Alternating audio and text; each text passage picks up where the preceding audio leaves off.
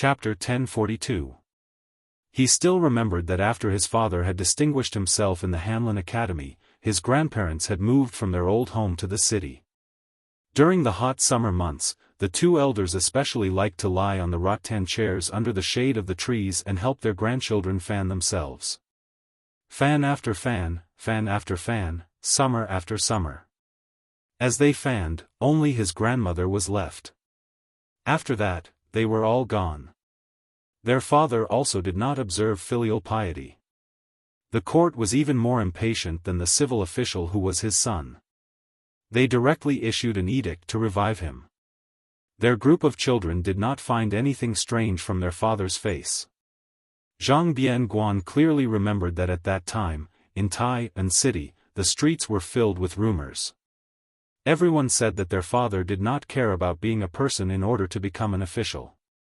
However, as their father's official hat grew bigger and bigger, the voices became quieter and quieter until no one mentioned it anymore. He, Zhang Bianguan, had not done anything for many years. Compared to his eldest brother and second brother, he had left home later. However, he saw the family matters more clearly than his two brothers. Since when did the Zhang family's family matters become the same as the matters of Jing and the world? Zhang Bianguan's expression was lonely. The back of his head rested on the mouth of the well as he looked up at the dusky sky. When he was young, there was a lion bridge not far from the Fu. Once, when the family went out to play, their father had them count how many stone lions there were on the bridge. Eldest brother was the most like their father. He was serious in everything he did and counted in a methodical manner. Second brother was a bookworm. From young, he did whatever eldest brother told him to do. Whatever eldest brother did, he would learn. He, Zhang Bianguan, was only 2 years older than his sister, Zhang Bianguan, so the siblings were the closest. Taking advantage of the time when their parents returned home, he took his sister to the frozen river under the bridge to play. When they were tired and saw that his eldest brother and second brother were still there foolishly counting, Zhang Bianguan ran directly to the omniscient Uncle Huanwen to ask for an answer. In the end, his eldest brother and second brother returned in the middle of the night and saw their younger brother kneeling on the ground. Since then, Zhang Bianguan, who had suffered a lot, knew that those petty tricks were not real intelligence. However, after that, his mother secretly brought him a bowl of hot rice. When his father bumped into him, he didn't get angry. He just patted his head and said something that he only understood many years later. You are much smarter than your two elder brothers. But since you have the same surname as your father, it's not a good thing. Zhang Bianguan sniffled and covered his face with his sleeve. Sun Yin was about to speak when he heard a series of undisguised footsteps, so he shut his mouth. He saw a tall woman with a sword walking over slowly. Hearing the familiar footsteps, Zhang Bianguan hurriedly wiped his face in a daze. He smiled brightly and said, "What a rare guest. Heroine Zhang, why don't you be kind and give me some money?" Zhang Gaoxia glared at him and said, "Jianghu pays particular attention to saving the needy and not the poor. Do you think I would give a bag of silver to a pauper like you? I'll take your surname." Zhang Bianguan rolled his eyes and said, "The two of us have the same surname." The corner of Zhang Gaoxia's mouth curled up and she said, "That's why." Then she threw a heavy bag of silver. Zhang Bianguan was not surprised. He caught the silver and laughed heartily. This heroine really has a bodhisattva's heart. In the future, you will definitely find a handsome and talented man who can overturn the world and love his wife dearly. Before that, let's discuss something. Heroine, why don't you take me in and drag me home? Just take care of my meals. It would be best if there's meat and wine. Zhang Gaoxia didn't bother to banter with her third brother. Instead, she coldly glanced at Sun Yin, a minor official from the secretariat who she knew very well. Sun Yin stood up alone, leaving Zhang Bianguan to sit alone. He turned his gaze toward the Grand Secretary's beloved daughter, Zhang Gaoxia, ignoring her cold gaze that could slice a person's soul. He asked, "Miss Zhang, I have something to say, but I don't know if I should say it or not. Zhang Gaoxia coldly said, then shut up. Zhang Bianguan slowly stood up and threw the bag of silver. He had a look of schadenfreude as he destroyed the bridge after crossing the river. Sun Yin, oh Sun Yin, Chancellor Yao said that you were a great scholar who won 3 prizes in a row. It's a pity that my sister has never liked scholars who play with words. Don't expect her to look at you differently. If you really want to talk about principles, then it's your business if you're strong, and it's my business if I like you. However, if you really don't change your mind and want to marry my sister, I don't care. But you have to beat her first, and she has to like you. Then, you have to be the son-in-law that my father personally approves of. Where can you find such a rare and handsome young man? You're the one who delivered yourself to my door, so you definitely don't count. Sun Yin said helplessly, why would I like a girl who already has someone in her heart? Zhang Gaoxia laughed coldly and said, Sun Yin, you know quite a lot. Sun Yin didn't mind and said calmly, in any case, I'm destined to only speak half a sentence with the Grand Secretary in this life. Being able to speak with the Grand Secretary's son is enough to make up for my regret. As for you, heroine Zhang Gaoxia, it's just a pleasant surprise. Don't worry, I also like the person you like. I won't fight with you over her. Zhang Gaoxia laughed mockingly and said, you like men? Sun Yin smiled and said, like is like, but it's not like a woman who likes a man. Admiring a person from the bottom of my heart can also be considered like. To give an example, it's just like how I really like that Grand Secretary Darren was not able to write an excellent poem like, setting up thousands upon thousands of buildings, greatly protecting the cold under the heavens, but he was able to accomplish this magnificent feat with his feet on the ground. 6 yamens, a total of 4,000 houses. In the future, there will be fewer and fewer children of the rich and powerful families, and more children of the poor and common people. This is no different from Senior Li Chungang opening the gates of heaven with his sword in Jianghu, opening the mountains for the younger generation. Chapter 1043. Sun Yin turned to leave, saying leisurely, of course, you think that what others like, you give them, as if this is giving, but you never ask if the other party wants it or is willing to accept it. This kind of person, no matter how sincere he is just a kind of self-righteousness. He thinks that he is magnanimous and has a clear conscience, but in reality, he is still selfish. Whether you are talking about love between a man and a woman, or about the relationship between brothers, all can be tricked. Because it is not easy to be good to others, but it is not too difficult. But to really put yourself in their shoes and respect them, that is very difficult. The ancients used the term bosom friend to describe close friends, so what counts as a bosom friend is a great study. Sun Yin is a stupid person, he does not know what kind of world the next 1,000 years will be, but the world we live in can be considered to have seen through. There are many muddle-headed people, but there are still some who do not care about benefits, reputation, good swords, posthumous titles, the good intentions of friends, the worthy deaths, the legacy of a family, or even the country of one person. Zhang Gaoxia frowned, asking, what nonsense is this guy spouting? Is he cursing our father for fulfilling the 2 words loyalty and righteousness, but only letting down Uncle Huan? But he seems to be praising him at the end. Isn't this self-contradictory? Zhang Bianguan said carelessly, I'm afraid he is also confused. People are too smart, they like to go against themselves, tossing and turning, empty-handed. Zhang Gaoxia glared. Sun Yin, what nonsense are you talking about? I don't know, but you are cursing our father. I can still hear it. Zhang Bianguan took off the pigeon bell and casually tossed it into the dragon sealing well. He made a cynical face and laughed. Father is too lazy to scold me, so I will secretly scold him. You won't tell on me, so what am I afraid of? Zhang Gaoxia's tone became heavy. He asked, you are really not going to follow your father's wishes and go to Liaodong to join the army? Zhang Bianguan shook his head gently. As a son, since I can't help much, I have to send my father off. Giving birth to a child is nothing more than taking care of him when he dies. As a son, I have to do my best to do one of them. Zhang Gaoxia sat on the mouth of the well. Zhang Bianguan said with a look of surprise, I'm telling you this kind of thing. Why don't you cry?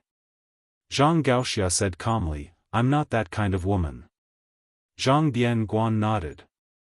Actually, we're not as much like our father as you are. Zhang Bianguan seemed to remember something and said, you are about to leave the capital and travel the Jianghu. Listen to me. Although Dad says he doesn't want you to go anywhere, he actually wants you to go to the place in his heart.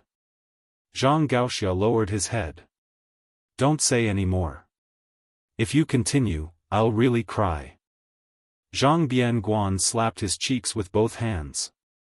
Motherf ***, a woman like you hasn't even cried, and your brother, a man, has already given in. There was a person who said something that was absolutely true. I have never heard anything more reasonable than this sentence in my life. Even Sage Zhang would have to admit defeat if he heard it. Zhang Gaoxia raised his head. Zhang Bianguan blinked. He said that if a man bleeds but doesn't cry, what kind of hero is he? Every woman in the world bleeds but doesn't cry. Zhang Gaoxia took a deep breath and then another. Only then did he calm down his murderous mood. Zhang Bianguan said softly, go ahead. The world is in chaos. When the time comes, there will definitely be a scene of heroes, ambitious and ruthless. Don't miss it. Just treat it as giving our father a few more glances. Zhang Gaoxia did not agree or refuse. But on this day, he did not see heroine Zhang with her sword again in Great Peace City. Zhang Bianguan was no different from usual. He walked back to Slanted Eye Street in the darkness. The dim yellow light in the courtyard was waiting for him to come home. That stupid wife, who was not very beautiful, was angry at him for drinking with women, but still waited like this. Day after day, she probably felt that there was no hope for her life, much less an end. For other women, not to mention marrying into the Zhang family, which was the only family in the entire Liang dynasty, even if they were married into a third or fourth rank official's family, they would still have a glorious life. Not only would they be able to live a life of luxury, their children would also not have to worry about food and clothing for the rest of their lives.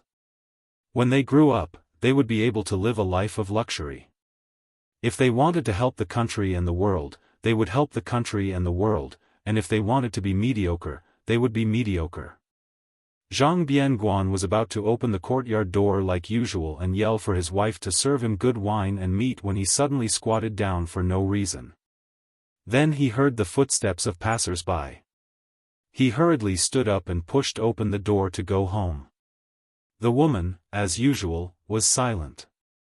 She served the warm and suitable food and ate it with her chopsticks. Occasionally, she glanced at the man, who had one leg on the bench and only cared about himself and was never willing to say a word to her. That man was her husband. But he had never seen her show any hidden bitterness or grievance on her delicate face. Zhang Bianguan always liked to say that the reason why she was so good-tempered was that she was afraid of his family background. A starving camel was still bigger than a horse. No matter how useless Zhang Bianguan was, he was still Zhang Jiulu's son. How could she not serve him carefully? But every time he said this, Zhang Bianguan would slap himself in the mouth and say that only flowers, birds, fish, and insects needed to be served. Then she would secretly laugh until Zhang Bianguan stared at her. Then she would turn her head, but the faint smile on the corner of her mouth didn't fade. That night, after she fell asleep, Zhang Bianguan began to sob quietly. I'm afraid that I like you, but I'm even more afraid that you'll like me. That's why I'm like this. How could I not want an obedient and sensible child? My son and daughter are both very good. But I'm Zhang Jiulu's son. The more I do, the more mistakes I make. If I tell you the truth, will you run away? But where can you run away to? If you don't run away, can you live more easily than now? No matter how stupid you are, you'll come to realize it when you die with me. But I'd rather you hate me at that time. I just want you to muddle-headedly complain that I'm a failure, a good-for-nothing, and that I'm not in charge of the family. Wife, in this life, I owe you. If there's a next life, I'll definitely repay you. Zhang Bianguan's face was full of tears. After wiping them clean, he gradually fell asleep. That gentle woman who slept with her back to him and didn't move at all through the night slowly opened her eyes when she heard her husband snoring. Her gaze was still gentle. Just like the day she walked off the sedan and when he lifted the red veil. In the morning of the second day, Zhang Bianguan mindlessly ate breakfast and strode out of the house. After Zhang Bianguan left the house, he walked on slanted street and looked towards the northwest. He said softly, Gao Xia, you have to go to Beiliang. Only there will be chaos for a while, and not for a lifetime. Today, the youngest son of the Grand Secretary was still that great peace city, or even the world's most mocked noble family. But that woman? The woman quietly did one small household chores after another. When she had nothing to do, she would sit on the threshold of the inner courtyard and look towards the gate, waiting for him to come home. Chapter 1044. Last year, His Royal Highness, who was also the General of Lingzhou, stirred things up in the officialdom of Lingzhou. In the end, it was just a farce without much noise or rain. However, under the bloody iron fist of the new Prince Liang, Yozhou's military and politics was a tragedy that caused everyone to be in danger. Spring rain was as precious as oil, and the rain on Beiliang's spring tale was even more so. When the rain fell, the blood would wash away, saving a lot of trouble for the yamen of Yuzhou. It should be known that this was an unprecedented change in Beiliang. 3 lieutenants had died, and the number of commandants with real power could not be counted with 2 hands. There were no less than 100 high-ranking officials and dignitaries who had been stripped of their official titles and sent to the border. Although the so-called 800 general families in Yuzhou were definitely an exaggerated number, there were at least 300 families. In the end, most of them were affected. The families involved in the tragedy had no power to fight back. As for those who had been patiently waiting for General Yan Wenwan to be furious, they were even more disappointed. Not only did the general stand by and do nothing, he even personally mobilized the elite infantry of the Yan family in the 6 camps to control the passes in the northern part of Yuzhou. This was not only turning his back on them, but also stabbing himself with a knife. The great snow dragon cavalry had infiltrated the hinterland of Yuzhou. In the east of Liangzhou, Qi Danghua, the foster son of the old Prince Liang, had personally taken action. In the north of Lingzhou, Wang Ji and Xian Yinma, 2 cavalry troops that belonged to different orders of Beiliang, trained their soldiers and horses. The deputy commander of the infantry, Ancestor Gu, was a new noble in Beiliang, as well as Lu Yuanji, Wei Taizhan, and the other veteran generals who had retired regardless of whether they were related to Yuzhou or not. They still did not hesitate to publicly support the new Prince Liang at the same time. At this time, even if the Yuzhou generals did not understand why the new Prince Liang was so good-tempered in Lingzhou and did not care about old friendships in Yuzhou, they all painfully understood one thing. Beiliang's surname was Su. In Beiliang, none of the old generals who had the ability and qualifications to compete with the young Prince Liang were willing to speak up for them. In short, it was too late. The old people were gone, and the new people were coming. Moreover, several groups of people came. Some were called by Su Fengnian, and some came uninvited. The latter was not polite at all. Huang Shang, who had vaguely become the leader of the scholars in Beiliang, almost jumped up and scolded them. Mr. Wang from Shangyin Academy leisurely persuaded Huang Shang that anger would harm his liver. The 2 elegant old men had just enjoyed the desert scenery from the border and hurried to Yi River in Yuzhou without stopping. However, the closer they got to Yi River, the more calm Mr. Wang became. Normally, the scholar Huang Shang, who should be the most happy to see this scene, became the guy who scolded the king of Beiliang the most fiercely. He scolded Su Fengnian for being too vicious and said that he was the real butcher, who was more ruthless than Su Shao. If he had the ability, he should go to Beimang to kill people. What kind of ability was it to kill one's own people? Su Fengnian did not laugh, get angry, or say anything. He only overstepped his authority and handled military affairs in the general's mansion in Yuzhou. He was completely indifferent to Huang Shang's scolding and did not even lift his eyelids. After Grand Chancellor Wang and Huang Shang, the newly appointed provincial governor of Liuzhou, Yang Guangdou, rushed over from the land of refugees. This school of Moism's master craftsman did not seem to get angry at all. He only said a few sentences, "That's enough," and Chen Shiliang did quite well. After that, he came and left in a hurry. He did not even have time to drink a mouthful of hot tea or eat a mouthful of hot rice. Other than these white-haired old men, the rest were at least of the younger generation. The provincial governor of Liangzhou, Hu Kuei, was the true creator of the torch cavalry, the predecessor of the White Horse Scout. Beside him was Yul Wandao, the eldest grandson of the Yinyangyu clan, who had once written the Liangzhou's Big Horse Song.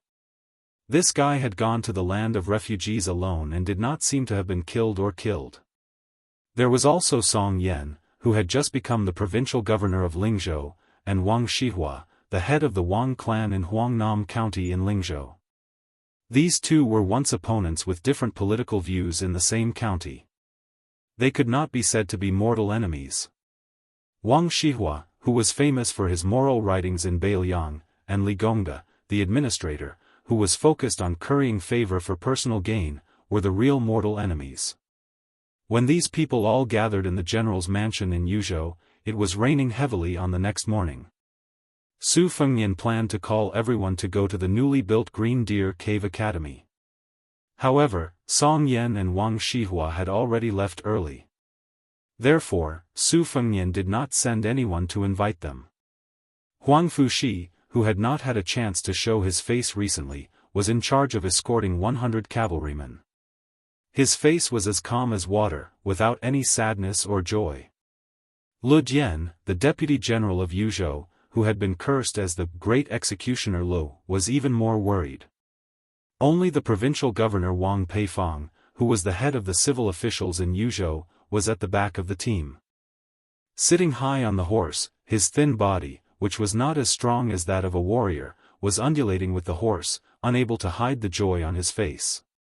Blessings and misfortunes were interdependent, especially when misfortunes turned into blessings. Even if Wang Peifang had a strong will, how could he not feel jubilant? Although Yuzhou was in chaos, the academy at the foot of Green Deer Mountain was the only pure land left in Yuzhou.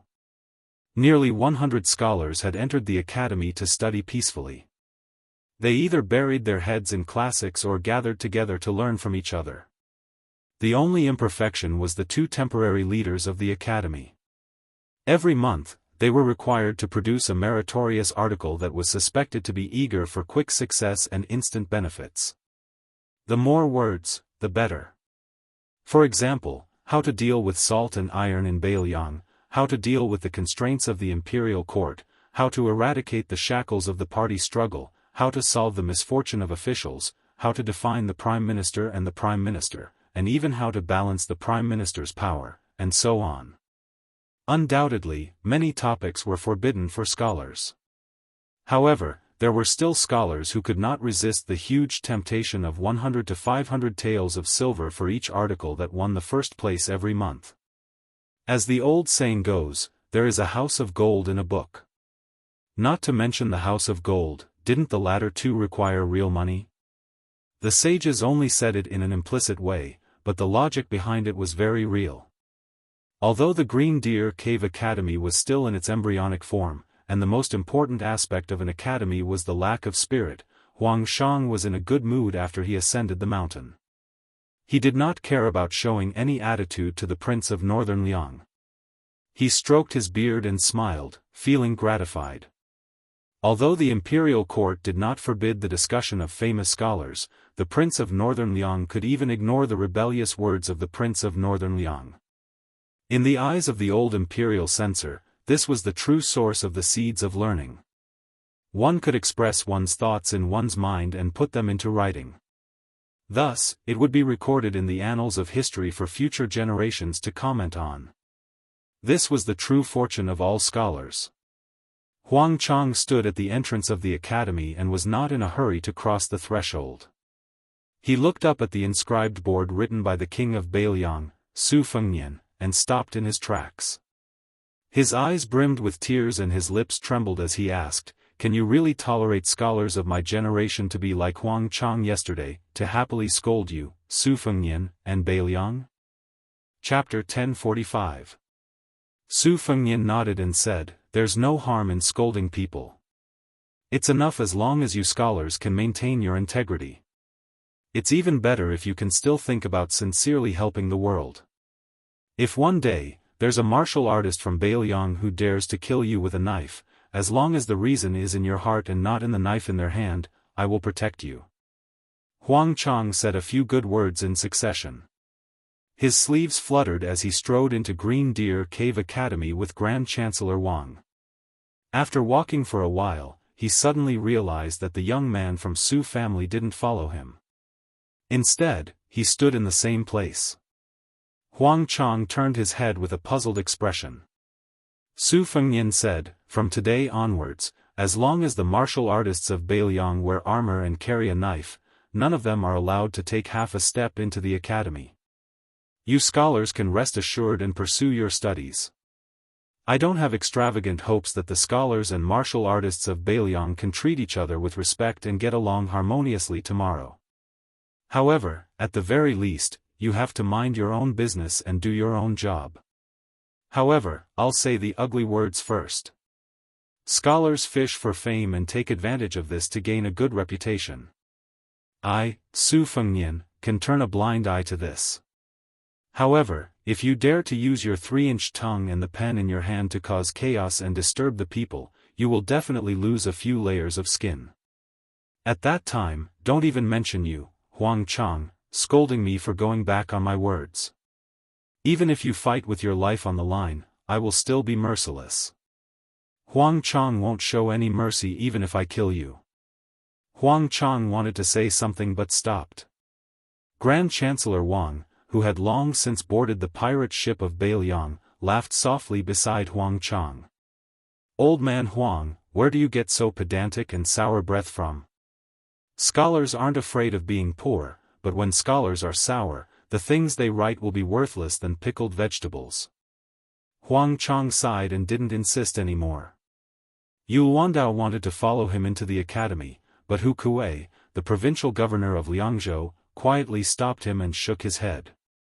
Unexpectedly, Yu Wandao took off his family's famous sword Big Luan and handed it to Hu Kuei.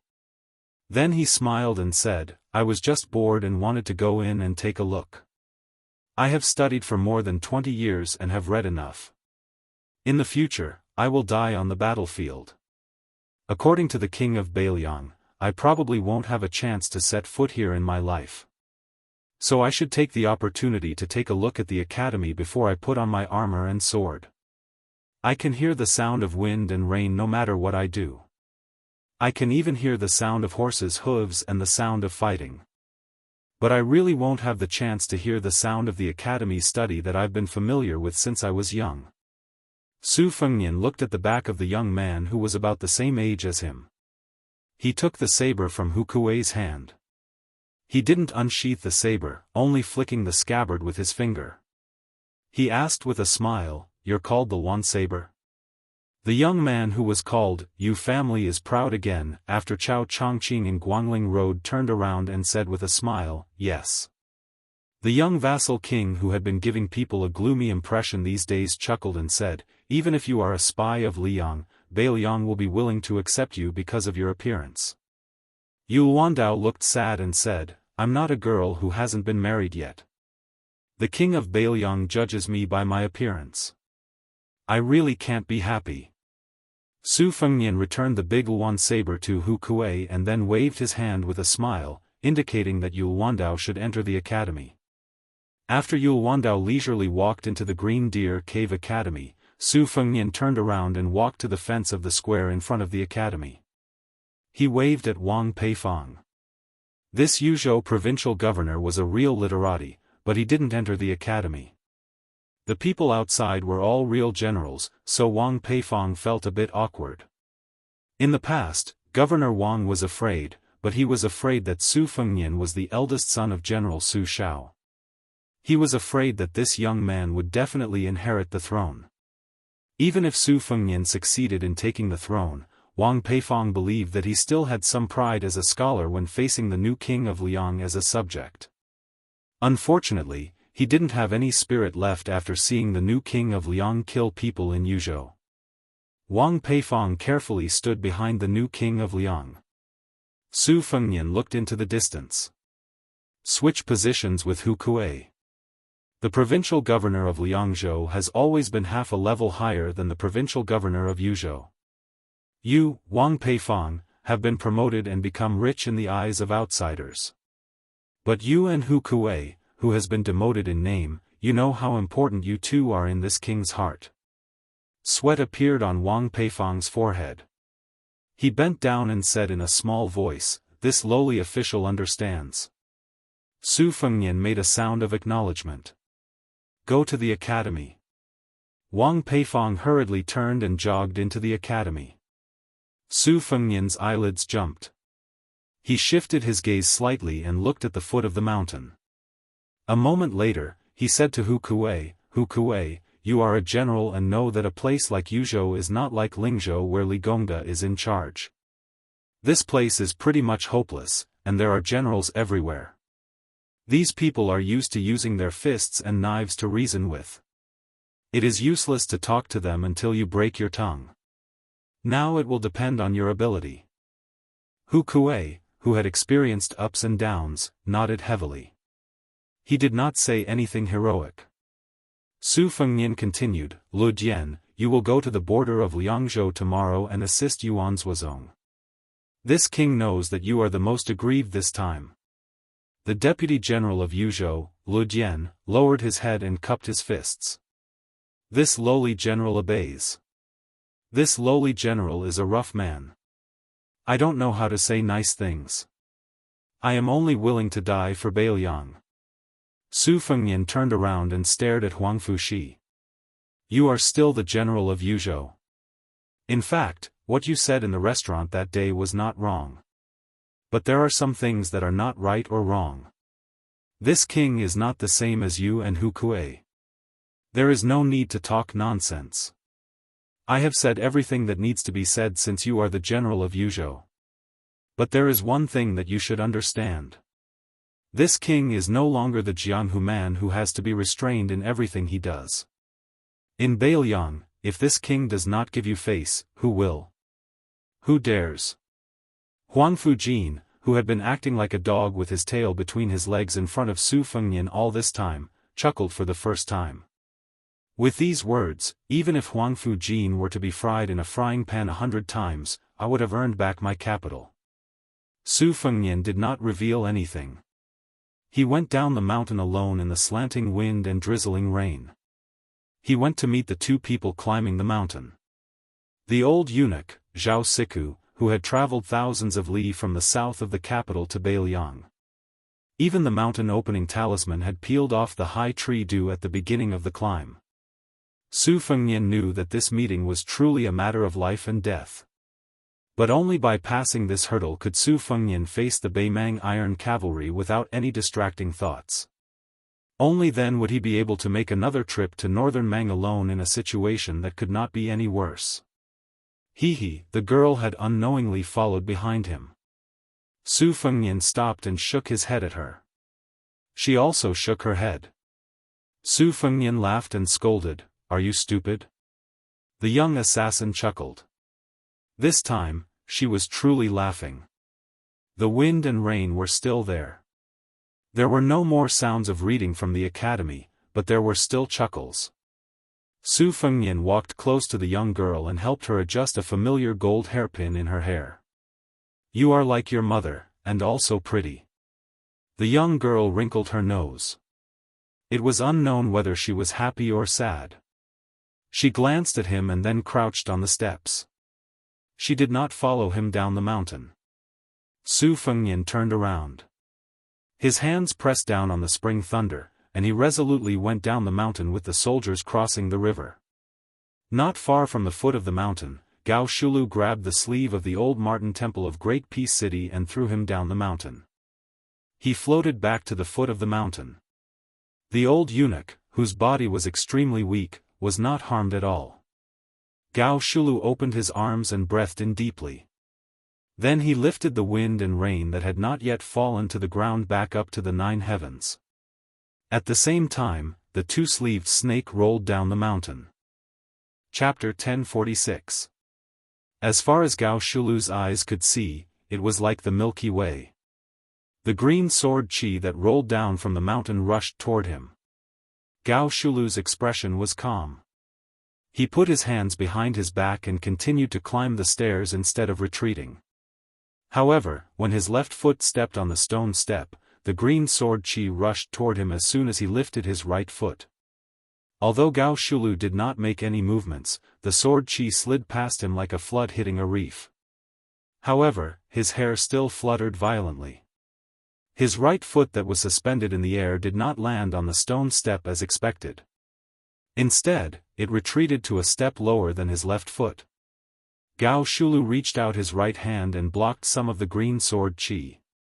He held it in his palm and the sword chi lingered between his fingers. With one hand behind his back, Gao Shulu looked down and was slightly surprised as if he was an expert who saw something interesting. He reached out his hand again and his palms faced each other. With a gentle touch, a 3-inch sword chi like a sword embryo was formed. Gao Shulu placed the flying sword condensed by the green sword chi on the tip of his index finger and stared at it gently.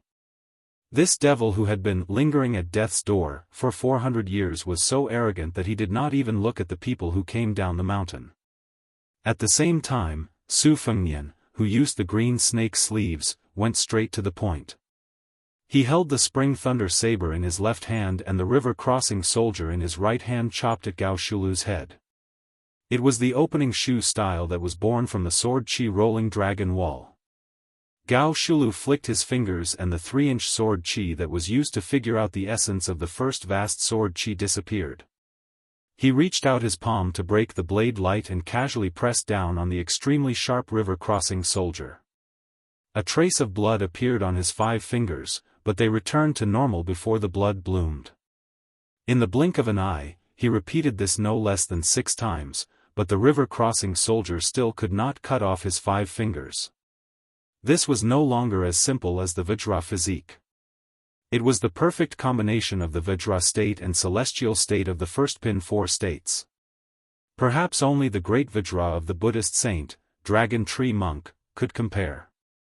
The soldier crossing the river was restrained by Gao Shulu's unmoving 5 fingers, but this sorry-free celestial, who was said to be unprecedented, was not really completely motionless. At the very least, his feet sank more than a foot, one in front and one behind. He was pushed by the majestic saber chi and finally broke the stairs. Gao Shulu's gaze had been fixed on the short knife that was about to be used. Obviously, in his opinion, when masters fought with their lives on the line, what was really worth paying attention to were the backup moves that were ready to be used. No matter how good the first move was, no matter how wonderful it was, Gao Shulu had seen it and dissected it. 400 years ago, he had killed almost all the top masters in Jianghu, and there were 2 sword immortals on the land. How many mysterious moves and superior moves had he experienced? However, there were only a handful of so-called masters who dared to fight him at close range even though they knew that he was Gao Shulu. In the murky Jianghu 400 years ago, one could count with one's fingers. Unexpectedly, the short knife was raised only a few inches before he suddenly withdrew it. Not only that, the long saber above his head was also pulled out from between his fingers. Gao Shulu frowned. A fellow who dared to enter the astral travel state in front of him had a good start. How could he have run out of skills so quickly? Could it be that he was one of those half-baked martial artists who only knew 3 axes in Jianghu 400 years ago? If that was the case, what was so interesting about the Jianghu 400 years later? Was it worth it for him to strip off the mountain-splitting talisman and hope to fight with all his strength? Was it really better to go to the East Sea Martial Emperor city than to come to Beiliang? However, Gao Shulu, who was too lazy to take advantage of the situation to pursue him, smiled as soon as he frowned. Unknowingly, a few red ropes shaped like red snakes had appeared on the back of his hand.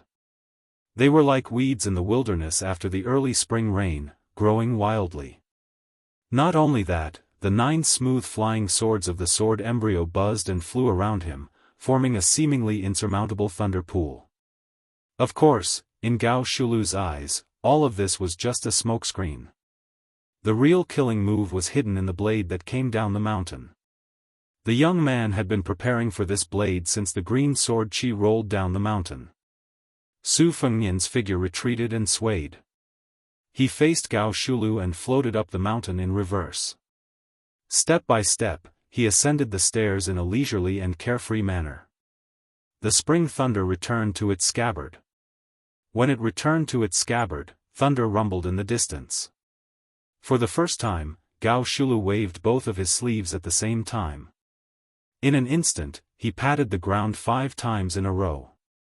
He was so relaxed that he didn't look like he was trying to counter every move that came his way. Instead, he looked like a distinguished scholar who was casually giving advice. After a short while, 5 thunderous booms sounded on Green Deer Mountain. After Gao Shulu patted the thunder hard away, the sword formation retracted. Perhaps Gao Shulu was busy stripping off the red ropes on the back of his hand, but he didn't try to block it. Instead, he dodged it. He was no longer arrogant enough to ignore it. Su Fengnian stood on a high ground and held 2 of his fingers together to control the flying swords. Originally, after the sword embryo was fully developed, the flying swords would move according to the will of the spirit. Only when the sword embryo was fully developed would the flying swords move according to the will of the spirit. However, this time, Su Fengnian used his qi to control the flying swords.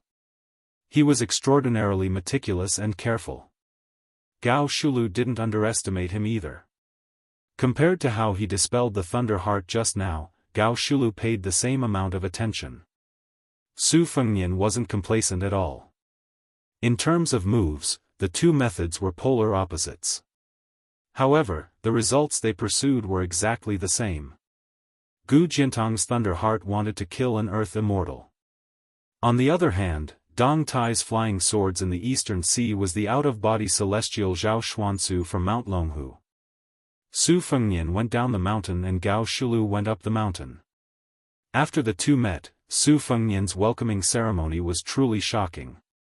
There was the old man with the sheepskin fur coat's green snake sleeves and the sword chi rolling dragon wall. There was also Gu Jintang's ultimate move, the Thunder Heart.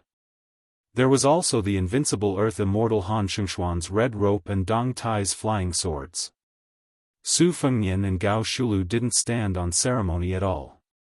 However, judging from the current situation, the tall demon was still quite polite.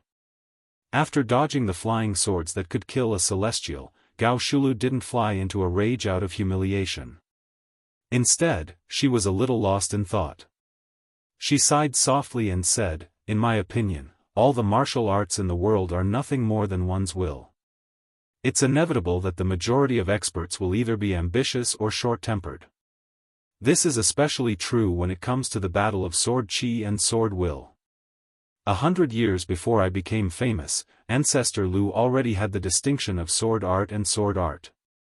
It's not easy to have both sword will and sword will. Back in the day, Gao Mumu was a master in the same Jianghu. In terms of swordsmanship, Gao Mumu seemed to have lost to the 2 swordsmen whom Gao Mumu had secretly learned from. Earlier, when Gao Mumu's sword chi descended the mountain, he had the spirit of an ancestor who had surpassed him.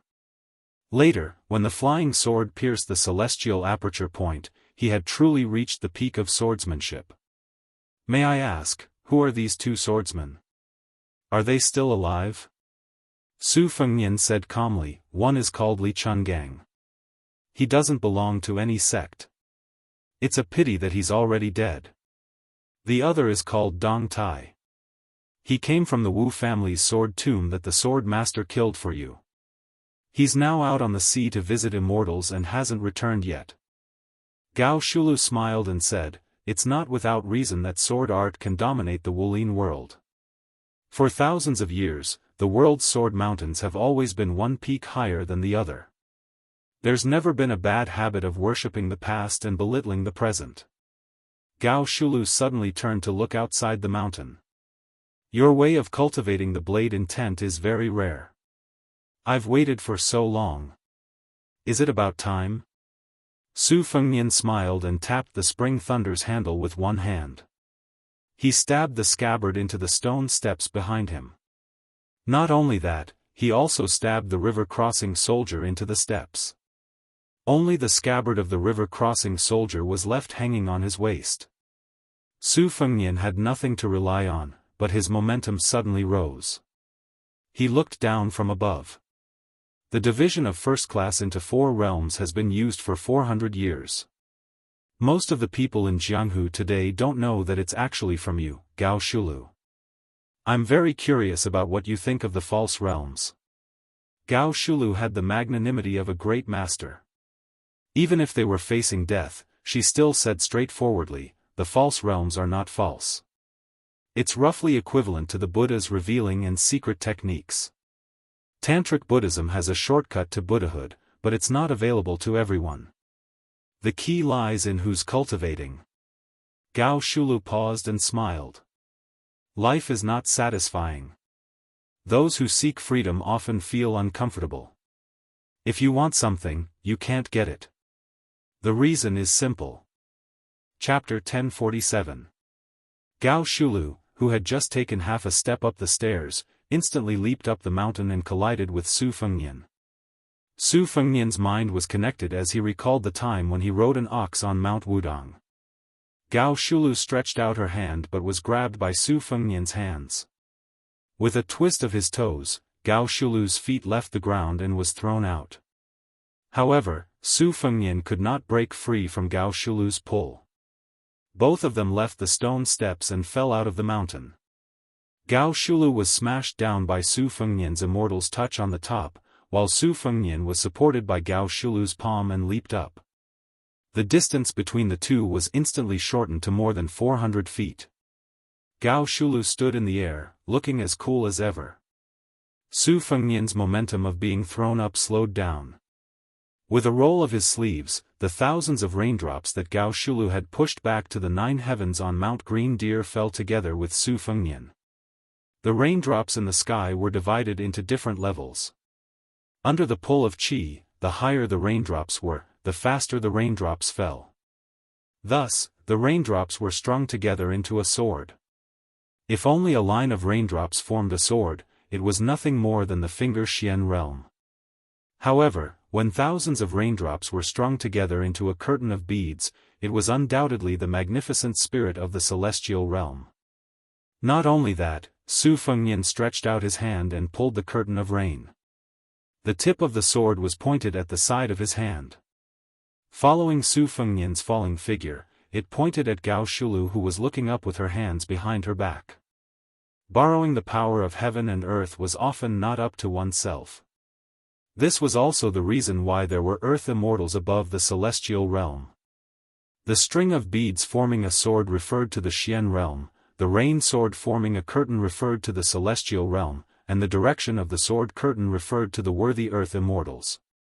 Previously, under Gao Shulu's celestial work, Green Deer Mountain no longer saw the gloomy scene of wind and rain, allowing Green Deer Mountain to monopolize the light.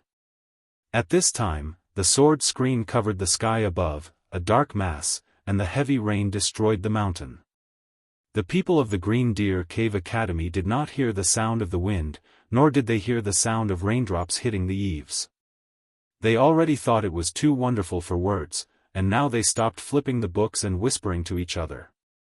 They walked out of the room together, and saw the sword aura tornado falling down the mountain rapidly. They were so shocked that they looked at each other in dismay, and all of them turned pale. Yu Wandao hurriedly ran out of the academy and stood beside the fence with Hu Kuei and Huang Fuqing. He raised his head to look at the young vassal king who was guiding the tornado in the sky. The young vassal king who was the proudest of the Guangling world was gone. Yul Wandao's heavens earth's and SSSSS is. Gao Shulu twitched the corner of her mouth and yawned lazily. She was finally out of her body. Gao Shulu's body landed on the ground instantly. Gao Shulu, who should be called astral being, came to the ninth heaven above the rain curtain. The person on the ground raised a palm, and the person in the sky slapped down. You Su Fengnian have thousands of swords, but I, Gao Shulu, only have one sword. In front of this sword, is there any earth immortal? Is there any earth immortal sword? This was similar to Luo Yang's one-line sword of heaven and earth. Su Fengnian, who was temporarily at a disadvantage, was not afraid at all. He smiled gently. Do you really think that I have not seen the scenery above the ninth floor? Su Fengnian snapped his fingers. The thousands of raindrops lost their traction and fell down in disorder. He sat cross-legged in the sky with one hand supporting his cheek and closed his eyes. Gao Shulu, so what if you are a heaven and earth? I have been waiting for you to do this. Su Fengnian waved his hand gently, as if he was facing a desk. He pushed away the debris on the desk with one hand, and then he raised his arm 5 more times. It was exactly the same as his Xiao Yao Yu after the battle with Wang Xianji. He said softly, mountains, rivers, towers, grass, sun, moon, all living beings. Everyone, retreat. Between the two Gao Shulu, the heaven and earth was distorted. The rain swords were all smashed. But this chaos, after Su Fengnian said one sentence, it became a prophecy. The thousands of rain swords gathered again. Sword, come. The thousands of rain swords, only one sword was left. One sword became a talisman. The talisman sealed the mountain. 400 years ago, there was a talisman to open the mountain. 400 years later, there was a talisman to seal the mountain. This talisman came from Li Chuangong's 2 swords 2 wishes, from Dong Tai's riding a donkey to see the mountains and rivers, from Luo Yang's rain sword, from Lu Haoshir's thunder pool, from Han Qingshuan's matchless finger, from Song Nianqing's earth immortal sword before his death, from Xianyuan Jingqing's facing death, from Chao Changqing's ceremony of Grand Peace City, from Jiang Ni's riding sword straight through 18 gates, and so on. It came from all the romantic things that Su Fengnian had encountered in his life, and also from his 10th trance. He sat on Kunlun to see the sea, he trained his saber to cultivate his will, he invited Jianghu Great Emperor to come down from the Spring God Lake, he saw her 400 years ago when he was in a trance, and that talisman of himself. Once the talisman came out, Su Fengnian did not care anymore. He also entered an astral state and sat down beside Gao Shulu. This astral wanderer was not flustered and exasperated. Instead, he looked at the heaven and earth leisurely. Su Fengnian asked softly, Gao Shulu, if you were to compete with me in martial arts, I would definitely lose. Why did you choose to compete in realms? Gao Shulu said indifferently, what's the point of a sure-win situation to me, Gao Shulu? 400 years ago, I had not tasted defeat. What's the point of having another battle after 400 years? Su Fengnian shook his head. Gao Shulu said calmly, when I was climbing the mountain, I only wanted to know if this generation's oblivion could really forget their worries. To be honest, I did not think highly of you before. If you could forget your worries, there would be no one in the world who would be worried.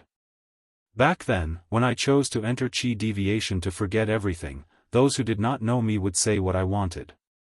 Those who seemed to know me would say that I was worried. In fact, they only knew half of it. In these 400 years, you are probably the only one who truly knows me.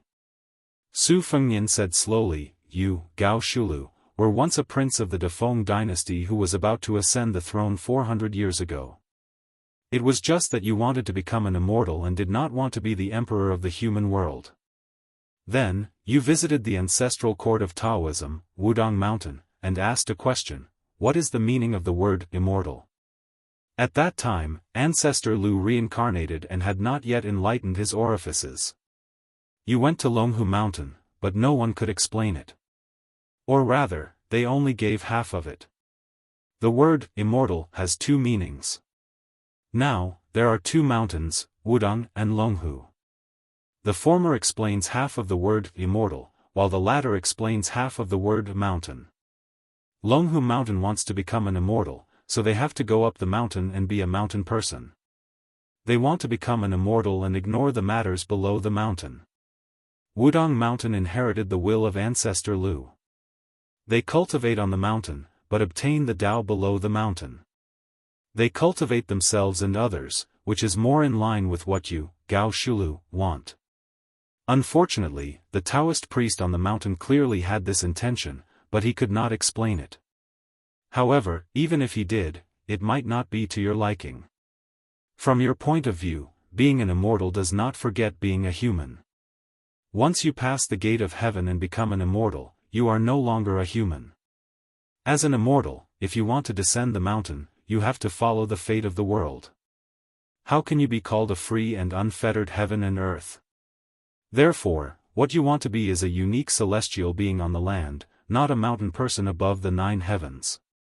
Gao Shulu sighed, yes, the world is divided and united. What do I have to worry about? Su Fengnian smiled. Gao Shulu retracted her gaze. A swordsman returned from the sea, returning from a visit to an immortal. His sword pointed somewhere in the South China Sea. It should be the Dong Tai you mentioned. I want to ask one last question, what do you want? Su Fengnian folded his hands in his sleeves and said calmly, I don't want to think about the past and future lives. It's enough that I have no regrets in this life. Gao Shulu said with slight regret, the Jianghu after 400 years is so interesting. It's a pity that the will that supported my body and soul for 400 years is an arrow at the end of its flight. 400 years ago, the Defeng dynasty almost unified the world, but the barbarians from the north destroyed the capital. How about it?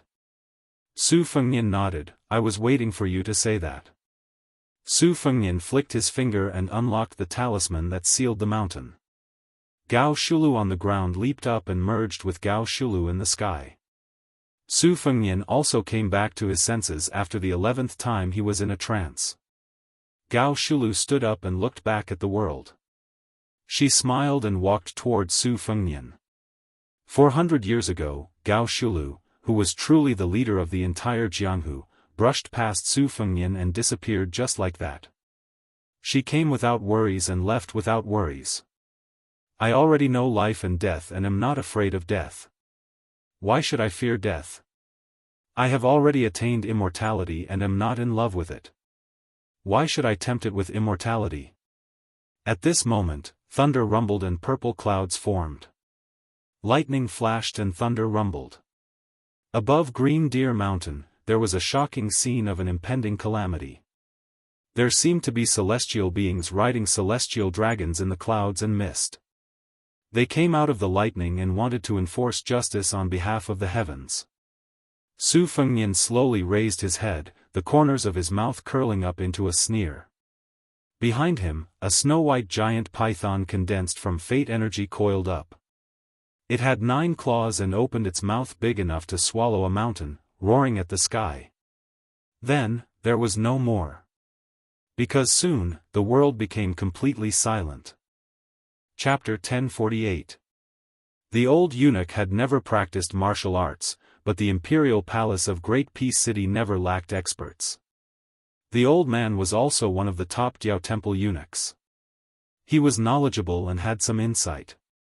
The old man inhaled sharply as he watched the immortals fight on the mountain. The wind and rain at the end of spring in Bailiang were especially bone-chilling.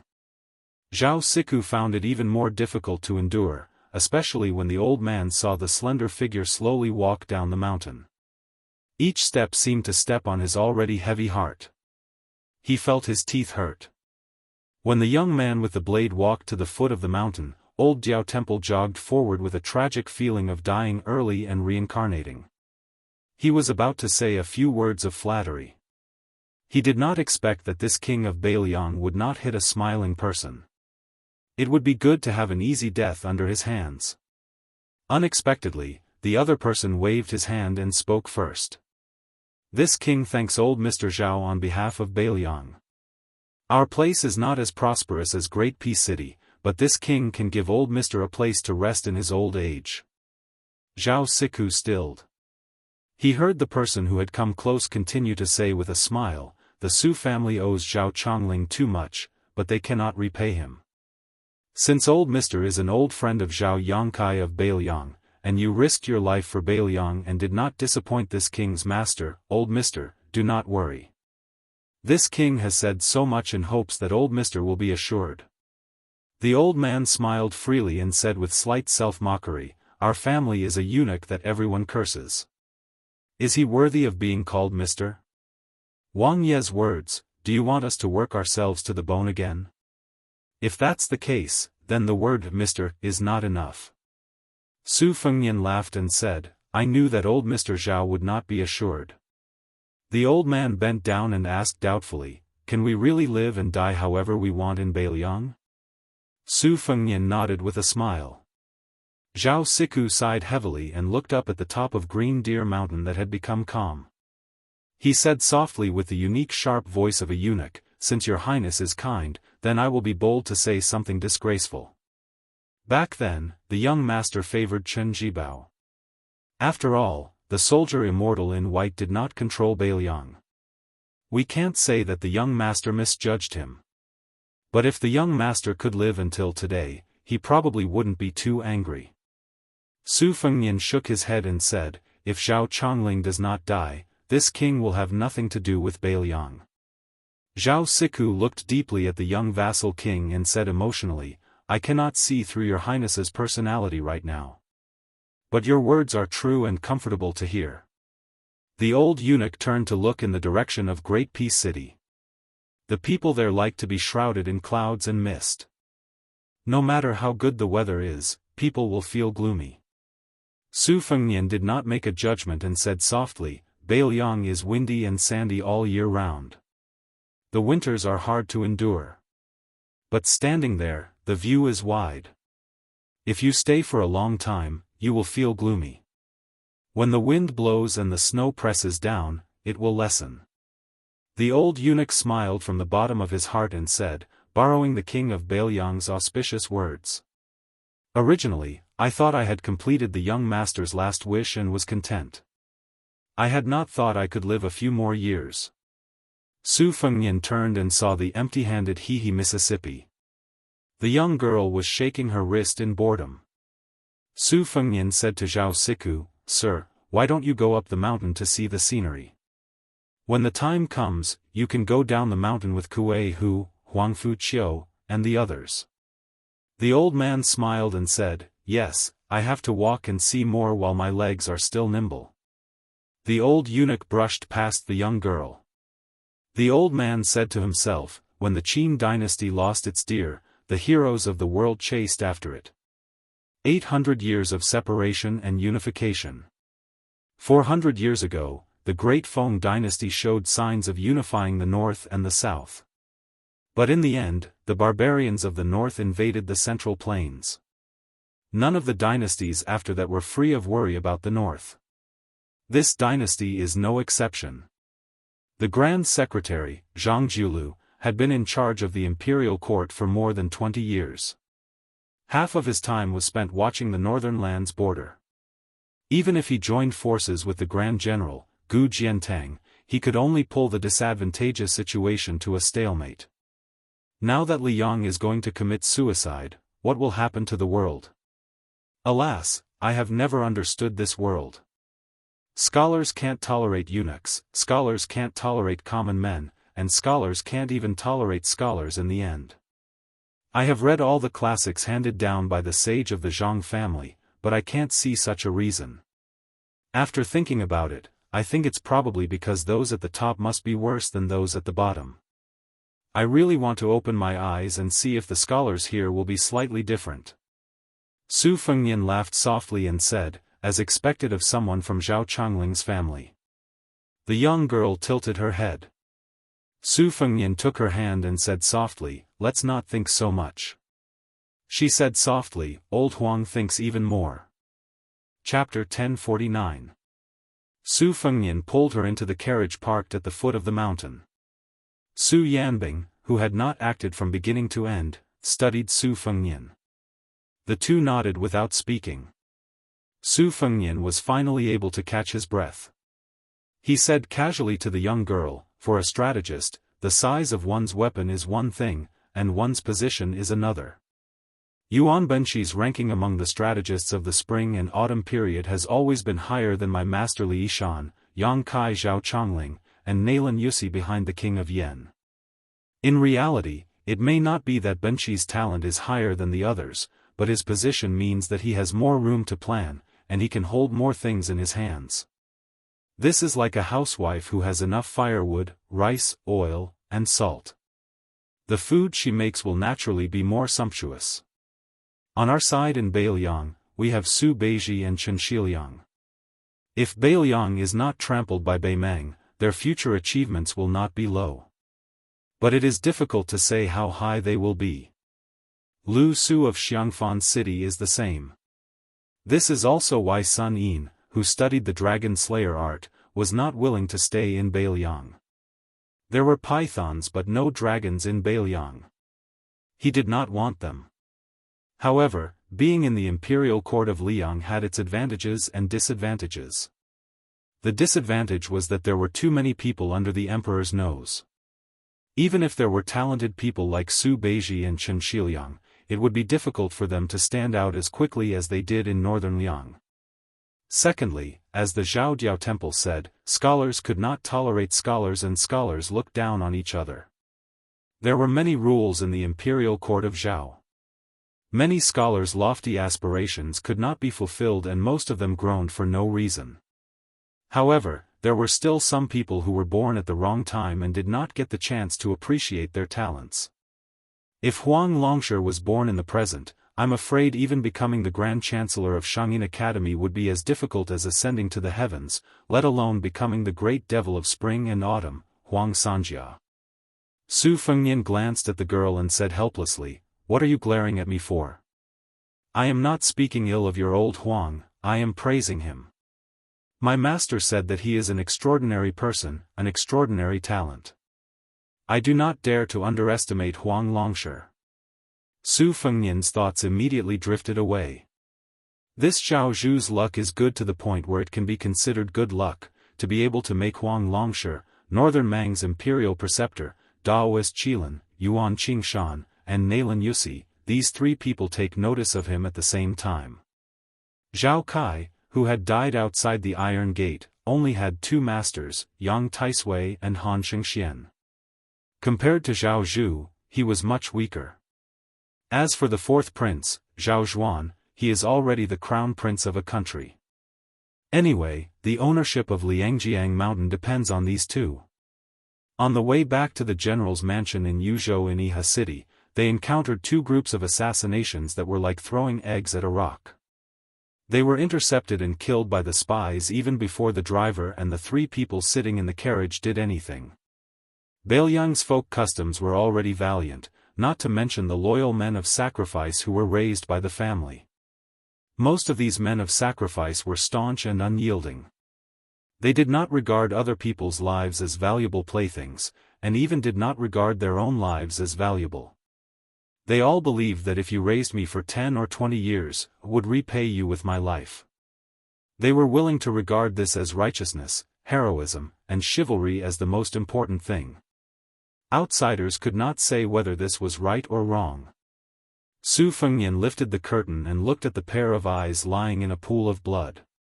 He did not have any compassion, but he thought of many things outside of Beiliang.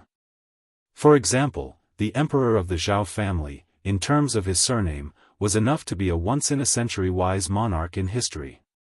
However, after he ascended the throne, he wanted to kill Su Shao, and now he wanted to kill the meritorious minister of Liang, Zhang Jiulu.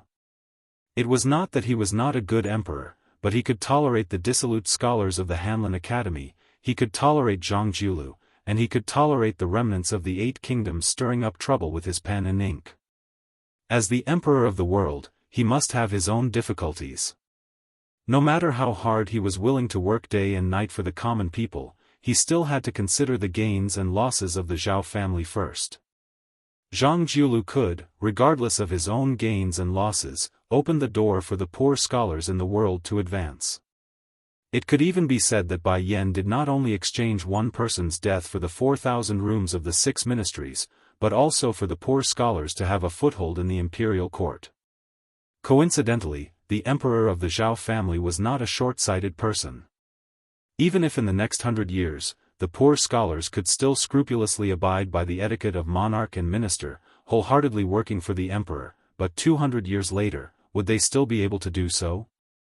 If in the imperial court, everybody was like Zhang Jiulu, taking care of both the Zhao family and the world, or even prioritizing the common people over the emperor, so much so that they only cared about the world and ignored the Zhao family, when this door was opened, who could close it?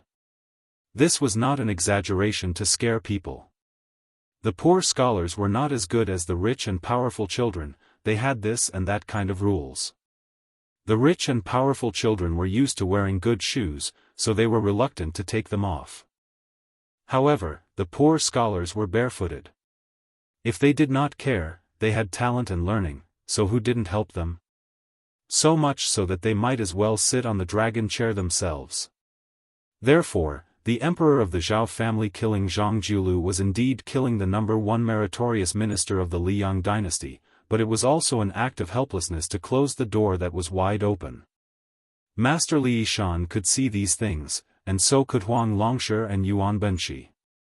Zhang Jiulu himself was even more so. As for whether it was good or bad, Su Fengnian was not the emperor, so he did not have to worry about it. Su Fengnian muttered to himself, with Yuzhou in such a mess, the people of Liang should think that a mouse carrying a knife is a bully in its nest. I just happen to need some time to rest. Yes, I do need to recuperate. The young girl stretched out a hand, staring straight at Su Fengnian, whose gray hair was turning darker. Su Fengnian smiled and shook his head. The young girl bent a finger, her eyes inquiring. For? Su Fengnian still shook his head. She slowly bent another finger. Su Fengnian continued to shake his head. When she was about to close her 2 fingers, Su Fengnian smiled and said, I haven't fought Tuoba Bodhisattva, so it's hard to say who will be second or third. The young girl was in high spirits. Su Fengnian said softly, but as long as Wang Xianji is alive, it doesn't matter whether it's second or third, or if it's the bottom 10. The young girl stretched out her finger and rubbed the indistinct purple gold eye on Su Fengnian's forehead. It was not quite like the golden color of sunflowers in summer or autumn, but she still liked it. When she was young, apart from the man who only knew how to gamble and never be a father, there was only her and her mother, as well as the golden sunflowers in the field. Those strange men brought home by that man had also once defiled her mother in the field. She only dared to hide in the distance. Every time her mother put on her clothes, tidied her hair, and walked out of the field, she would find her daughter, who did not even dare to cry. She would gently smile at her daughter, and then hand her a sunflower she picked, and go home together. Later, her mother died, and she could only look after those sunflowers alone. Chapter 1050. Yuzhou was in turmoil, and Iha River was the center of the turbulence. In this tragedy, only in Iha City, there were 24 families and more than 40 families. No less than 700 people were killed on the spot in Iha City. Most of the people who survived were sent to the border. According to the continuous reports of the spies, the turf lords, who had wisely chosen to protect themselves, did not have much resentment now. The reason was very simple. After people died, they gained more territory. Other than the northern Liang who took away most of the profits, the leftovers were also quite considerable. These were all taken over by the fence-sitters like them. The retainers and servants who gave them food and money, the maids and maidservants from other families whom they coveted, and the precious calligraphy and paintings that were sold cheaply, were all real benefits. After Su Fengnian entered the city, he lifted the curtain and looked out several times. He could see many cold eyes, numbness, hatred, fear, hatred, and so on. When Su Fengnian returned to the general's mansion, Song Yan and Wang Shihua had not returned yet. The two senior officials of Lingzhou who were temporarily transferred to Yuzhou did not directly intervene in the specific affairs of Iha River. Instead, it was mostly managed by General Huang Fujin and Provincial Governor Wang Peifang. Su Fengnian did not know how these two political rivals could get together. At that time, he made up his mind to bring them to Yuzhou. He intended to let Song Yan serve as an assistant to the new provincial governor Hu Kuei, who was a military general. It was not that he did not trust Hu Kuei, who had made outstanding contributions as the provincial governor of Liangzhou, but that in the future, the four provinces of Beiliang would complement each other and balance each other. This trend was not limited to the positions of general and provincial governor on the surface. As for Wang Shihua, who was outstanding in literary knowledge in Beiliang, it was a bit like the auspicious event in Yuzhou where there were endless bloody storms. Moreover, the Green Deer Cave Academy also needed a literary expert to hold the fort. Everything was difficult at the beginning. It was impossible to stuff all scholars into the officialdom of Beiliang at once. This was a relatively gradual process. Moreover, there were many scholars who were just there to make up the numbers. Su Fengnian sat in Huang Fujin's unusually simple study. There were not many books, and even the decorations were lacking. It was a dull and gloomy room, which was indeed similar to Huang Fujin's character. Su Fengnian was flipping through a mediocre physiognomy book. Without raising his head, he said, "Come in." The person who entered the room was surnamed Lu, the head of the spies in Iha City. He reported to the king of Beiliang what he had seen and heard today, which were all bits and pieces of the conversation between Song Yan and Wang Shihua. It turned out that after witnessing the bloodshed in Yuzhou and learning of the cause of the matter, the two of them had no objection to the punishment of the Huang family of Iha. However, they had a serious disagreement over the matter of the restaurant's property being confiscated. Wang Shihua insisted that the 65 storytellers, regardless of whether they were commoners or tyrants, did not deserve such a heavy punishment from the king of Beiliang. On the other hand, Song Yan, who had always advocated legalism, believed that everyone deserved to be punished. The two of them had rushed to Yuzhou. Originally, as expected, Song Yan would assume the position of Yuzhou's prime minister, while Wang Shihua would be in charge of the provincial administration. The two of them could not come to an agreement, so they made a bet. If Wang Shihua won, the two of them would exchange positions.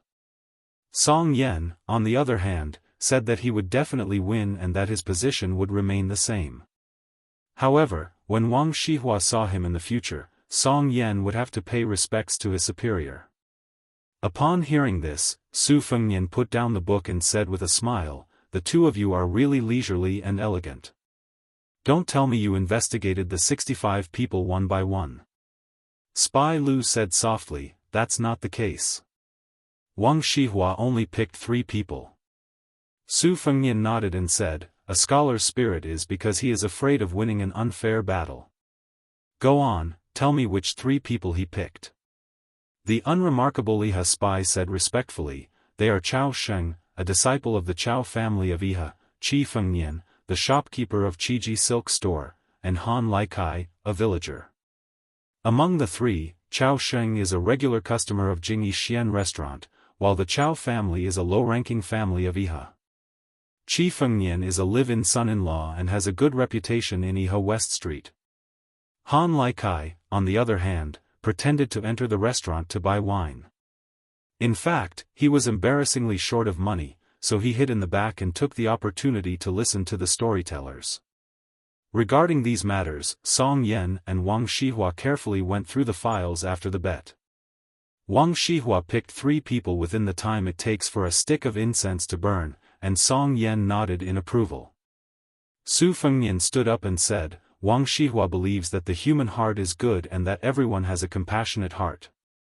What Song Yan learned is that the human heart is evil. The battle between the two is not a battle of moral essays. In the end, it is a battle of the human heart outside of books. If I were to guess, the loser is definitely the moral Wang Shihua, but the one who won an unfair battle is the old fox Song Yen. If we were to switch places and look for good deeds among the evil people, the loser would naturally be Song Yen. It's just that Song Yen would not agree to such a bet. The spy leader surnamed Lu hesitated for a moment, but he still gathered his courage and said, "In my humble opinion, Song Yen did not win an unfair battle. Apart from Chao Sheng's 2 murder cases, the rich merchant Qi Fengnian and the villager Han Laikai, according to the law, should be imprisoned." Su Fengnian shook his hand. In a place like Beiliang, chivalry is strong, but chivalry is not necessarily strong. It is easy to commit crimes, but difficult to not commit crimes. The spy was silent.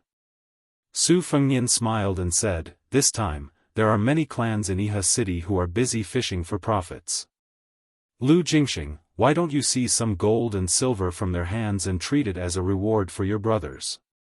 There is no reason for you to work hard and stare at them while those who don't work hard to take advantage of you. I think they won't dare to not open their mouths and spit out some fat meat. However, this king will tell you in advance that this is just a special case, not a new rule for you to do things in the future." Lu Jingxing grinned and laughed. He still didn't have the slightest craftiness of an outsider's impression of a shrewd spy. Instead, he became more and more honest. He didn't look like a cold spy who called Song Yen Wang Shihua by his name. Su Fengnian continued to pick up the book, and Lu Jingxing tactfully said goodbye. When he crossed the threshold and gently closed the door, he caught a glimpse of a little girl from the corner of his eye. From beginning to end, Lu Jingxing didn't notice such a girl. She had a golden hairpin on her head and was squatting beside a blue and white porcelain vase that was half the height of a person. She was looking at Lu Jingxing. Lu Jingxing quickly retracted his gaze, lowered his head, and completely closed the door. Not long after Lu Jingxing left, Song Yen, who was temporarily the guest of Lingzhou, knocked on the door and entered. Su Fengnian held the book and pointed to the chair opposite the table. Song Yen sat down calmly. Su Fengnian joked, "Our Wang Gongqiao really fell into your trap." Chapter 1051. Song Yen wasn't surprised that spies found out about what happened today. During this period of time, spies were everywhere in Iha City. Along with the fact that he and Wang Shihua were eye-catching, it was expected. Song Yen said helplessly, Wang Shihua was one of the more flexible civil servants in Beiliang. If this is the case, one can see that the governance of Beiliang is still a long way off. Su Fengnian smiled towards the girl, "Please bring 2 jugs of wine over."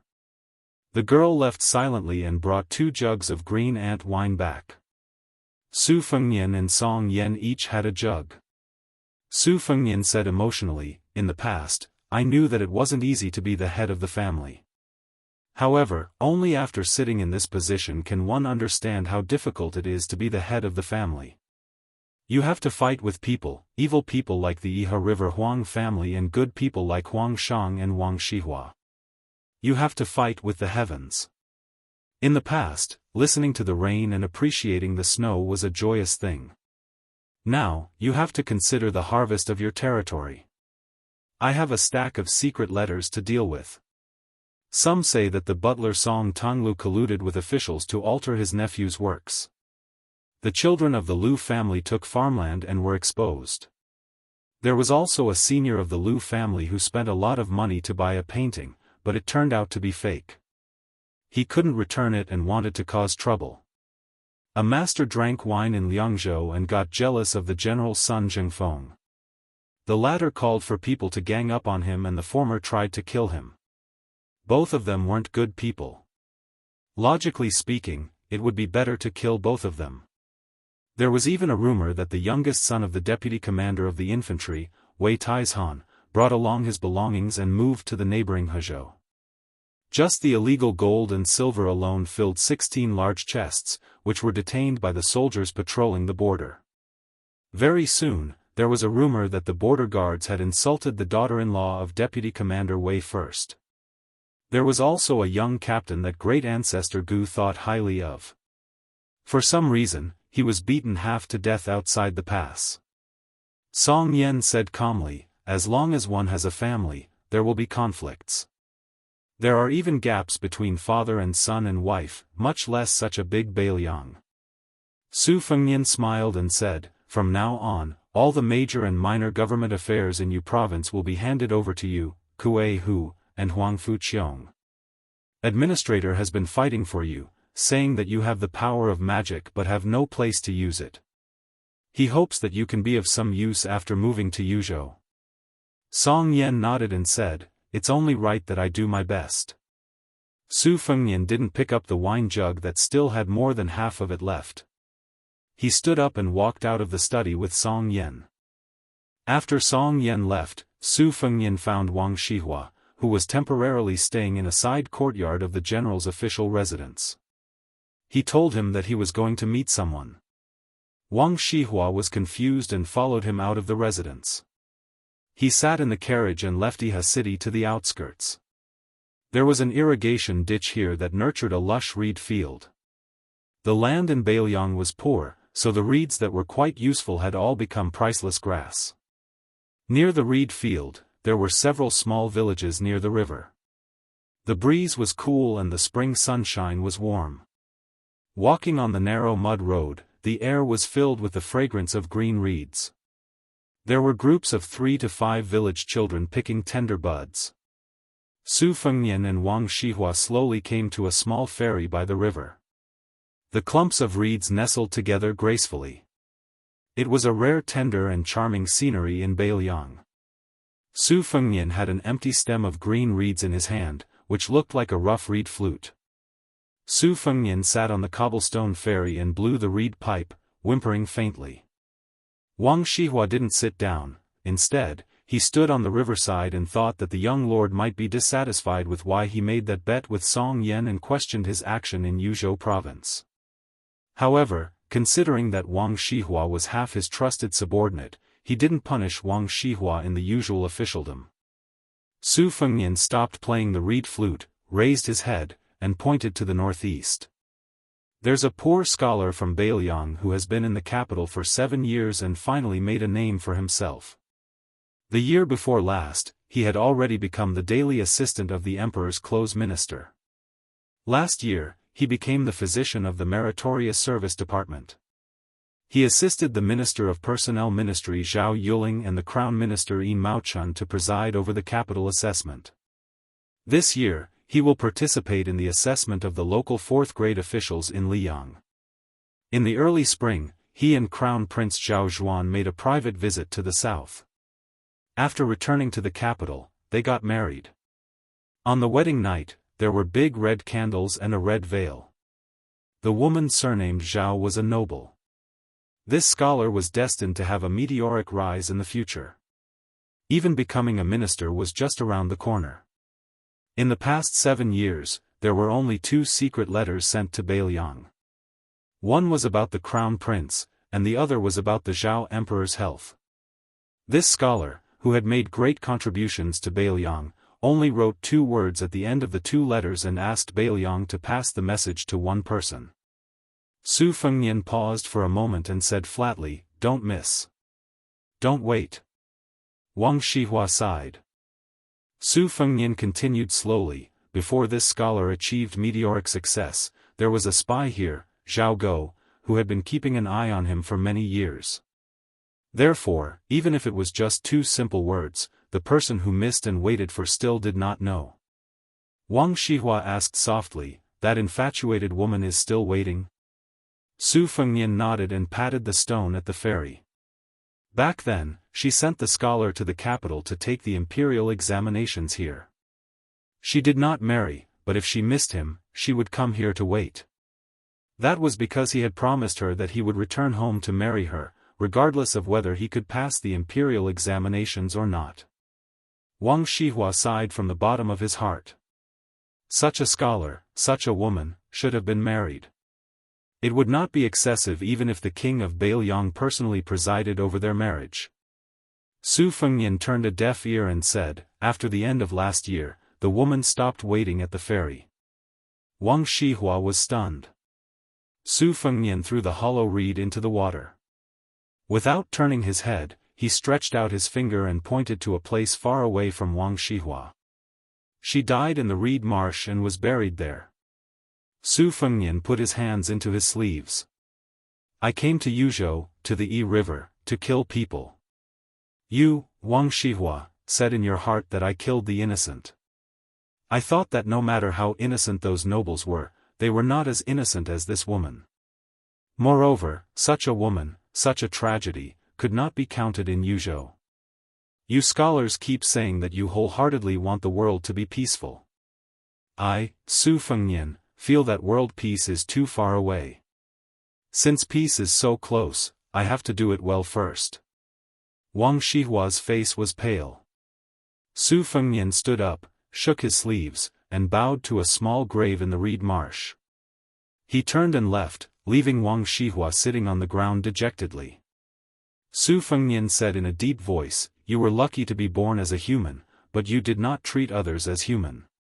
Since you are not a human, this king will kill anyone he sees in Beiliang. More than 100 Yuzhou men of sacrifice appeared in the reed marsh. They thought that they had seized the opportunity to kill this lone king of vassals on the spot. Su Fengnian put his hands behind his back and, in one breath, dismembered the 100 men. Chapter 1052. Because Yanji County in Yuzhou was close to the border and was a little far from Iha City, it was involved in some disasters. Compared to the bloody rivers in the hinterland of Yuzhou, it could almost be called a paradise. However, there were still some disciples who were implicated and lost their official titles. Therefore, scholars from other places constantly poured into this county with official documents and occupied various positions in the yamen. Most of these scholars who had just entered the Dragon Gate had official seals from the provincial governor's mansion and letters of recommendation from literary bigwigs like Huang Chang. Over the past 10 days, the Yanji County's county governor, Hong Shandong, had been busy receiving and sending people off. It was just the beginning of summer, but he had already drunk many pots of calming fire tea. He was afraid that he would neglect any unknown bigwig who had a backer. Now, it was obvious that Wang Chongwen of Nuliang was suppressing his military force. Weren't those people who started a massacre in Yuzhou all martial artists? Hong Shandong didn't dare to put on airs at this critical moment. There were 7 counties in Yanji County, but there was only one upper county. According to the law of Liang, only a county with a yield of 100,000 dan of grain was considered an upper county. In Beiliang, half of the county's grain was already considered a top county. This time, the scholars who entered this county as officials were 1 county magistrate, 3 county deputy ministers, 6 county secretaries, and 1 county lieutenant. Fortunately, they all held positions in the middle and lower counties, so they didn't stab the county governor in the heart. It was human nature for a new official to visit a county magistrate, Hong Shandong, and it was also a rule. However, there was still 1 county secretary and 1 county lieutenant who didn't show up. Perhaps it was because of their scholarly character that they directly went to the local magistrate. Hong Shandong, who was originally a scholar, was too lazy to care about this kind of red tape. He was content to have a muddled peace in his county. Bishan County was a barren county in the middle of nowhere. It only had the air of being the largest county in Yanji County. In addition, the local power was very strong, so the county magistrate here had always been sullen, not to mention the good thing of earning 100,000 dan of silver for 3 years. This time, the officialdom of Yuzhou was greatly shaken. From the top to the bottom of Bishan County, the county magistrate and county lieutenant all ran away without anyone saying anything. It would be best if they could go to other counties. Those who didn't have this ability also took the opportunity to lower their status and go to other places to fish for money. As a result, after the county magistrate, the county deputy minister, the county secretary, and the other officials gathered in the old county office of this county, they all stared at each other in bewilderment. They were all unfamiliar faces. County magistrate Feng Guan was a scholar from the Shangyin Academy. He had just reached 30 years old. It was said that he was a fine jade material that even Grand Chancellor Wang took a fancy to. In Beiliang today, he naturally became a first-class commodity. County Magistrate Hong accepted this person's greeting gift, but secretly sent an even more valuable gift in return. Deputy County Magistrate Zhuo Jing's reputation was slightly inferior. He was a scholar who had followed the Liu family of Qingzhou into the Qing dynasty. He did not have any scholarly achievements, but since he was able to get in touch with the Liu family, who was a relative of the imperial family, no one dared to look down on him. Commandant Bai Shank liked to wear a personal knife. He was the bold person who did not visit County Chief Hong. He was tall and sturdy, and did not consider himself a scholar. Even when he was in the main hall of the county office, he still looked askance at people. The remaining person was the registrar. His official position was the most mediocre among the top officials in the county. His name was Su Qi. He did not wear a knife, sword, or jade. He was young, but he really had a good appearance. Out of the 4 officials, Feng Guan was arrogant because of his talent and was also the county magistrate. He was neither cold nor warm to everyone. Zhuo Jing tried to befriend Bai Shank, but the latter did not appreciate it and could only settle for the next best thing.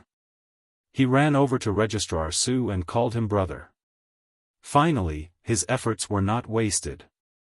When they had nothing to do, they left the office and went to the streets to drink. Zhuo Jing tried to sound him out several times and found out that this person was a son of a general who had come to the remote countryside to avoid disaster.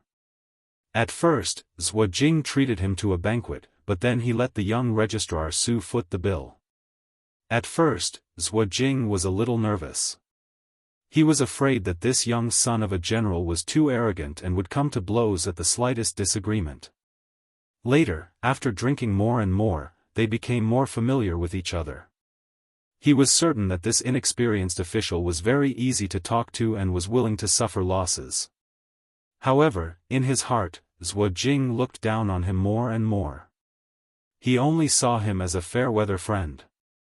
It was the general trend for scholars to be in charge of Beiliang's government affairs. Su Qi was just an insignificant son of a general. What kind of future would he have in the future? However, there was one thing about Su Qi that Zhuo Jing liked. When Zhuo Jing was criticizing current affairs, Su Qi did not understand and was more than willing to listen to Zhuo Jing, the county deputy's guidance. Anyway, Bishan County's affairs were not heavy. Magistrate Feng was always eager to do them, and County Magistrate Bai was always elusive. Zhuo Jing and Su Qi had plenty of time to drink and chat. Taking a break from work? It was more like taking a break from work. The main entrance of the county yamen was not long. There were only a few shops, and there was only one restaurant. There were only a few kinds of green ant wine.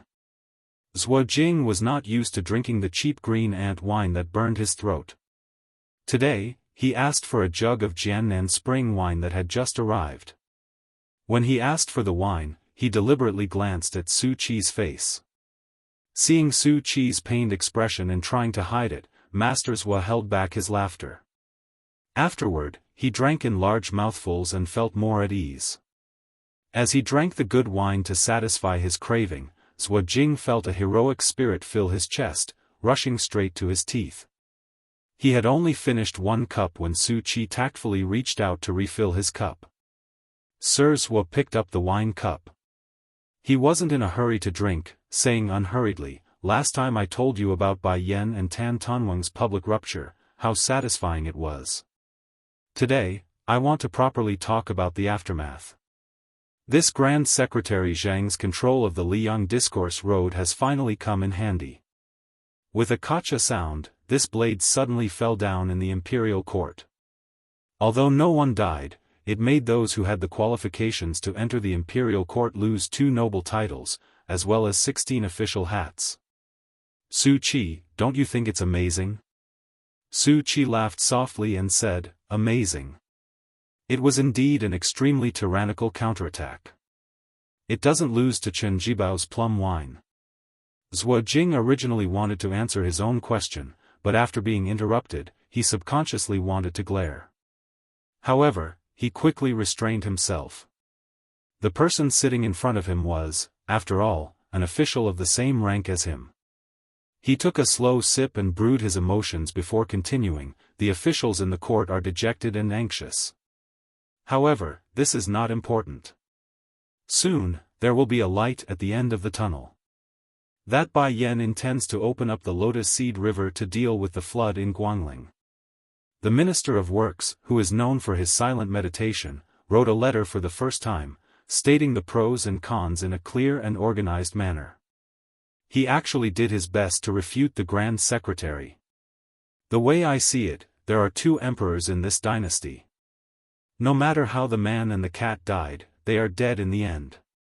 This purple-beard duke, who still holds the title of Grand Secretary, is also on the verge of collapse. Speaking of this, Zhuo Jing, who was most likely to take over the position of county magistrate, also sighed endlessly. Since he was a scholar, no matter how much he criticized Bai Yan, how could he not yearn for him in his heart? If one didn't reach the martial emperor city, one wouldn't be considered a hero. If one didn't recognize Bai Yan as a scholar, how could he be an official? Zhuo Jing took a sip of wine and clicked his tongue. In the end, he heard a question that spoiled the mood. Sir Zhuo, Grand Secretary Zhang is too far away from me. I am more curious about the current Jianghu. Zhuo Jing couldn't help but think, who do you think you are, Su Qi? Forget about Bai Yan, even Great Peace City is thousands of miles away from you. As for Jianghu, how much closer can you be? However, despite his disdain, Zhuo Jing still had a smile on his face after drinking the good wine that Su Qi had treated him to. He slowly said, Jianghu? I have heard of it. Although I didn't pay much attention to it, since you asked, there is no harm in telling you a few words. It just so happens that the situation in the court has changed. The 3 reviews of the world have spread from Guangling Taoism. Let's not talk about the reviews of generals, they are all expected figures. Only this court's Yin Mao Chun and Beimang's Dong Zhuo have some new ideas. Just the review you asked about is really a big deal that hasn't been seen in 100 years. From 10 people to 15. Su Qi laughed and said, with so many people, isn't it a bit worthless? Zhuo Jing sneered and said, worthless? This time, it's more valuable than the previous reviews. In the past, when there were 10 people in Liang, as well as when Beimang overstepped its authority and published a review, they didn't include people from the 3 religions. They didn't dare touch places like Martial Emperor City and the Wu family's sword tomb. This time, the 15 people in the review are the real top masters in the world. Su Qi lowered his head and drank a mouthful of wine. Then, he squinted his eyes and smiled. Zhuo Jing glanced at the young registrar across the table. The ordinary-looking deputy left district magistrate couldn't help but feel a little resentful. This general's son was born with an appearance that could easily abduct women. At some point, the young owner of the restaurant also came over. He didn't know that he had brought a pot of green ant wine, which couldn't be sold for more than a few copper coins. He just sat there and didn't drink. Zhuo Jing was annoyed. He didn't want to waste his saliva, but he couldn't endure the desire in the shabby young owner's eyes. The corner of Zhuo Jing's mouth twitched. When he saw Su Qi ask for a pot of Jian Nan Chun wine from the shopkeeper, he smiled and said, Old Monster Wang Xianji, is still the undisputed #1 in the world. No one can shake his position. Even the peach blossom sword god, Dong Tai, who returned from a visit to immortality and overturned the South Sea with his sword, can only obediently accept the second place. The young owner of the restaurant with thick eyebrows and big eyes was shocked and said loudly, What's going on? Tuoba Bodhisattva has become the 3rd place? Chapter 1053. Master Zhuo was too lazy to pay attention to this ignorant frog at the bottom of the well. He said slowly, What's so strange about that?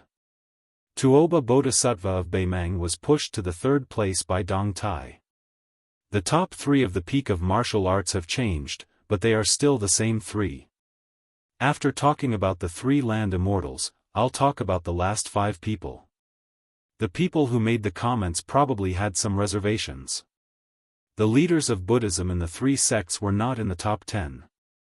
For example, the white-robed monk of the two Zen temple who had been sealed in the mountain, Li Xiaoxin, Northern Mang's national advisor, Qilin Immortal Yuan Qingshan, and the new leader of Wudong, Li Yufu, were all outside the top 10. Along with Deng Mao of Broken Spear and Su Yanbing of Northern Liang, they occupied these 5 positions. If it was 10 years ago, these 5 people would be in the top 5. The young owner of the restaurant said happily, "Our Bailiang is amazing. Both Leader Li and General Su are on the list. I'm in a good mood today. I'll treat you to a drink later. It's definitely the best green ant wine. You can't find a place to sell it in Bishan County. Master Zhua, tell me, who are the 7 heroes?" Zhua Jing wanted to make fun of him. He said mischievously, "Give me the wine first. Otherwise, there's no need to talk." The young owner said impatiently, "What's the hurry? I'll definitely treat you to 2 pots of green ant wine later. Do you think I have the guts to cheat you?" Su Qi opened the 2nd bottle of Sword South Spring wine. After Zhua Jing filled his cup to the brim, he didn't want to bicker with a country bumpkin. He downed half a cup and said with a satisfied expression, "The 4th is Chao Chongqing, the Confucian sage of West Chu. The 5th is Luo Yang, the devil of Zhulu Mountain. The 8th is Hong Jingyan, Gung Luozi. The 9th is Gu Jiantang, the pillar of the state. The 10th is lustrous King Sword Master, the current master of the Wu family sword tomb." The young owner was stunned. He counted with his fingers and asked in confusion, "Where are the 6th and 7th? Deputy District Magistrate, could it be that you drank it all away?" Zhua Jing was about to reach out with his chopsticks to pick up a peanut from the small porcelain plate and pretended to hit the fool. He rolled his eyes and said, "The 7th is the new king of Shu who came out of Bailiang, Chen Jibao." The young man chuckled and said, "What do you mean by your Bailiang? County deputy, you must be drunk. It's our Bailiang." Zhua Jing was a little frightened. Most of the tipsy feeling left him, but he quickly regained his composure and said with a smile, "As for the 6th, it's our king of Bailiang." The young man opened his mouth and eyes wide. Zhua Jing glanced at him from the corner of his eyes. He did not hide the sarcasm on his face. "You don't believe me? Pei Ju, do you not dare to believe it, or do you not want to believe it?" The young man with the surname Pei grinned and said, "That's great news. I believe you, I believe you. If you don't believe me, I'll have the same surname as you, Deputy District Magistrate Zhua." Zhua Jing could not help but show off his knowledge. He sneered and said, "The surname Pei was a big surname 20 years ago, but now it's not even worth a fart. It's more than 60 times worse than my surname Zhua in this dynasty." Pei Ju nodded his head vigorously like a chicken pecking on rice. "Yes, yes, yes. The surname Pei is a disgrace. No matter where I go, I won't be welcomed. Right now, I can't wait to find a well-bred young lady and marry into her family." Su Qi sighed and said, "The 6th. It seems that Huang Sanjia is being merciful." Zhua Jing was confused and asked, "What did you say?" Su Qi shook his head and said with a smile, "I just think that no matter what the ranking is, it's already very scary to be on the martial arts ranking list." Pei Ju faced the arrogant deputy district magistrate and the reverence that some commoners should have for their parents. As for Su Qi, who was polite to everyone, he was used to climbing up the ladder. These days, when they occasionally interacted with each other, he had always been carefree and unscrupulous. He grabbed a handful of peanuts and put them in his mouth. He said vaguely, "It's not just scaring people. If I see one, I'll be scared out of my wits. If I'm not scared to death, I'll beg them to take me in as their disciple. If I'm lucky enough to learn a few moves, I'll go out in Jianghu and fight anyone. If I can't beat them, I can ask for my master's support. Who would dare to bully me? Wouldn't they be in a hurry to be reincarnated?" Su Qi wanted to say something but stopped. Finally, he could not help but say, if you have such thoughts, you won't be able to practice the sword and become a master. Pei Ju rolled his eyes and said unhappily, I don't practice the sword either. Look, among the top 3 in the world, there's only one who practices the sword. Including the 15 masters, there's only that old guy Wu Jiajian who practices the sword. He's still at the bottom of the top 10. Su Qi smiled and said, that's true. Pei Ju's eyes suddenly lit up. He stared at the knowledgeable district magistrate and asked impatiently, what about the rouge ranking? Who are the beauties? Zhuo Jing was a man after all. He smiled and took a sip of wine. After a while, he said, the rouge ranking hasn't changed much. It's just that the Princess Jing and Pei Nanwei, who died for love, is missing. There's an additional West Chu's fallen princess, Jianghu. Pei Ju thought for a while and said, I know this one. She can ride a sword through the 18 gates of the imperial city. Who would dare to marry her in the future? What about our Wulin chief, Mount Huishan Zi?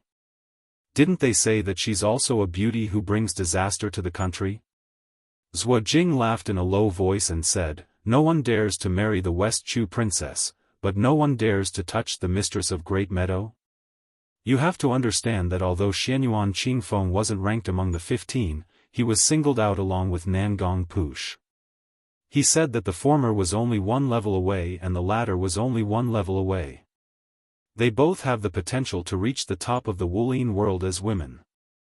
It's just a matter of who's a step faster. Whoever's a step slower will fall behind and it'll be difficult for them to stand side by side. In my opinion, this old fox who wrote the ranking is also full of evil tricks. He wants nothing more than for the 2 beauties to fight. Little brat of the Pei family, let me ask you, let's not talk about those unattainable people.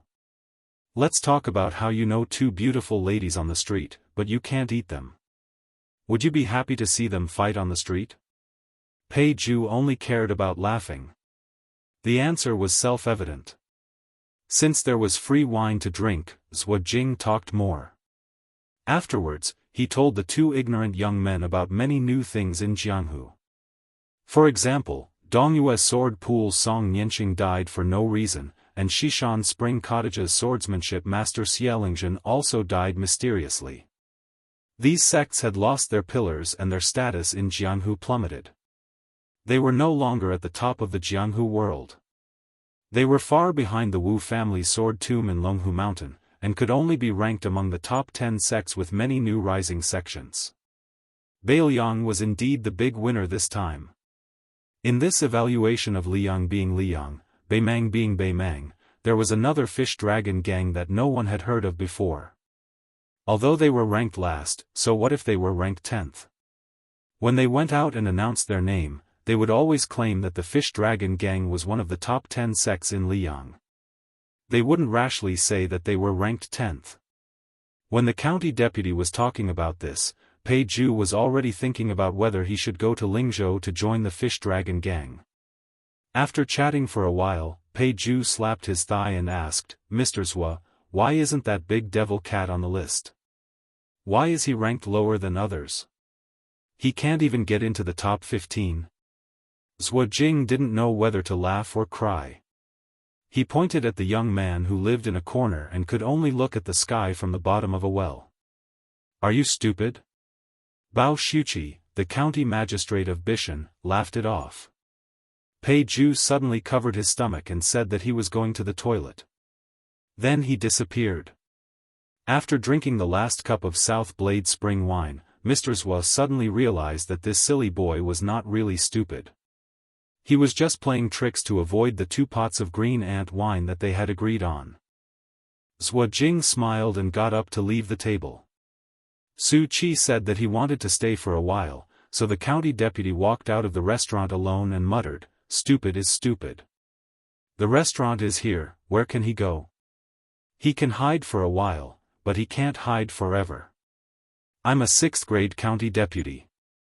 Not to mention drinking 2 pots of your wine, I can even take half of your restaurant."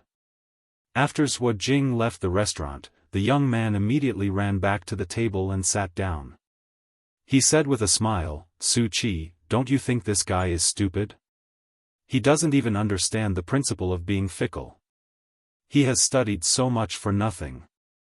Su Qi asked with a smile, "Is there any other principle to be particular about being fickle?" Pei Zhu crossed his legs and picked up the bottle of South Blade spring wine. He raised his head and drank a few drops of wine from the bottom of the bottle.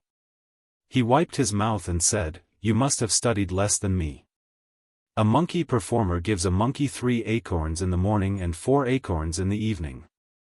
If the monkey doesn't agree, the performer will say 4 acorns in the morning and 3 acorns in the evening. When I was young, I heard this joke in other people's ears and thought that the monkey was really smart. Wouldn't it be better to get 1 more acorns in the morning than anything else? Even if it could get 3 more acorns in the evening, it would be better to get it early. Besides, in our world, who doesn't talk nonsense when doing business? That's why I said that the monkey is smart, but the county deputy is stupid. I don't know how he became the county deputy.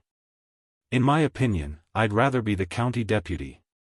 Su Qi looked out of the window and said calmly, "You're right. But in fact, sometimes you don't have to be so smart." Pei Zhu spat and sneered, Su Qi, what you said is meaningless. If you don't be smart, how can you be successful? The wild dogs on the street know how to bite the poor beggars. Do you think it dares to bite me or the county deputy?" Su Qi walked out of the restaurant without saying anything. Walking on the street where there were few pedestrians, he raised his head and let the sunlight dazzle his eyes. He was indifferent. Pei Zhu leaned against the window and looked at the figure that was walking away. He had always been jealous of the young owner of the restaurant who was dressed in thin clothes, had good looks, and was an official. He pouted and muttered, "What's the use of pretending to be a dog? Do you think you're worthy of being reasonable with me?" Su Qi walked alone. "Hey, Vancouver. Your brother is already the 6th in the world in name. If one day in the future, I'm still alive and you're still alive, then, I'll take the initiative and add in the share that you don't want. It's not too much for the two of us to be the first in the world, right?" Chapter 1054. Translator, Transin Editor, Transin Su Qi didn't live in the back hall of the county office. County Magistrate Feng Guan had brought many books and servants with him, so they occupied many rooms. County Magistrate Bai Shank had also cleared out an extra room for practicing martial arts. He didn't stand on ceremony with anyone. If anyone was dissatisfied, they could come and ask for his saber. Therefore, Su Qi, as the registrar official, sensibly bought a small house outside the county office. It was only a few minutes away from the county office. The alley was secluded and deep. In the courtyard, there was a small well with fresh green grapevines. It was a quiet and pleasant place. When Su Qi returned to his house, a little girl with a golden hairpin on her head was lying on the mouth of the well. She didn't care if this posture was elegant or not. Su Fengnian took off his civil official uniform with a 6th-rank official patch and moved a small stool to sit beside the well. Originally, he didn't have the fortune to spend his days leisurely like this.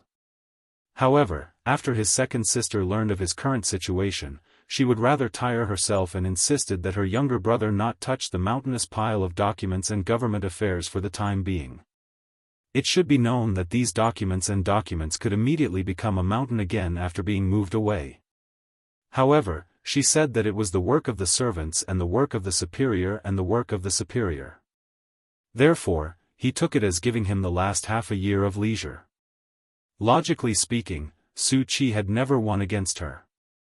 All he could do was wait patiently for the next spring. At that time, even if he wanted to slack off, his second sister would pull him by the ear and bring him to the desk. In Bishan County of Yanji Commandery, this moderately sized registrar official was, of course, Su Qi, the son of a general.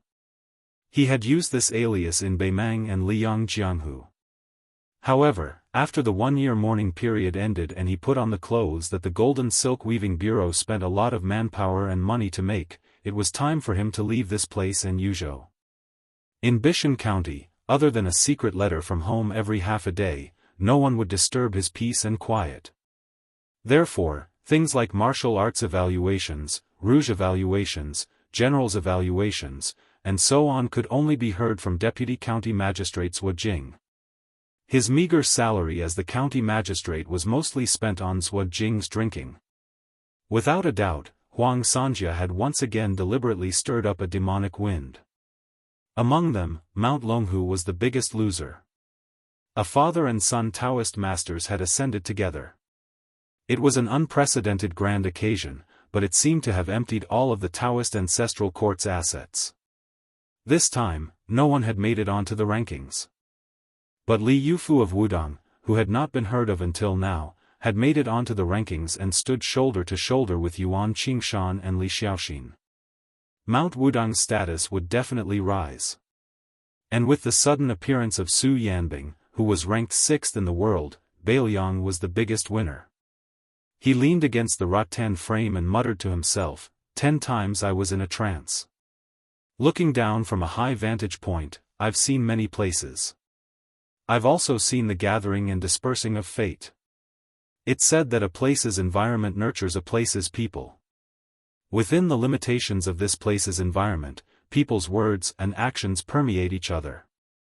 Therefore, this place's environment is different from that of another place's environment. The people of the two places write different articles. To exaggerate, with the Guangling River as the boundary between the north and the south, the people of the south and the people of the north are completely different.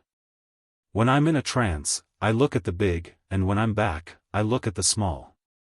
Now, when I look at the new Bailiang, Zhuo Jing, and the old Pei Ju, I look at their words and actions. In the end, their fates are mixed up and they all merge into Bailiang's fate. Now, Bailiang has Mount Wudong, a place of fate. But we have to wait until Li Yufu returns. After Jiang Ni and the old man with the sheepskin fur coat left, Mount Qingliang was replaced by the androgynous white fox's face and Huyan Guanin. But whether these people are here or not, they follow the 4 words the heavens are clear. They can't be forced. Many of my old friends have really become dead. There are also some who will become ancient people one day. For example, Wang Xiaoping, who follows Lu Songtao, and Sui Xiegu, who for some reason still hasn't entered the martial arts rankings. There are also Miss Li Zi and the North and South monks, whose whereabouts are unknown. But speaking of which, most of the people who are related to me don't have good endings. He, who had been listening to Su Fengnian's nagging, raised her head and adjusted the slightly tilted golden hairpin. She said calmly, I should have died more than 10 years ago. Su Fengnian was amused. He asked curiously, since I'm your savior, why did you kill me? You showed mercy a few times, but there were also times when you really wanted to kill me. The young girl sat on the mouth of the well and looked at him. She blinked. Old Huang said that you lived so miserably. Dying in my hands is better than dying in someone else's hands. I think. Su Fengnian said helplessly, you think it makes sense? The young girl chuckled a few times. She was obviously happy. She suddenly seemed to have remembered something and disappeared in a flash.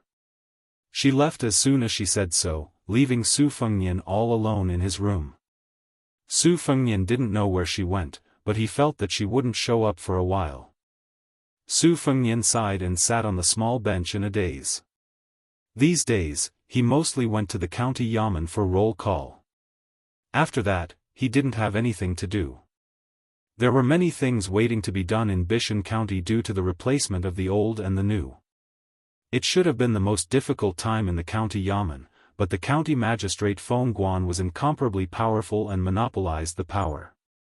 Zhuo Jing had been fighting openly and secretly for power several times, but he had lost. He had nothing to do. It seemed that he wanted to seek some support from his backer. For the time being, he chose to rest and lie low, waiting to see how long Feng Guan could run rampant. Bai Shengguan's ambition didn't lie in one county or one county. He often went to the passes in Yanji County to relax and make friends with the commandant who had real power in Bailiang. In the present Bailiang County, not to mention the 14 new commandants, any commandant who held the commander's seal was already a very popular person. There were two reasons why Su Fengnian chose Bishan County as his base. First, the aftermath of the Yuzhou incident was still lingering. He had to keep an eye on the new provincial governor Hu Kuei and the Yuzhou general Huang Fujin to see if they could play the role of good cop. Second, Yanji County was close to the border. Su Fengnian was greatly disappointed by the number of soldiers in Yuzhou, and he didn't have much confidence in the Yuzhou border army. He wanted to go to the border to take a look when he had time. Third, he wanted to personally experience the new atmosphere in Bailiang's officialdom. He could see the big picture from a small clue. It was more accurate and comprehensive than hearsay or even spies' secret reports. Just like the current situation, the internal friction between Fengguan and Zhuojing in Bishan County, and the discord between the county magistrate and the county magistrate had already made Su Fengnian worried. Su Fengnian looked at the sky and got up to go to the kitchen. He helplessly found that the rice jar was already empty. Although he was now no different from a Daoist priest in terms of fasting, and his mysterious realm was far beyond that, since ancient times, sages and virtuous men had always talked about cultivating Taoism and not immortality. Besides, in order to achieve immortality, what good would it do to cultivate oneself to an inhuman state before becoming an immortal? During this period of time, Su Fengnian didn't forget to eat, drink, or sleep. He went to the table and took a bag of silver, intending to go out and buy a bag of rice. Perhaps it was because Bishan County was barren and unruly, the local tyrannical families didn't treat these newly appointed officials well. The families headed by the Zhu family even closed their doors and refused to see any guests. They were determined to draw a clear line between themselves and these new officials. Chapter 1055. Just as Su Fengnian was about to leave, a young man rushed into the small courtyard, carrying a bag of rice on his shoulder. Su Fengnian did not stand on ceremony with him, accepting the bag of rice with a smile and pouring it into the rice vat. The young man beside him was surnamed Zhu, and his name was Zhengli. They had gotten to know each other through drinking. He was a local born and raised in Bishan County, and he claimed to be a poor son of a small family that had been rejected by a wealthy family in Yanji County. How could Su Fengnian not have guessed that he was a true descendant of the Zhu family? However, since Zhu Zhengli was unwilling to admit it, he did not expose him. Zhu Zhengli had a free and easy temperament, and was one of the few righteous sons of a large family. It was probably because of his Bailiang's knight-errant nature that he did not mix well with the other sons in Bishan County. Instead, there were many disputes. A few years ago, because of an incident that implicated his family, he had gotten into a heated argument with the previous county magistrate. One must know that the county magistrate was not an official. The county magistrate's position was not high, but it was the local emperor under the provincial governor. To be able to sit in this position, one must have a background that was not to be underestimated, and one must also have an extraordinary knowledge of officialdom. It was easy for him to cause the downfall of the commoners. Zhu Zhengli dared to provoke the county magistrate because he himself did not understand the ways of the world. Moreover, the Zhu family in Bishan County did indeed have a deep foundation. If the head of the Zhu family really spoke, not only the county magistrate, even the governor of Yanji County, Hong Shandong, would have to obediently keep quiet. It was only because the Zhu family had retired in recent years that the monkeys in Bishan County were able to become kings. Zhu Zhengli was a guy who liked to nag. At this time, he was laughing at how Su Qi's position as a registrar was too shabby. He couldn't get anything out of it, and it would be hard for him to not be filthy rich. He even said that Su Qi's family must have used up all their savings to donate such a lousy position. Otherwise, how could he have fallen to such a miserable state without food? Su Fengnian didn't refute him. He just smiled and reminded this guy not to expose others' shortcomings in front of a dwarf. Zhu Xingli laughed loudly, but didn't continue to nag about Su Qi's dire situation. Su Fengnian took out a pot of green ant wine. The two of them sat under the grape trellis, each holding a large white porcelain bowl. The sun in Beiliang was particularly vicious. Summer had just begun, but it was already as unbearably hot as Jiangnan. The good thing about it was that as long as they stayed in the shade, the wind would cool them down. With a bowl of green ant wine for each of them, the two of them were even more carefree than immortals. Su Fengnian drank a mouthful of wine, squinted his eyes and smiled drunkenly. He asked, "Today, there are real shortages everywhere in Yuzhou. Why don't you tell your elders to find a loophole? Make up your mind and take out a few hundred taels of silver to find a backdoor. Then, find a famous person with a bit of reputation and ask for a recommendation letter. Even if I don't become a county registrar, it won't be difficult for me to get an official position. In the future, I won't be able to make a name for myself in Beiliang's underworld. It's even more impossible in the future. It's better to be a civil official." Zhu Xingli shook his head like a rattle drum. "What's so good about being an official? It's not good to ride on the heads of ordinary people. Not to mention that I came from a poor family. Even if I did have money, I wouldn't waste it. If I really want to be an official, it's better to join the army at the border. It's more comfortable to rely on one's own ability to earn real military merits." Su Fengnian joked, "With your mediocre skills, it's fine if you fight in an ordinary battle. Not to mention encountering crows, even if you run into the second-rate cavalry of Beimang, it's no different from throwing your life away. No matter how boring it is to be an official, is it interesting to be a dead man?" Zhu Xingli sighed and rubbed his chin. "That's why my grandmother doesn't want me to join the army. She said that she'd rather have me eat and wait for death in Bishan County than to see her own child die. She also said that if I dared to sneak out of Yanji County, she'd find someone to break one of my legs. My grandmother always keeps her word. Everyone in my family is afraid of her, like a mouse in front of a cat. I wasn't afraid when I was young, but I became more and more afraid when I grew up." Su Fengnian mischievously asked, "How's your little sister, who fell in love with county magistrate by at first sight?" Zhu Xingli felt a toothache when he heard this. With a bitter face, he said, "I'm puzzled. You have the same rank as that embroidered pillow by Shank, and you're even more handsome than that pretty boy. It's strange, my little sister doesn't like you and insists on getting close to that guy surnamed Bai. She doesn't even have the modesty that a woman should have. That's fine, but there's an old saying that a man chasing a woman is separated by a mountain, and a woman chasing a man is separated by a layer of gauze. I don't think that guy surnamed Bai gives my little sister any face. That's why I'm so worried. And if that scowling guy really becomes my brother-in-law, I'll definitely." "Su Qi, what's that saying again?" Su Fengnian laughed. "Chickens and dogs hear each other's voices, but they don't interact with each other for the rest of their lives." Zhu Xingli slapped Registrar Su's shoulder and didn't forget to wipe the wine off his hand. He laughed, "Su Qi, no wonder you can become our Bishan County's registrar. You've studied for a few days. I can't do that. Once I touch a book, I faint and want to sleep. If I were to practice martial arts, I wouldn't have a problem even if I didn't rest for a few days and nights. But my grandmother wouldn't let me practice martial arts no matter what. Sigh, brother, I'm just a waste of my talent." Su Fengnian smiled and said bluntly, "Your talent is average and can't be much better. I'm only telling you the truth because we're friends." Zhu Xingli didn't get angry. He glared at him and said, "When Wang Xianji first started out in the martial arts world, the seniors in the martial arts world said that her talent was average.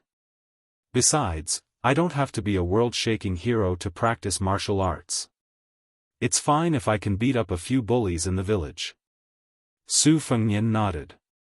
Zhu Xingli finished a bowl of wine and shook the wine pot. There was about half a bowl left. He put it down and said that he had snuck out from home to get some fresh air. He still had to go back and deal with the books of the saints. If his grandmother found out, he would be crippled the next time they met. Su Fengnian didn't send him off. He laughed, remember to bring wine the next time you visit. Zhu Zhengli, who had jogged away, turned around and raised his middle finger. Su Fengnian smiled and poured himself another half-bowl of wine. He sat alone under the grape trellis. The breeze caressed his face and he was in a good mood. Before he finished drinking the green ant in his bowl, he put the bowl on the bamboo chair and stood up to welcome the guest. A white-haired old woman slowly walked into the courtyard with a walking stick. She was stunned when she saw Su Fengnian. She sat down in front of Su Fengnian. Su Fengnian only sat down after she sat down. The old woman was the head of the Zhu family in Bishan County. The Zhu family had 4 generations. In the previous 3 generations, there were more females than males. Zhu Zhengli was the only child in his generation. According to the family tree in the ancestral shrine, there should be 6 or 7 uncles. However, none of them were alive today. It was the same for the previous generation. The old woman was the eldest daughter-in-law of the Zhu family. As time passed, she became the true backbone of the Zhu family in Bishan County. She was considered a virtuous and respectable mistress in the entire Yanji County. It was said that when the Su family took over Bailiang, General Su Xiao and Princess Consort Wu Su had stayed in the Zhu family. Just based on this, who would dare to belittle the Zhu family in Yuzhou, let alone Yanji County? Moreover, the 12 men of the Zhu family of 2 generations had all died at the border in the past 20 years. The old woman was slightly lost in thought. She looked at Su Fengnian and said softly, "You really look like him." Su Fengnian wanted to say something but stopped. The old woman waved her hand. She leaned on her walking stick with both hands and looked at the door of the courtyard. She said, "At first, I wanted to see the Registrar General who could make my grandson call him brother. After seeing him, I understood." Back then, when the head of the Zhu family met the general, it was more or less the same situation. The general didn't put on airs. My husband wanted nothing more than to repay him with his life. He was clumsy and didn't say much, but he did. Su Fengnian said in a low voice, "This old man, please don't worry. I definitely won't let Zhu Zhengli follow in his ancestors' footsteps. This time, I took root in Bishan County and didn't even dare to visit the Zhu family. It was a coincidence that I met Zhu Zhengli. In the future, when I leave, it's likely that we won't meet again. I hope this old man won't worry." The old woman grunted and didn't say anything else. The old woman sat quietly for the time it took for a stick of incense to burn. She slowly stood up. Su Fengnian stood up and walked her to the door. The old woman suddenly asked, "Can you really defend it?" Su Fengnian replied calmly, "If we can't, I'll have to trouble this old man to tell Zhu Zhengli that Su Qi ran to the Central Plains to become an official." The old woman reached out her trembling hand and touched Su Fengnian's head. The old woman slowly walked towards the carriage that was parked at the corner of the alley. Before she got on the carriage, she saw the young man at the door silently watching her leave. She murmured, "So similar." Chapter 1056. The capital of Yanji County was close to Qingan County. Su Fengnian, as the county clerk, didn't visit Governor Hong Shandong back then. This time, he rushed to the capital because he had other plans. Now, he didn't even have a coachman by his side. Su Yanbing went to Gourd mouth of Yuzhou to serve as one of the 8 captains of Bailiang's border. His main purpose was to intimidate the important people in the border army who were related to Yozhou's general family. Su Yanbing was one of the 15 people in the new martial arts evaluation. Just this point alone was enough to make people afraid. Moreover, he was once Su Zhao's trusted retainer. In the spring and autumn period, it was common for a ruler to bestow a surname to his trusted subordinates, especially those who were born in the wilderness. However, there were only a few people on Su Zhao's side. Lu Yanbing was one of them. It was said that a new ruler brings in new subordinates. Su Yanbing had been trusted by the king of Bailiang for 2 dynasties. In the eyes of outsiders, even the infantry commander Yan Wenluan had to give him some face. Now that the new King Liang, who was ranked 6th in the world, was said to be able to take on 2,000 cavalry, who would protect him? When Su Fengnian led his horse into the city, he used Su Qi's identity and had an official's record. Naturally, he was unimpeded. When Su Fengnian entered the capital, he saw many young men and women in luxurious clothes. They all got off their horses and walked through the city gate. Even after passing through the city gate and getting back on their horses, they didn't dare to gallop wildly. They were no longer as arrogant and unrestrained as before. Moreover, no one dared to carry a Bailiang saber. It was probably because the smell of blood in Yuzhou had yet to disperse. Half of the northern Liang's heroic image had been forcefully stripped away. After Su Fengnian entered the city, he continued to lead his horse slowly toward a rare house with mountains and water. In Bailiang, one only needed to look at the amount of water, the number of wells, and the amount of winter snow stored in the cellar. It was even more impressive to be able to be near a lake. As for Mount Qingliang, since the family head's surname was Su, it didn't need to be said.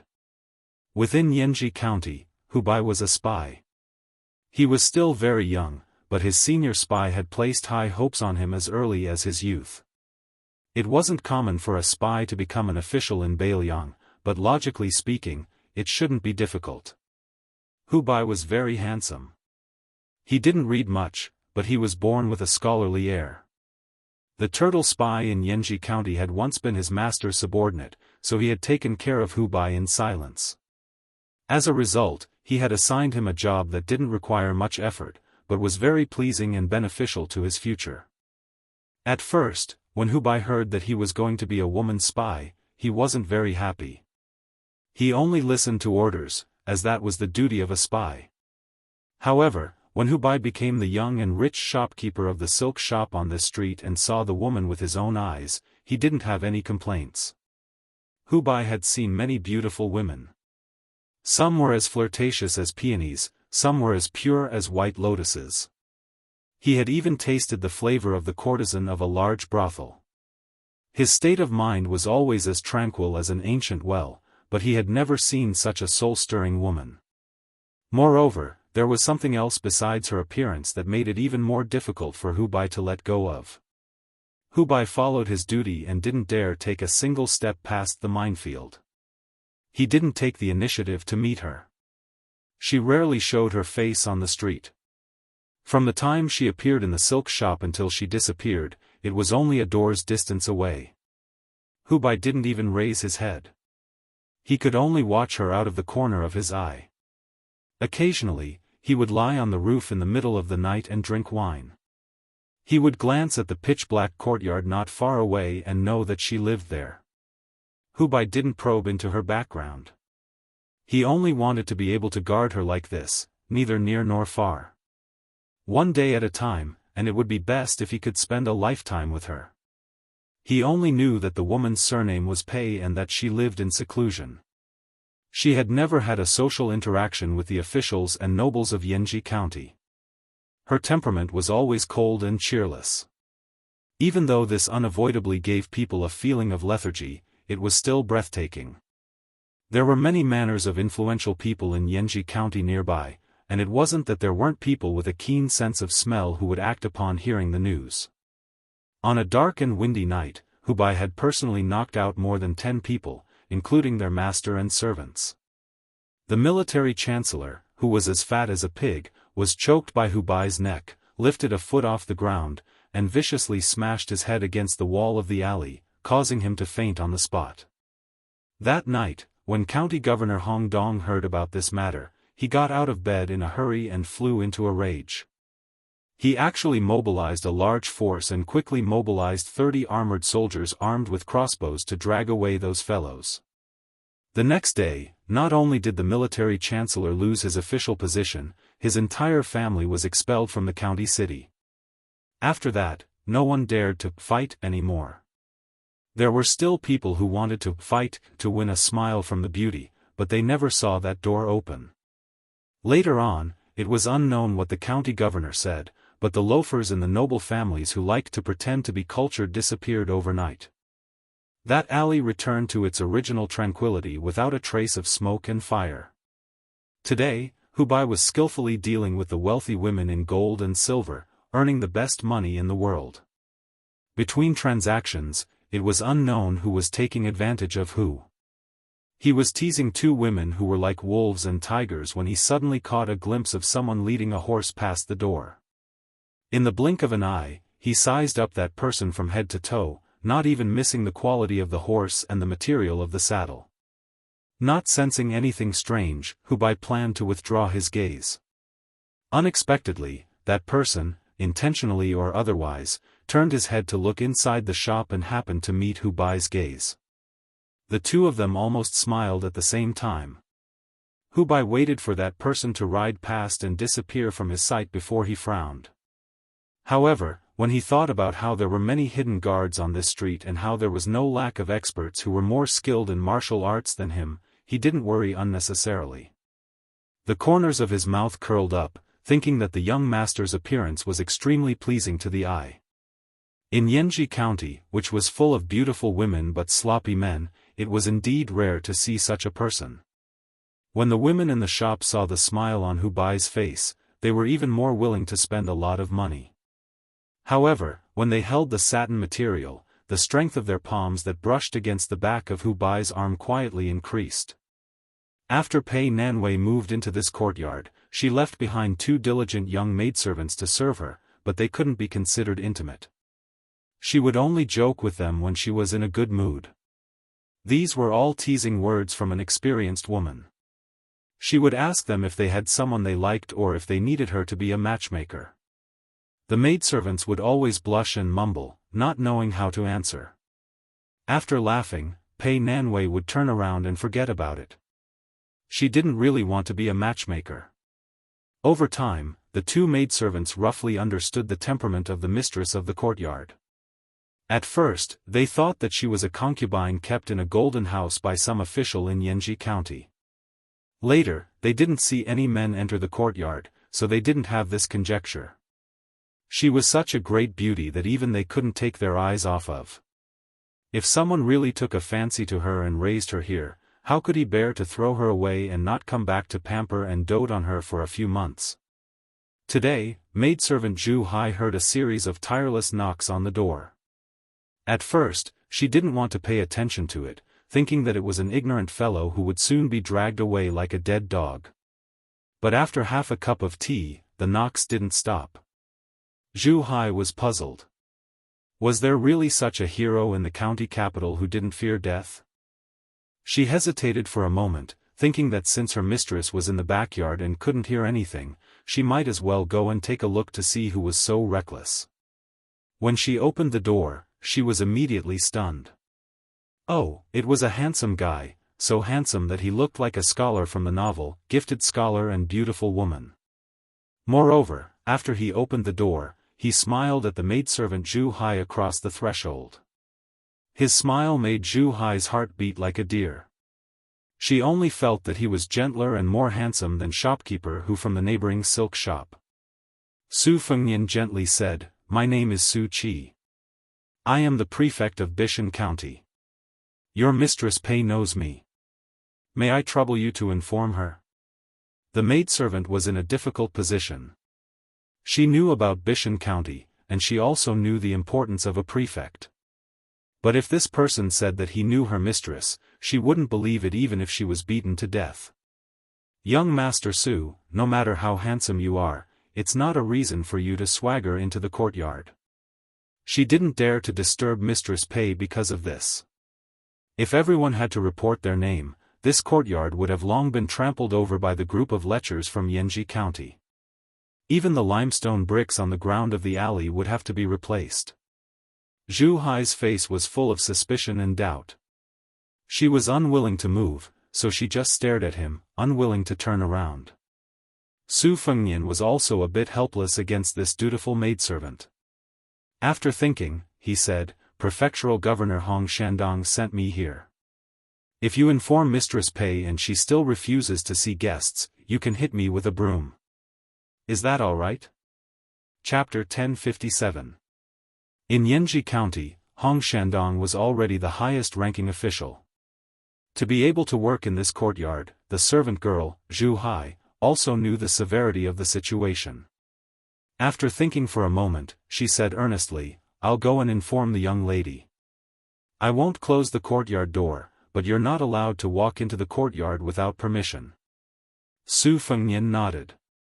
The servant girl turned to leave, half believing and half doubting. She didn't forget to turn her head to see if the young man was really being obedient. Seeing that he didn't move at all, she quickened her steps and boldly went to the rear courtyard to inform the young lady. Su Fengnian sat on the threshold, his back to the courtyard. He looked at the horse on the street that couldn't be considered a good horse, but it wasn't a bad one either.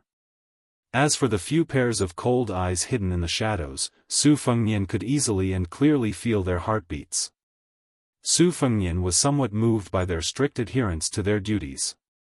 When outsiders mentioned Beiliang, their first impression would definitely be of the invincible cavalry and the White Horse Scouts.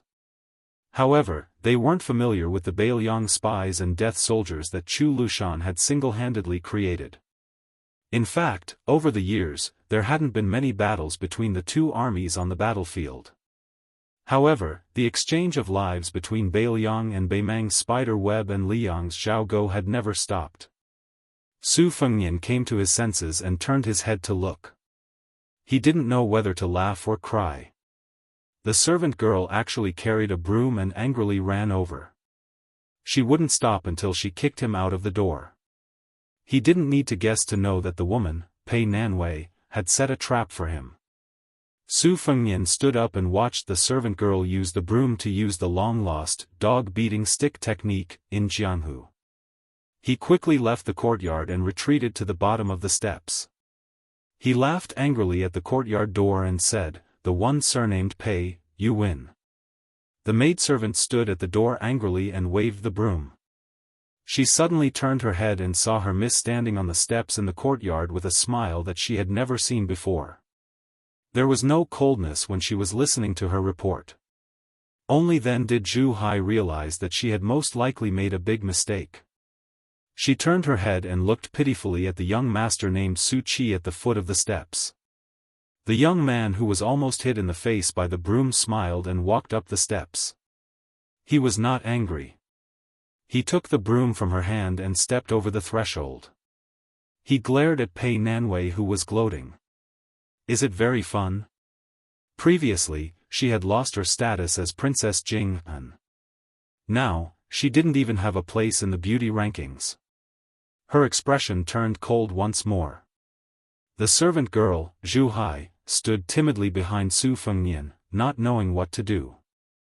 The other servant girl stood behind Pei Nanwei. She looked at the young man who was dressed in plain clothes. Like Zhu Hai, she felt that it was inconceivable. Their miss had once casually refused the visit of the prefectural governor in Yanji County. When Sir Hong heard of this, he was furious. He didn't even fart. After waiting for an answer at the courtyard door, he turned and left. Since that was the case, perhaps only the provincial governor of Yuzhou had the qualifications. But where did such a young and high-ranking person come from? He was the eldest son of the administrator and the #1 official in Beiliang's court, Li Hanlin. A prodigal son who had turned over a new leaf was more precious than gold. He had made a name for himself on the border. But wasn't he just a ranger of the crossbow cavalry? Pei Nanwei's expression was full of mockery. She sneered softly, "Zhu Hai, Mei Jiao, why haven't you paid your respects to the king of Beiliang who is visiting Yanji County incognito? You should know that you won't get another chance like this if you miss this village. Not everyone can meet the youngest pillar Guo of the Liang dynasty." The two servant girls didn't have time to distinguish between the truth and the lies. They were so frightened that they fell to their knees with a thump. Zhu Hai, the servant girl who had been holding a broom, immediately burst into tears.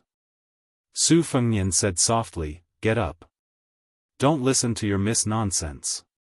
The servant girls didn't dare get up even if they were beaten to death. They would rather believe that it was true than not. Who would dare joke around with their lives? If it really was that new king of Bailiang who killed without blinking an eye, wouldn't killing these two servant girls be as easy as breathing? Besides, the whole of Bailiang was amazed that the new king of Bailiang was the sixth most powerful person in the world.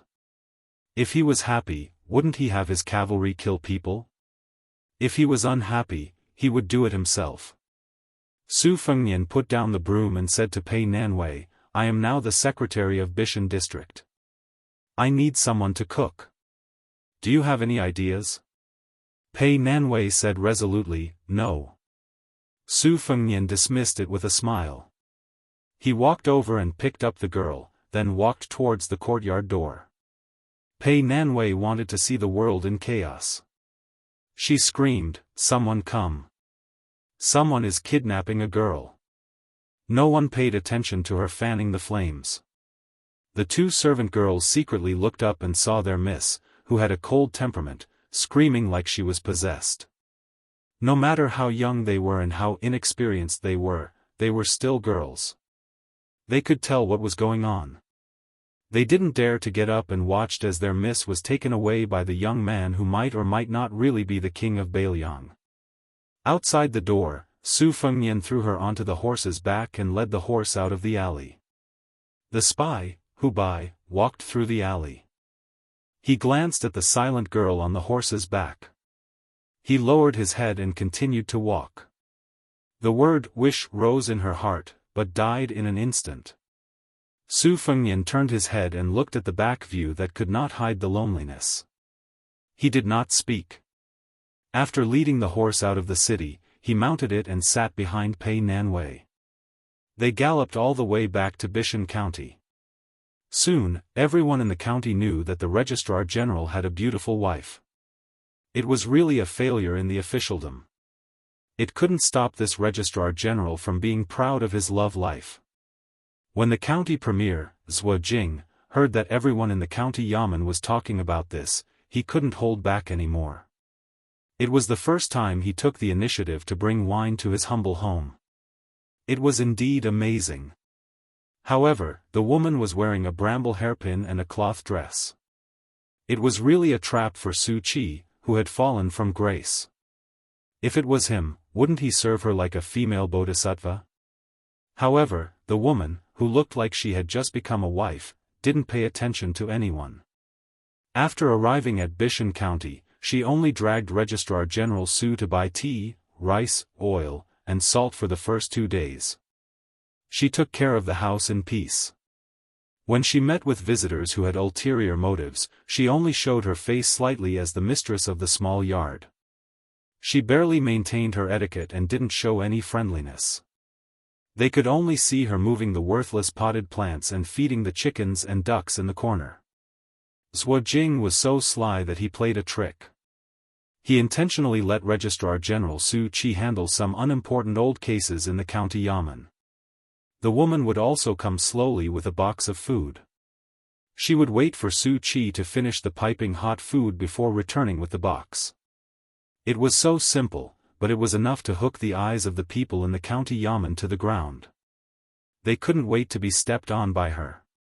Even County Magistrate Feng Guan, who had always been arrogant, started to chat with Su Qi, his subordinate, punctually at noon. However, when the woman showed up, he would take the initiative to leave. Even County Magistrate Bai Shank didn't try to get close to Su Qi. He just changed his clothes every day. Someone started calling the woman Madame Su. After she nodded and smiled, the title Madame Su gradually spread throughout the county yamen. Obviously, thanks to Madame Su, the Registrar General finally looked like an official. Every 2 or 3 days, people would invite him to drink. Su Qi didn't refuse any of them and would return home reeking of alcohol. This day was the summer solstice. In the twilight, Su Fengnian looked drunk but his eyes were clear. He returned to the courtyard and sat at the table. Even though he had already eaten, he still ate simple dishes with more vegetables than meat at the same table with her. These days, it had been like this. During the day, they didn't talk much. At night, they didn't sleep on the same bed. Su Fengnian could be considered to be sleeping on the floor. If news of this spread, it would definitely make people happy. It would make those old men who had lost their souls feel relieved. Su Fengnian sat in the courtyard and enjoyed the shade. Pei Nanwei cleaned up the dishes and lay on the bamboo bench beside Su Fengnian, gently shaking a reed fan. Pei Nanwei said, "It's the summer solstice." Su Fengnian grunted. Pei Nanwei stopped fanning and asked, "Many people are going to die in Guangling?" Su Fengnian was silent. Pei Nanwei raised her head and looked at the twilight. She laughed softly and said, "The good people in the history books are all perfect people without any flaws. As for the bad people, it seems that they can't do a single good thing. If you were to die one day, wouldn't there be a single good word about you?" Su Fengnian squatted on the small bench and still didn't say anything. He only took the fan in her hand. He wasn't as stingy as she was. After waving the fan, both of them felt cool. Pei Nanwei leaned to the side and gazed at him. "Aren't you number 6 in the world? If you can conjure 1 or 2 mu of reeds for me, I'll let you sleep on the bed tonight." Su Fengnian calmly said, "Even if I'm an immortal on Earth, I still don't have this ability. Besides, what's the difference between letting me sleep on the bed and you sleeping on the floor?" Pei Nanwei held her belly and laughed. Then she winked at him and said, "You're the number 6 in the world for nothing." Su Fengnian laughed. "Who said I wasn't?" Chapter 1058. A group of 50 cavalrymen galloped through the grasslands bordering Liangmang toward a pasture heavily guarded by soldiers. Bailiang placed unparalleled importance on horse control.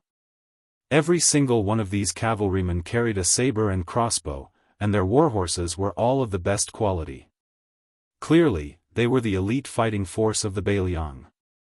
Of the 80 types of horse stalls in Beimang, other than the crow stalls that Dong Zhuo had raised with countless gold and silver tails, there were no other enemy scouts that the crossbowmen took seriously. This was not because the crossbowmen were blindly conceited, but because they had slowly accumulated their self-confidence through countless close combat and bloody battles.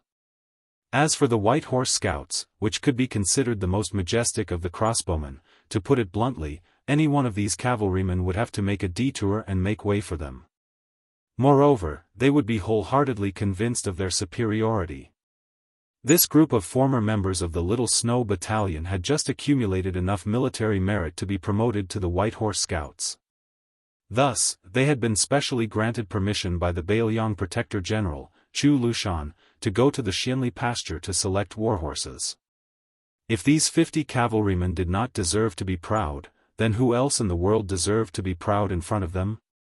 During the assault that had turned the Southern Dynasty into a sieve last year, this group of cavalrymen had opened a path for the 8,000 Longxiang army and the Great Snow Dragon cavalry. They had uprooted more than 10 Beimang beacons and beheaded no less than 200 people. Of the 50 scouts that had penetrated deep into the hinterland, only 4 were left alive. They were the group leader Li Hanlin, the group leaders Lu Dou and Li Shiyue, and the group leader Hudu. Among the 46 new riders, most of them were old scouts, but there were also some who were transferred from the Longxiang army to the Little Snow camp. For example, the youngest group leader and the youngest crossbowman was a baby-faced teenager named Flea. He used to be a cavalryman of the Longxiang army. He participated in the Battle of Huluku and killed 4 enemies, which was not too shocking. However, he killed 18 horses, which made the recorder who recorded the military exploits speechless. This teenager, whose ancestors were herdsmen of the border, also made people dumbfounded. He didn't want the military exploits, but he squatted beside his beloved dead horse and wailed, which shocked Yuan Zhuozong and the deputy commander of the cavalry. Old General, he squatted beside the kid and tried to comfort him for a long time, but it was useless. He was so angry that he slapped the kid's head and angrily asked his retinue to bring him a horse that he had ridden for less than half a year. The teenager didn't show any politeness to Commander He and accepted it unwillingly. He even had a bastard attitude of accepting it. If Yuan Zhuozong didn't drag him away, the bad-tempered commander he would have kicked the little bastard. This was not a joke.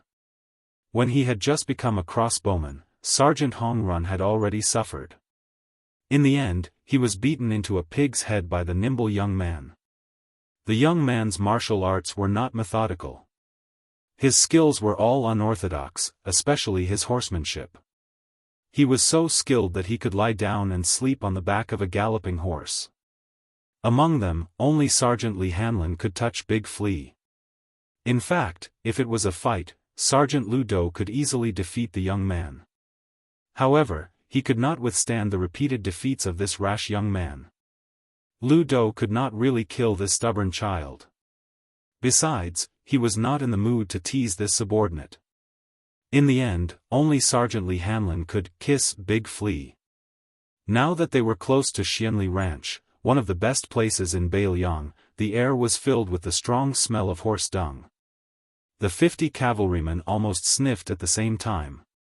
Their faces were full of intoxication. Many men in brothels would not feel so comfortable lying on the soft and tender bodies of women. Standing on the back of Big Flea's horse, it was as if his feet were nailed to the horse's back. He looked around and quickly made a gesture unique to the crossbowmen of the Little Snow Battalion. Deputy Commander Li, who had received the enemy intelligence, laughed and scolded, "Flea, you've gone crazy from wanting to fight. You haven't even tasted a woman before. You're such an energetic young man. Last time, when Commander Li took us to the brothel, we all thought that one of them was too little. We were afraid that Commander Li's prestige would be affected. Look at Fong Hudu, he only called 3 sisters. He wasn't worried at all that our Commander Li's purse wasn't full at all. Look at you, you're squatting in front of the door, saying that you're going to keep watch for us. Aren't you ashamed?" Fong Hudu, who looked fierce but had an extremely gentle temperament, chuckled and touched his lips. Flea curled his lips and said disdainfully, "What sisters? You're calling them ants. Sergeant Li used to say that old cows eat young grass." Fong Hutu, on the other hand, said that young cows eat old grass. What a waste. What's the difference between that and a colt eating grass? I think it's shameful. Fong Hutu grimaced. Li Hanlin chuckled softly and said, "That brothel in Liangzhou's frontier fortress is not bad.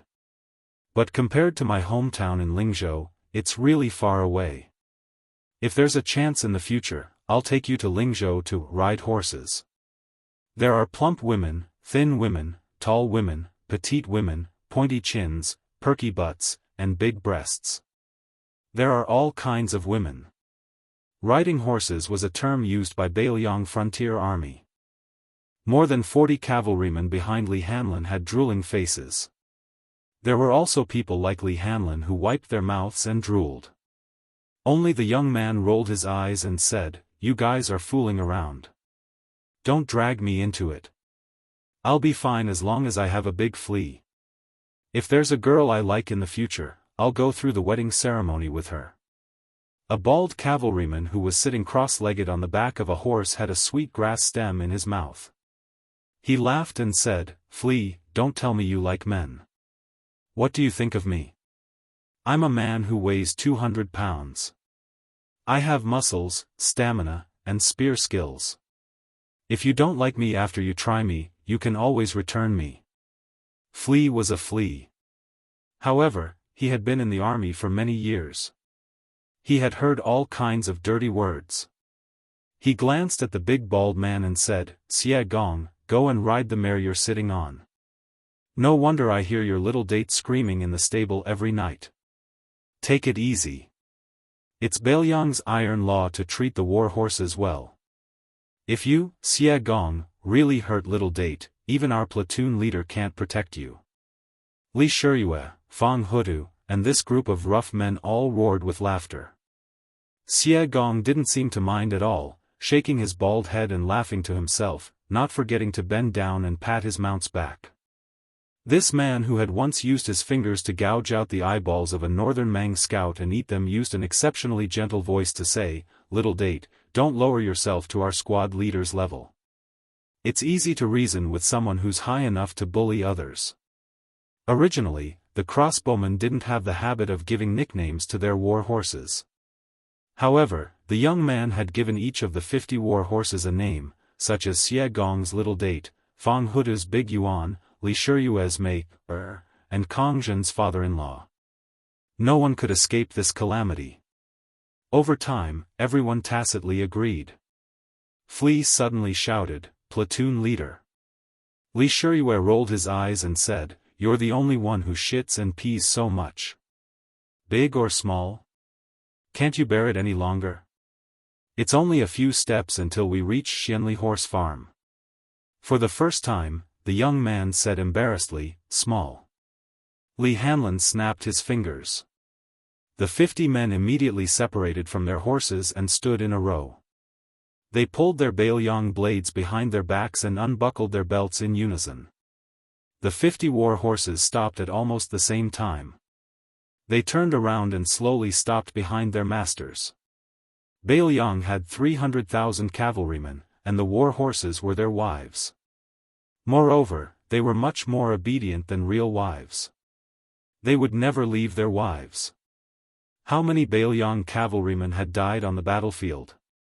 And how many war horses had starved to death after their masters died? "Platoon leader, I heard that last time you went to Beimeng with Deputy Lu and Li Shiyue and killed your way north, you like to use barbarian heads as urinals?" "Bullshit. Platoon leader, why are you being so modest?" The brothers of the Little Snow Battalion all said so. Even the lieutenant didn't deny it. "Deputy Lu, don't you think so?" "Little Biao, you're still too young and ignorant. What's the use of asking Blockhead Lu? You should ask the wise and handsome Lord Li Shiyue." "I'll tell you the truth, Li Shiyue, you peed your pants." Damn you. You dare to lie to me? Little Biao, you've just had sex in a brothel and you dare to make fun of Lord Li Shiyue? Take this. F*CKU, Li Daibiao, can you do it? Why did you pee all over my body?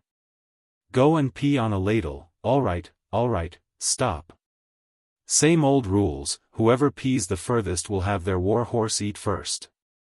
Who is it today? Li Shiyue.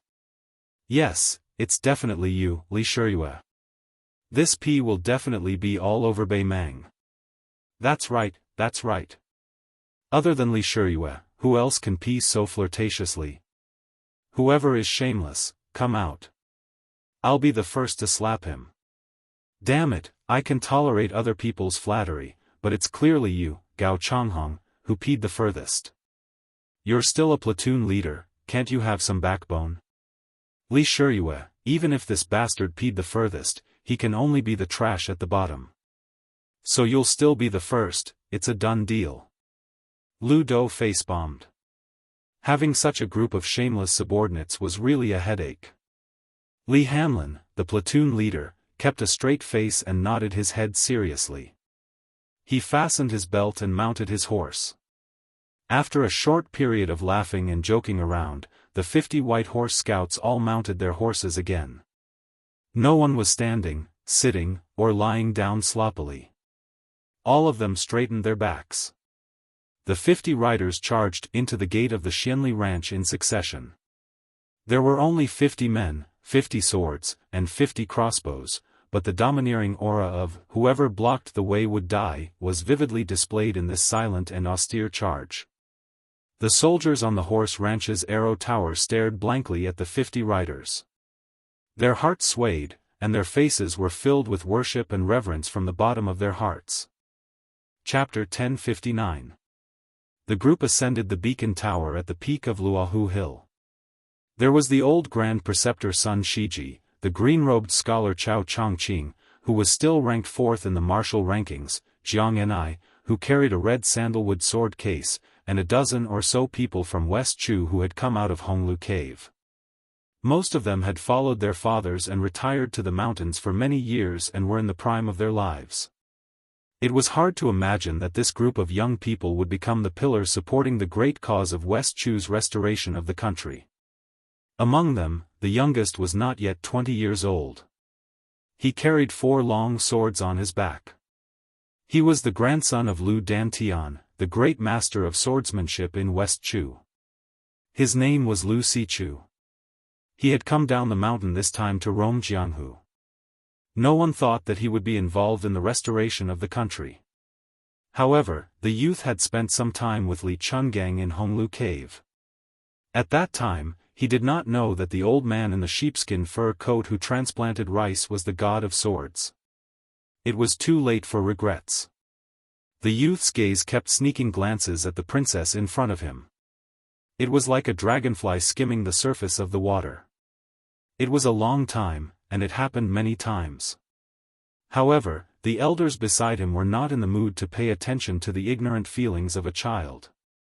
Jiang and I, who was ranked third in the Rouge ranking, also did not pay any attention to this delicate and pretty youth that she always felt had not grown up. As they were ascending the mountain, Pei Sui, the remaining evil of the Pei family of the spring and autumn period, said softly, "The puppet-like Duke of Huainan Zhao Ying has already sent his troops down the mountain. King of Jing and Zhao Sun's 6,000 cavalry have also arrived at Xiaoao Lake. The crown prince of Yan Qi Zhao Zhu's 1,000 men and horses have temporarily not shown up. In my opinion, if our Dechu wants to conquer the northern lands, we need to first take down these imperial troops under the banner of pacifying the rebellion to prevent future troubles. Moreover, after they fall, the various vassal kings' territories will have their own power to rise up in revolt. I think that Duke of Guangling Zhao Yi will not gamble his life and family as a stake and raise his troops to rally the other vassal kings." A burly old general who had been on the battlefield nodded in agreement. "Grand Preceptor, Mr. Chao, Pei Sui is right." Sun Shiji climbed the mountain strenuously, gasping for breath, as if he turned a deaf ear. Chao Chongqing looked at the torrential Guangling River at the foot of Luohu Hill and smiled. "Xie Shibian, tell me about it." Xie Shibian was a skinny young man, only 4 or 5 years older than Lv Sichu. He said slowly, "If that's the case, our forces will be too scattered, which is exactly what Lu Shengxiang wants. This is a trap set up by the imperial court of Liang. The bait is the remnants of the fallen kingdoms of the spring and autumn dynasties, making us believe that we have an opportunity to take advantage of. In reality, when it comes to fighting wars, Eastern Yu, Northern Han, and Southern Tang are all far inferior to the truly elite armies of the Zhao clan. 20 years ago, this was the case. 20 years later, there's no need to even mention it. Only our great Chu still has a chance. Since they can't even be relied on to fight wars, there's no need to extravagantly hope that they can accomplish great things. For something like vying for the world, all talk is useless." Pei Sui was refuted by someone younger than her, but she did not fly into a rage out of humiliation. Instead, she sank into contemplation. Among the group, Xie Shibian, who was born into a humble family, did not have the slightest bit of stage fright. Stopping his steps, he extended his finger and drew a line from west to east. In a deep voice, he said, "According to Southern Tang's #1 general, Great Ancestor Gu, the geography of the world is generally higher in the northwest and lower in the southeast. Mountain ranges and waterways run horizontally from east to west, resulting in a confrontation between north and south. More often than not, the north has the advantage over the south. This is especially true for the south and east, which are covered by the ocean and lack room to maneuver. Many of the southern governments like to rely on the great rivers and rivers, using boats to engage in naval warfare to obstruct the northern cavalry from fighting on land. However, the Guangling Road, which is located in the middle of the north and south, is not the same. It has the natural advantage of guarding the river, as well as the valuable foundation of its geographical advantage. Thus, if we fail to defend the river, we can retreat to defend the Huai. If that doesn't work, we can still defend the river as our last resort, preventing us from collapsing 1,000 li. Since we have such a geographical advantage and manpower, we shouldn't waste it. There are only 2 things to do. The first is to beat them up. Directly gather our forces and look for an opportunity to defeat Lu Shengxiang, Yang Shenxing, and Yan Zhenchuan in one fell swoop. If we want to fight, we must directly break their morale. The second thing is very easy. Let's take a beating. Guarding the river, there are 4 major towns, and guarding the Huai, there are 6 places. Now that they are in our hands, we can just let those vassal kings' personal troops beat us up. Relying on them? Chao Chongqing did not say that Xia Shibian was right, nor did he say that he was wrong. He laughed softly and said, "Go on. I know you have the nickname, Xia half-sentence." Chapter 1060. Xia Shibian nodded and said, "Being beaten is not because Xia Shibian is looking down on the heroes of the world. It is because our Dechu has the advantage and is not a cause for concern. When the Su family's iron cavalry went south, our great general Shoujiang rebelled. However, we still made Su Shao suffer a lot on the 2 fronts of the Huai and river. The battle at the tomb of the princess, the great halberd warriors defending Jianghu, and then the decisive battle at West Leibi. In addition, there were many small and medium-sized battles. Which one of them was not beaten to the point where only bones were left and not meat were left? At that time, it was almost to the point where today, Su Shao gave Chu Lushan 3,000 soldiers and horses, and he could defeat everyone on the same day. If it were not for Chen Jibao's military strategy that was at the pinnacle of haggling over every detail, and if it were not for Yuan Suozong, who had an excellent view of the overall situation, who was able to win several crucial battles in a row, Su Shao might not have been able to defeat West Leibi like a snake swallowing an elephant. When the young man said this, Grand Preceptor Sun Shiji suddenly lamented, "Unfortunately, there is no if in history. The winner is the king and the loser is the bandit." The great Dechu became the fallen West Chu, and Li Yang became the ruler of the world. In fact, at that time, Dechu looked at Li Yang the same way Li Yang looks at Beimang now. They were both uncivilized barbarians. Even if they put on the scholar's robes, they were still not worth mentioning. Xia Shibian respected the Grand Preceptor and waited quietly for a moment. Seeing that the old man had nothing else to say, he continued, "Now that the war between Li Yang and our Dechu is about to begin, the people of the Zhao clan are not satisfied and think that victory is within their grasp.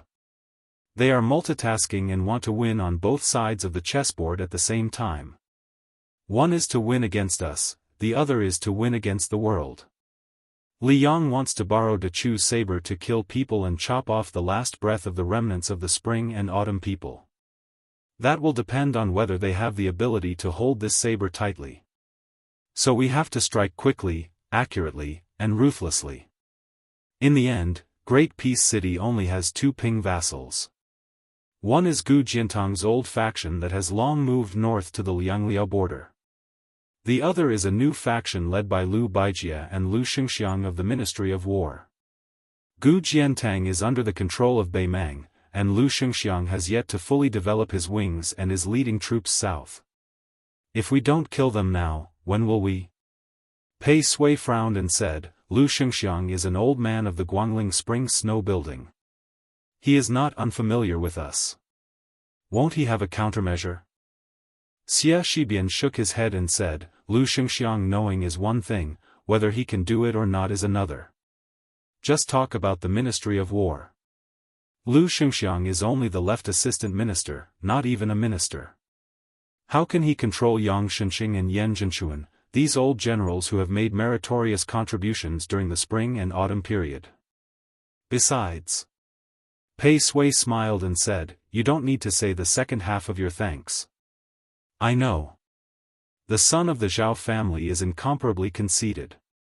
Perhaps he is intentionally giving us a taste of the sweetness. Just as you said, the armies of the vassals are all bait.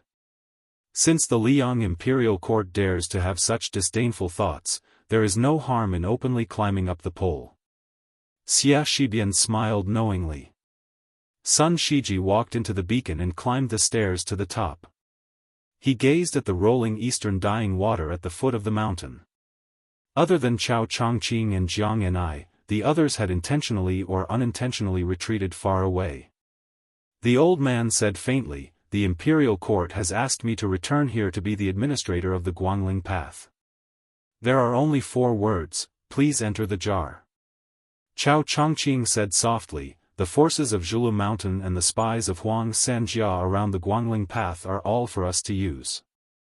The old man turned his head to look at this Confucian saint. He said with a sigh, "Chongqing, De Chu has dragged you down." The dragon carp of the Chao family was the proudest. After entering the palace at a young age, he studied under the imperial advisor Li Mi and made his debut in the imperial palace of De Chu. After that, he was unknown for more than a decade.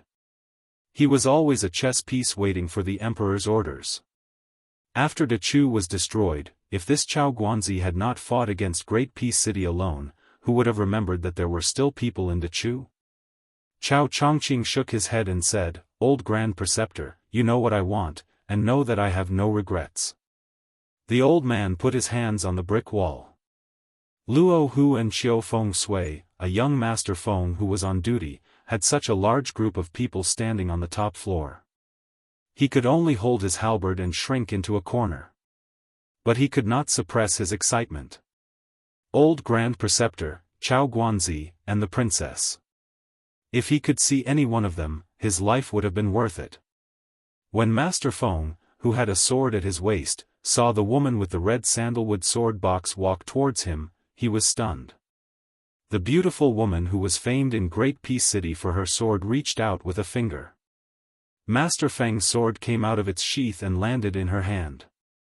She looked at the old sword that had just been taken out of the armory and saw the light of day again. She used her finger to wipe away some of the rust that normal people could not wipe away. She flicked her finger and it gave off a string of tinkling sounds like wind chimes.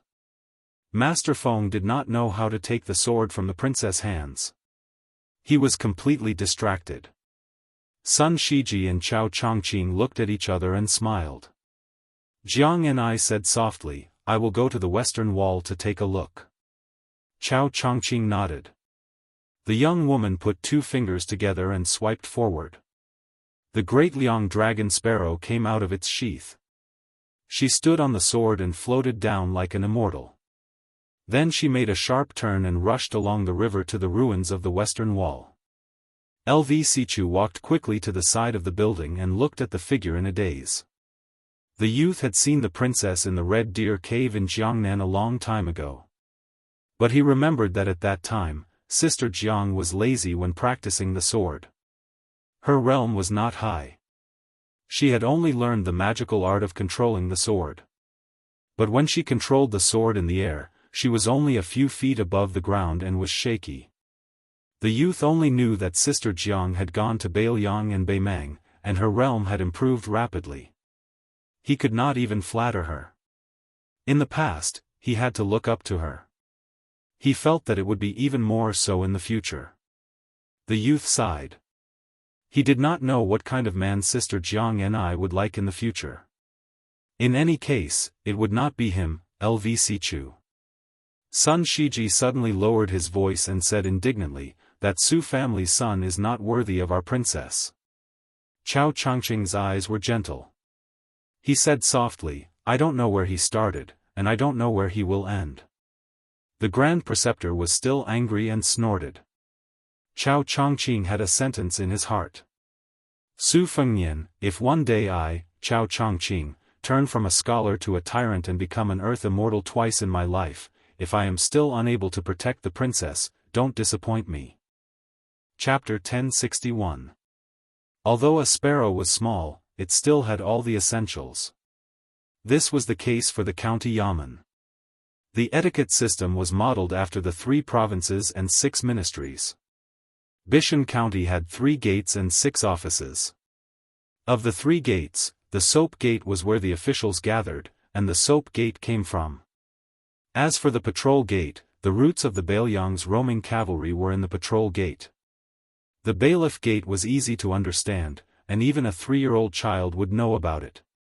As for the responsibilities of the 6 offices, as far as Bishan County was concerned, County Magistrate Feng Guan monopolized the 4 offices of officials, workers, and punishment. He only left County Premier's Wujing with a ceremonial room in name only. County Magistrate by Schenk could be considered to have gotten a rather lucrative military room. As for the 3 gates, Feng Guan monopolized them and viewed them as his exclusive property. This was especially true for the Soap Gate, which followed County Magistrate Feng Guan blindly, making Zhuo Jing especially embarrassed. Actually, as the county magistrate, Su Fengnian should have been the one in charge of the Soap Gate. However, Feng Guan had even suppressed and ostracized county premier Zhuo Jing mercilessly, so why would he care about Su Fengnian's face? It was just that Su Fengnian's attention was focused on observing the county yamen's operations. As for whether or not this half-baked county magistrate had any authority, it was not important.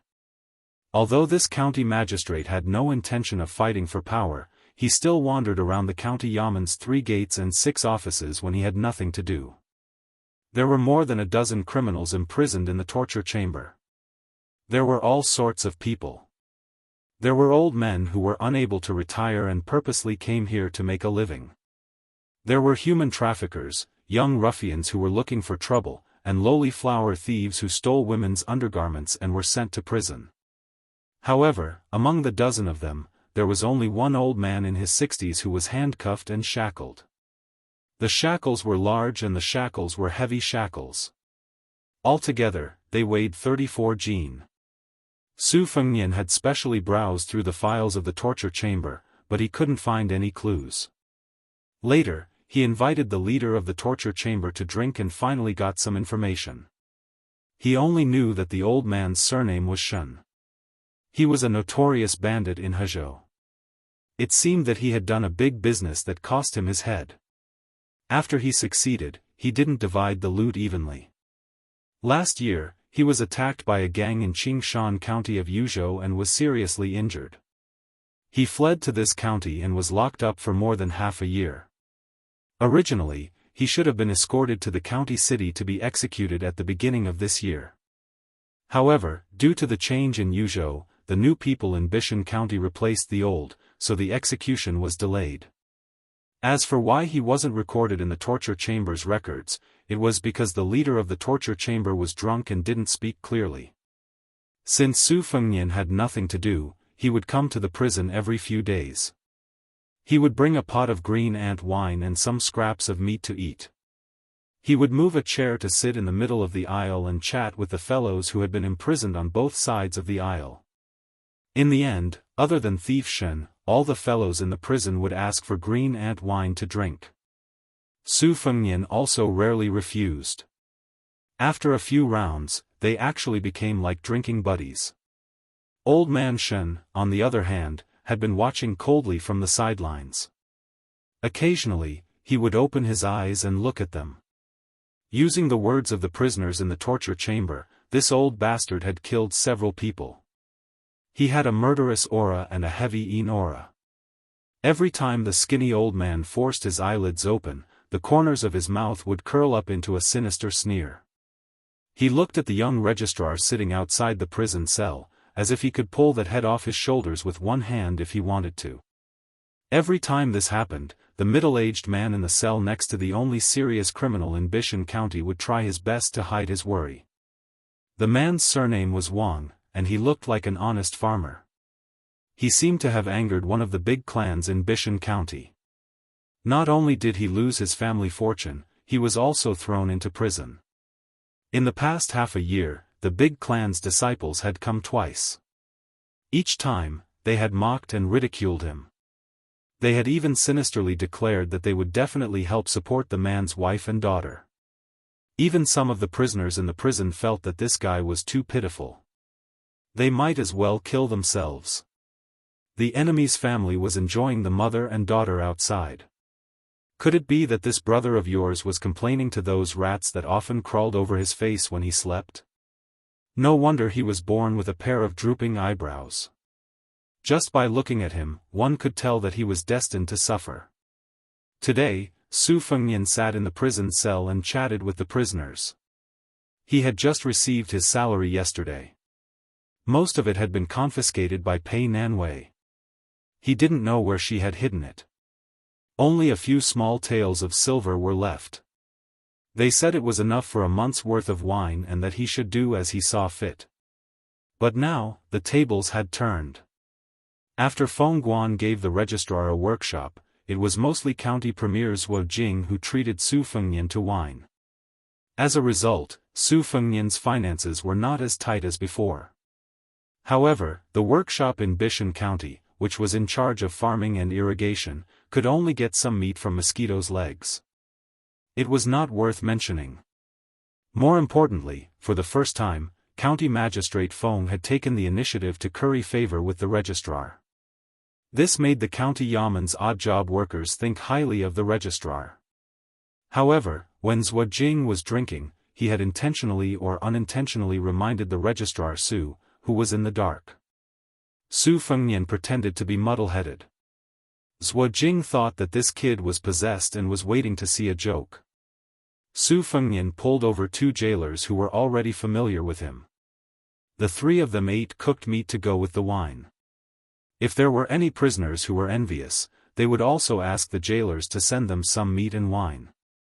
When a well-dressed young man walked into the cell with a sachet covering his nose, it was inevitable that he was surprised. There were 3 people drinking and eating meat in the corridor. Most of the prisoners were sitting by the wooden bars of the cells near the corridor. Everyone was laughing and talking about dirty things. The young man frowned. Su Fengnian picked up a wine cup and wiped it with his sleeve.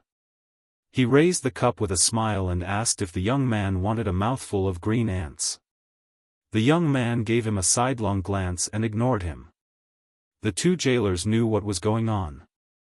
They secretly cast a glance at the registrar general and then pointed at the prisoner surnamed Wang. Su Fengnian smiled and nodded. The young master walked straight to the farmer's cell. Just as he was about to say something to rub salt into the man's wound, 4 burly bailiffs were holding 2 prisoners of different ages. The older one had shifty eyes and the younger one's clothes were ragged. However, he had a pair of dashing eyebrows that exuded a heroic spirit. Even though his face was covered in dirt, people could not help but take a few more glances at him. They only felt that he did not fit in with this prison. However, his steps were slightly slower and he was punched in the back by a bailiff. He staggered and almost fell to the ground. The older accomplice hurriedly supported him and smiled obsequiously at the bailiffs. Su Fengnian smiled and asked, "What crime did you commit?" The 4 bailiffs were closer to County Magistrate Feng Qua and County Magistrate Bai Shank.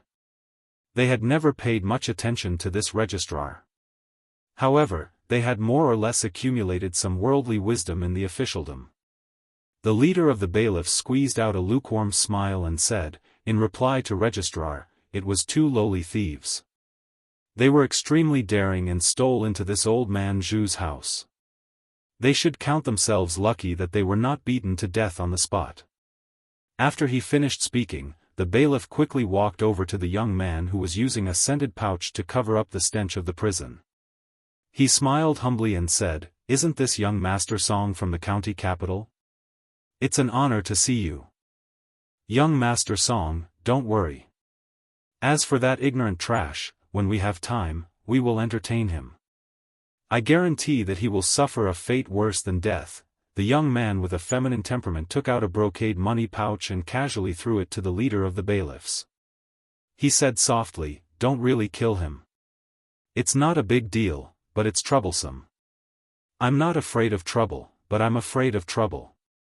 The bailiff who had made a windfall laughed and said, "We know what we're doing. Every time we beat him, we put 2 or 3 layers of cotton cloth on him. There are no visible wounds. It's all internal injuries." The young man looked around and his gaze finally fell on the man surnamed Wang. He pointed at him and laughed, "These 2 thieves, why don't we just throw them in here?" The bailiff did not hesitate and said, "That's not difficult." The young man turned his head to look at the 2 thieves and said with a smile, "After you go in, take care of that old guest. If you take good care of him, you will naturally have a feast of wine and meat." The monkey-cheeked old thief swallowed his saliva and glanced at the small table where the Director General was sitting. He asked timidly, "Sir, can we buy some wine on credit first? I'm sure that once I move in, I'll try to get close to your old friends." Chapter 1062. The young master looked at Su Fengnian. From his point of view, such a small matter was not something a county's registrar official would dare to refuse.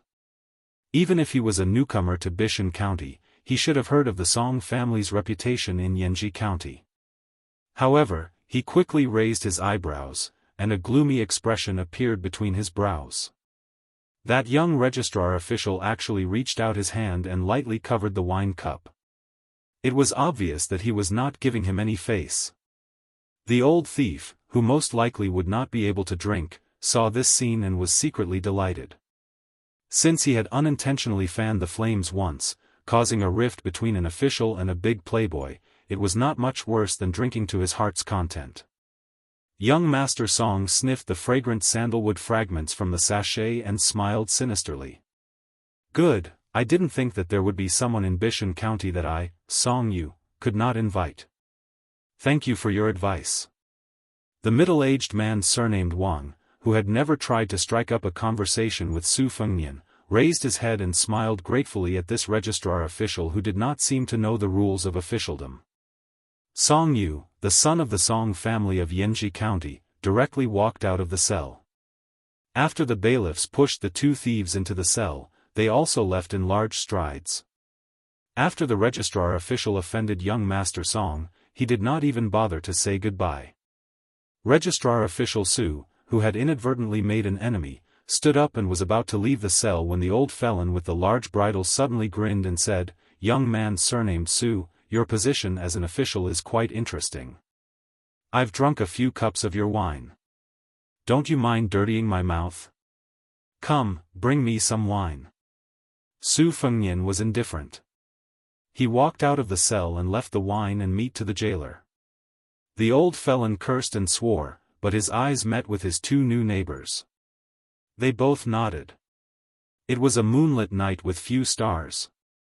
Su Fengnian was on duty in the workshop. The workshop was in the same row as the torture chamber, but it was in a different row. It was further back, but not far from the prison. Although Bishan County was not worth mentioning, there were many experts in the patrolling, arresting, and torture chamber. Bishan County's jurisdiction was large, and there were many disputes. Furthermore, the number of people in the yamen was limited. If one did not have any real ability, they would have to squat in the latrine pit. This latrine pit had long been tormented by the criminals until it stank. The previous officials of the yamen were still able to see the severity of the matter. If too many cases of murder and arson were piled up, it would no longer be a small matter. Su Fengnian was the only one in the workshop. He suddenly stood up, poured himself a cup of wine, and walked out of the room. Coincidentally, he bumped into 4 people walking out of the prison. They were all wearing prison guard uniforms that did not fit them well. Su Fengnian was stunned on the spot. He was about to say something when the old felon, who had been freed from his shackles, rushed forward like lightning and punched him in the forehead. The registrar official flew backwards. Before he landed heavily on the ground, the bandit who had suddenly attacked caught up with him. The bandit lifted his leg and placed it on his back. The registrar official's body quietly landed on the ground without a sound. The old man's wrinkled fingers intertwined as he laughed. "It's been a long time since I've exercised my muscles and bones. I couldn't help myself and almost missed the important matter of the cicada shedding its carapace." Among the 3 people behind the old man, there were 2 bandits and the farmer surnamed Wang who had a tragic past. The latter saw this scene and could not bear to see it. The 2 in front had cold expressions. One of the young men walked forward and glanced at the registrar official lying on the ground. He said softly, "Elder Shen, this person is an official. Why don't you take him as a hostage? Bishan County's night patrol has always been strict. It's quite troublesome. If something happens along the way, at least we can have a protective talisman. It's not too late to kill him." The old man thought for a while and beckoned to the farmer. He said, "Wang Sherwei, you still have some strength. Carry this person and follow this old man into the mountains. In the future, it will be easy for you to find that Song family descendant for revenge." The farmer, who had a bitter face all year round, did not say anything and carried the registrar official on his back. The four of them, plus the unconscious registrar official, were familiar with the way. The young man who broke into the prison opened the way. When they heard any noise, they would stop and hide. When they could not hide, they would leap onto the wall. Their lightness skills were excellent. Only Wuxia, who only had a few genes of brute strength, did not have any martial arts skills. The old man with the surname Shen gently grabbed him by the shoulder and carried him up the wall.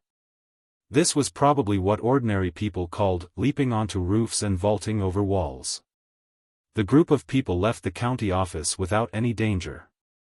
Bishan County did not have any deep trenches or high walls. Tonight, they also did not encounter any patrols. Just like that, they easily escaped into the distance. On a secluded path, 3 men dressed in black met them. The old man stepped on the ground and landed on the back of one of the horses. There were no outsiders around. He laughed loudly and said, "Lu Yu, you and Wuxia ride on the same horse. While you're at it, kill that registrar official and dump his corpse in the wilderness. Treat it as this old man's parting gift to Bishan County." The farmer plucked up his courage and said, "This registrar official is not a bad person. Senior, do you want to be merciful?" The old man sneered and said, "Whether he is a good person or not, it's hard to say. But since he is a good official, he deserves to die. Wuxia, where did you get this woman's kindness from? A dog can't change its habit of eating shit. Serves you right that your wife and daughter were bullied by those weak and powerless descendants of the big clans. If it were this old man, even if he did not have this set of skills, he would still be able to kill that sissy with the scented sachet today." The farmer was silent. He wanted to say something but stopped. Seeing the young man called Lu Yu by the old man walk over, he gritted his teeth and moved back a few steps. He seemed to have made up his mind to protect the life of the young official on his back. Seeing this, the old man frowned and said, "Wuxia, this old man took you out of prison in passing because he saw that you are also a pitiful person. Don't push your luck. This old man's temper is indeed 1,000 times better than when he was young, but the nickname, heart-piercing hand, given to him by his peers in Jianghu is still there. If you don't let go of that registrar official, this old man won't care if Lu Yu kills you as well.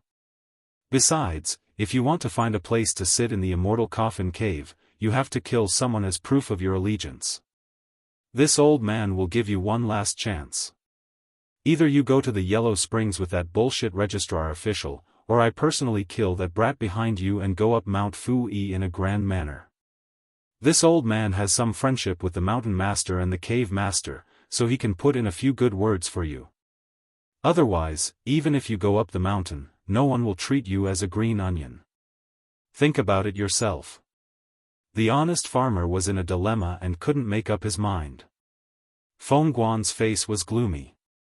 The second in command, Zhuo Jing, was expressionless. However, he was secretly delighted. Feng Guan held great power in his hands. Putting aside the fact that the felon surnamed Shen had escaped because he was never recorded in the first place, he could still mend the pen after the sheep were lost. However, that fellow surnamed Wang was someone that the local tyrant of the prefecture capital, the Song family, had set their sights on. Otherwise, they wouldn't have spent so much money to use the prefecture capital's prison to bring him to the tiny Bishan County. Feng Guan couldn't even handle such a small matter. How could he hope to be promoted to the prefecture capital in the future? Even if he was lucky enough to be promoted, wouldn't he be afraid that the Song family would make things difficult for him? When it rains, it pours. Zhuo Jing tilted his head slightly and stared at the red candles as thick as a baby's arm in the hall. He couldn't help but smile when he heard the servant report that Song Yu had come to visit the county yamen. However, Zhuo Jing soon couldn't smile because Song Yu, the son of a noble family, had asked to dismiss the miscellaneous staff in the county yamen, leaving only the county magistrate and deputy. Only then did Zhuo Jing put away his arrogant expression and cupped his fists. He said, "Song Yu has offended you earlier. Please forgive me. Shunli, nicknamed the heart-piercing king of hell, is a bandit who has been on the run from Yuzhou for many years. Song Yu once had an identity in the Yanji County Yamen. Wang Shiwei is the head of the constables in Qingshan County. All of their plans were to let the tiger return to the mountain and find out where the nest of Fu Shao Mountain was. In addition to Lord Wang, there is also County Magistrate Bai, who invited the elite scouts of Ruojiang and 100 light cavalry. When the time comes, we only need to coordinate with Lord Wang from the inside. At this moment, a woman carrying a box of food walked into the hall of the Yamen to deliver supper. Song Yu was somewhat stunned. Putting aside the fact that this woman's beauty was rarely seen in his life, how could she directly enter the heavily guarded Yamen? Even if she was a family member of an official, she shouldn't be so reckless. County Magistrate Feng Guan and deputies Wu Jing were in a good mood at the same time. Feng Guan quietly smoothed the corner of his mouth and said with a worried face, "Madam Su, Registrar Su has been kidnapped by bandits. We don't know whether he is alive or not. However, please don't worry. The Yamen of Bishan County will do its best to rescue him." Before the county magistrate finished speaking, the woman said, "Oh," lightly and turned to leave. Zhuo Jing smiled while stroking his beard. Could it be that this woman, whose appearance could bring disaster to the country and people, was actually not on good terms with Registrar Su, who had a lot of luck with women? Zhuo Jing glanced at the county magistrate, whose eyes were burning with passion, and sneered in his heart. "Registrar Su, oh Registrar Su, even if you don't die in the hands of bandits, you will die in the hands of the county magistrate." What was the famous saying in the spring and autumn period? Zhuo Jing quickly remembered it, "Brother, die in peace. I will take care of your wife." Zhuo Jing was now thinking about how he could ask the county magistrate for a cup of leftovers. Otherwise, he should withdraw his backup plan and stop fighting to the death. Instead, he should wholeheartedly assist the proud and arrogant county magistrate. At worst, the two of them could peacefully become brothers-in-law under the table. Pei Nanwei walked out of the county yamen and walked on the deserted street. She looked at the night sky and said softly, "You don't want to go home at night, do you? Don't you think sleeping on the floor is enough?" Chapter 1063. There was an old man with an awe-inspiring nickname who spared the dog official's life. It was not because he was kind, but because Wang Shiwei had promised to exchange his life for Senior Shen's life. He was willing to owe Senior Shen his life. When the time came, he could take the official's life away with just a word. Everyone in Bailiang valued their promises. Moreover, Wang Shiwei was a man with a loose tongue but an honest heart. Shunli, who had seen countless people, believed in his own judgment. In any case, a small county princess would not be able to escape death once she entered the tiger's den of Mount Fuyao. If he did not kill her personally, he would not be considered breaking his promise. He would still be able to take the life of a simple and unsophisticated man for free. 6 people rode toward Mount Fuyao in the chilly moonlight. The registrar was casually thrown onto the horse's back. Wang Shiwei did not know how to ride a horse, so he sat behind Lu Yu. Shunli urged the horse to gallop wildly. He did not care about the poor registrar, who was jolted up and down by the horse's back. He rolled off the horse and was covered in dust. Everybody had no choice but to stop and fall back onto the horse's back. Mount Fuyao was 200 li away. This was what Shunli and the other Jianghu people called it. The woodcutters and hunters of Yanji Prefecture were used to calling it Mount Jinji. Because there were many red-bellied golden pheasants on the mountain, Bailiang's playboys were addicted to cockfighting and often used this type of pheasant. However, it was rumored that remnants of the devil cult had taken over Mount Jinji. They were all vicious bandits who killed without blinking an eye. Few people went there. Even the old hunters did not dare to take their lives lightly. Therefore, red-bellied golden pheasants had always been priceless in the vicinity of Yanji Prefecture. The peaks of Mount Fuyao stretched for dozens of li. The mountains were high and the rivers were long. The scenery was elegant. It had a rare green color in Yuzhou. It was a heavenly paradise, but because of those bandits, the atmosphere was foul. Looking at the mountain range in broad daylight, it gave people a gloomy feeling. It wasn't that Yanji County hadn't taken action to suppress the bandits on a large scale before, but ever since 80 strong and powerful people went out and only one madman came back alive, no one was willing to touch this bad luck. For the sake of money, the whole family of a woodcutter who led the way for the officers and soldiers were quickly hanged from high branches. Their mouths were stuffed with large pieces of gold and silver. The mountain path of Mount Fu-yi was narrow and rugged, barely allowing one rider to advance slowly. It was dawn when they entered the mountain. When the first rays of the morning sun gradually deepened and the mountain fog gradually dispersed, there was no more mountain path beneath the feet of the 6 riders. They could only rely on their experience to climb up the mountain. At noon, their field of vision suddenly opened up. It was actually a large expanse of white walls and black tiles built against the mountain. On the left side of the building, there was a slender waterfall that was not very imposing. It was charming and gentle. It was as if they had walked into a notorious gambling house only to discover that the manager of the house was a petite and exquisite young woman. Shunli turned his head and smiled. Wang Shiwei, this is the real Mount Fu-yi. Don't look at the mountains outside as they have no signs of human habitation. They have hidden beacons and are not much different from an army. There are more than 300 people on this mountain. Regardless of whether they are young or old, they all have some skills. Not to mention Yanji County, even if the Yuzhou general wanted to enter the mountain, he wouldn't be able to come here without sacrificing thousands of lives. Moreover, there are mountains beyond mountains.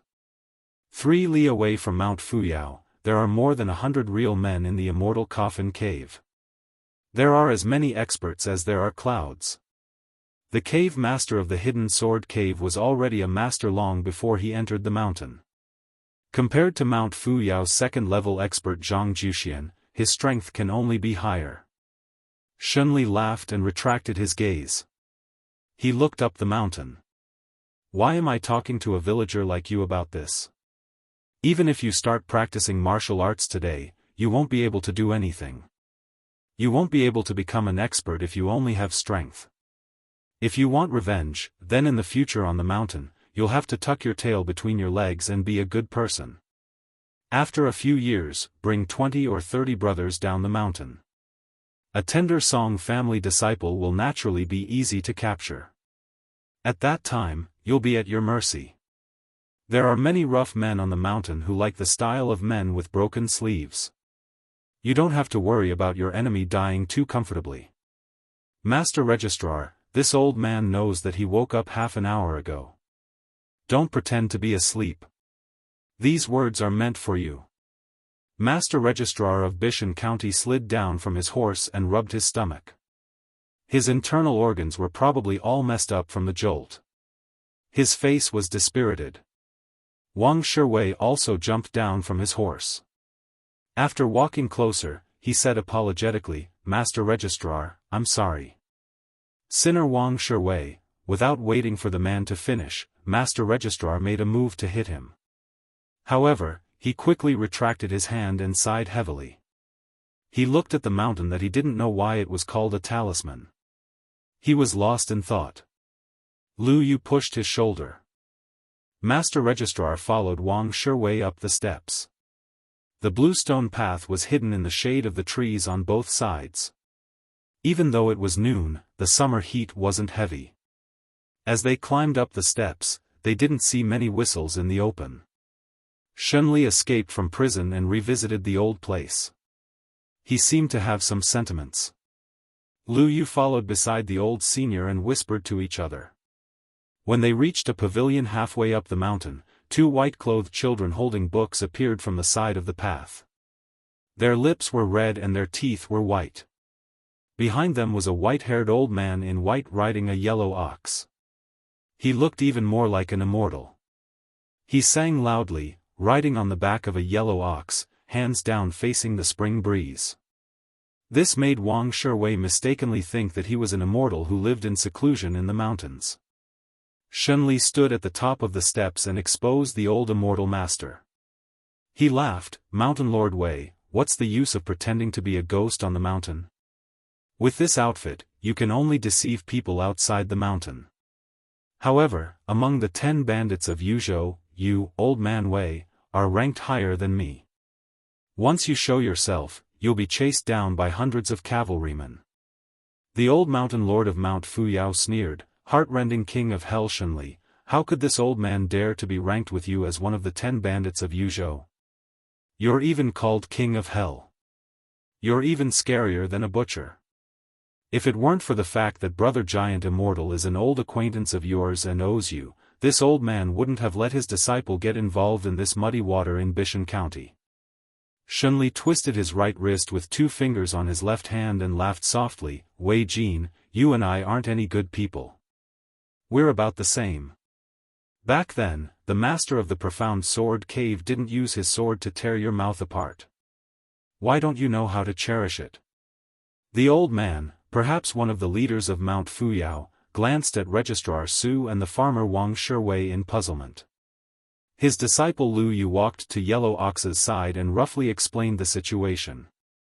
The old man nodded and then shook his head. He took the lead and rode up the mountain.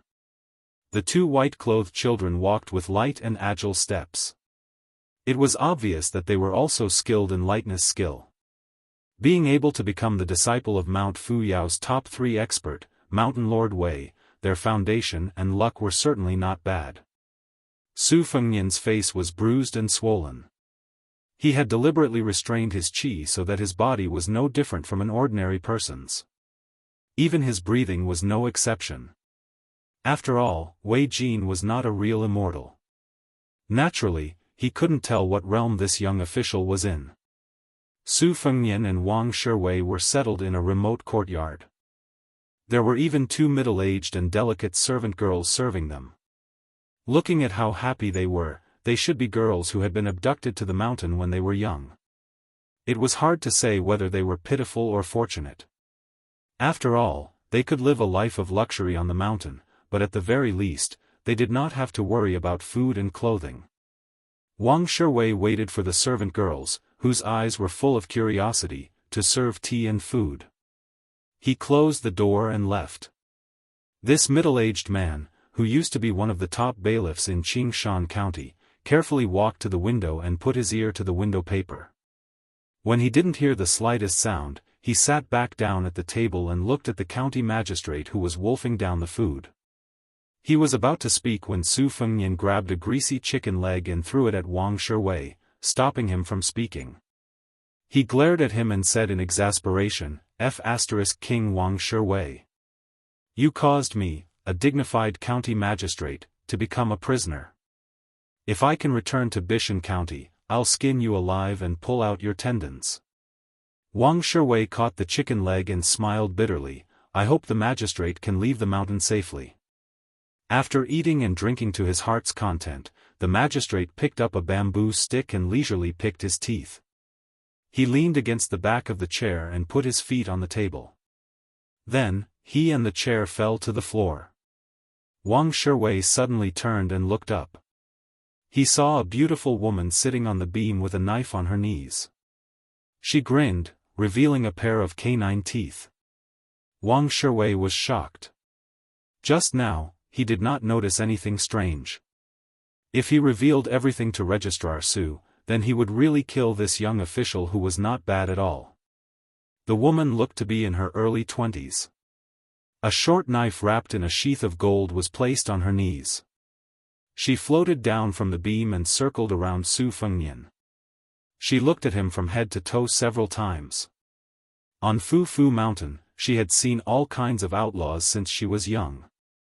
However, it was the first time she saw a pitiful official wearing the official's skin. She reached out and pinched Su Fengnian's embroidered bird official's patch. She smiled and asked, How high are you? What's this thing embroidered on it? Su Fengnian pretended to be calm and said, in reply to Miss, I am a 6th rank official. I am the magistrate of Bishan County. I am a secondary 6th-rank civil official. The embroidered on it is a heron. The woman tugged at the official's patch and withdrew her hand. She was still reluctant to part with it. She said, Snowsuit has snow-white hair and a jade-like mouth. She often raises her feet to look at the ship's window. She is a white heron. This miss knows. Why don't you give me this official's robe? This miss will guarantee your safety on Fu Fu Mountain. How about it? Ignoring Wang Shiwei's signal, Su Fengnian's righteousness was inappropriate. He said in a low voice, a scholar prefers death to humiliation. Wang Shiwei sighed. The young woman slapped the sesame official's patch and rolled her eyes. Scholar your head. Humiliation you bastard. You are as sarcastic as Grandpa Wei. However, do you have Grandpa Wei's skills? You, just wait for the punishment of being cut by fish scales. You know fish scales, right? Slice by slice, you will be scraped into a carp with fish scales lifted off. Humph, senior brother Monkey's knife skills are only slightly inferior to my father's. As she spoke, the woman raised her arm and made a hand chop. She then smiled and asked, I will give you one more chance. Are you going to take it off or not? This woman was an impatient person. Seeing that the fellow didn't move, she shouted for this miss to do it herself. Very quickly, she took off the official's robe, threw it over her shoulder, and happily skipped out of the room. Su Fengnian sat back in his chair and filled Wang Shiwei's cup with wine. He muttered, she really is a female bandit. Wang Shiwei said with regret, Magistrate Su, you should have agreed to this woman's request. Chapter 1064. Su Fengnian smiled. Thank you for your kindness. Wang Shiwei hesitated for a moment, then moved his chair and said in a low voice, to tell you the truth, Registrar Su, I'm Wang Shiwei, a constable from Qingdian County. I've been following Shen Li's bandits for 6 years. For the past 6 months, I've worked together with my old friend Song Yu from Yanji County to set up this trap. I didn't expect Registrar Su to be in danger. Su Fengnian asked, aren't you afraid that I'll leak it? Wang Shiwei shook his head. My mission is complete as long as I reach Mount Fuyao. After that, it'll depend on whether Song Yu and County Magistrate Bai can get enough people to suppress the bandits. Wang Shiwei was worried and said with emotion, but in my opinion, the outcome is hard to predict. Song Yu and I estimated that 100 elite soldiers and 300 to 400 constables from Qingdian County and Yanji County would be enough to kill their way into Mount Fuyao and eradicate this malignant tumor that has taken root in Yuzhou for many years. Along the way, we've set up beacons in accordance with the art of war, and the hidden posts and whistles are quite methodical. What I'm afraid is that when the 500 soldiers of the government finally enter the mountain, the bandits of Mount Fuyao and Immortal Coffin Cave would rather abandon their lairs than fight. Bandits are easy to suppress, but roaming bandits are hard to find. Su Fengnian asked curiously, Constable Wang, you've put so much thought into it, and you're even willing to take the risk yourself. What are you after? Wang Shiwei was stunned, then smiled. What am I after? Registrar Su, may I be so bold as to ask you a question? As an official, shouldn't you be helping the people? I've been a constable for most of my life, and I've seen more than 60 brothers die in the line of duty. If you really want to talk about what I'm after, it's nothing more than peace of mind. This time, it was Su Fengnian's turn to be stunned. Then he smiled and raised his cup. Here's to you. Wang Shiwei raised his glass and drained it in one gulp. Then, he poured himself another glass. This wine is really good. Normally, my salary is enough to support my family, but I can't afford to drink this wine. Su Fengnian muttered to himself, yes, your salary should be increased.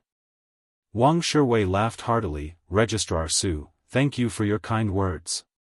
Su Fengnian took a sip of wine and asked, according to the heart-slicing Yama, the master of the deep sword cave has the strength of a master and might be a level 1 expert.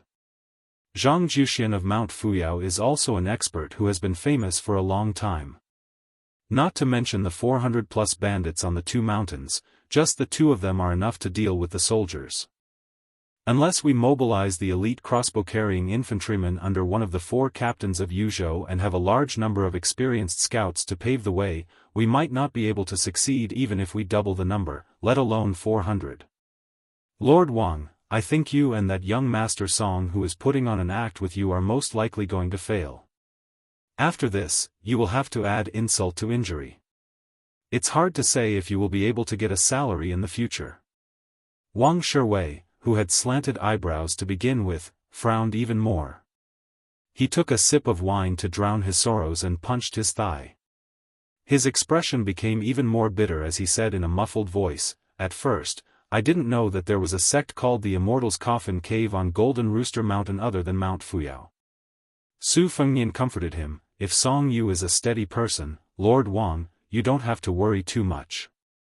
Once they are obstructed in suppressing the bandits, the government will naturally know that they need to increase the number of troops.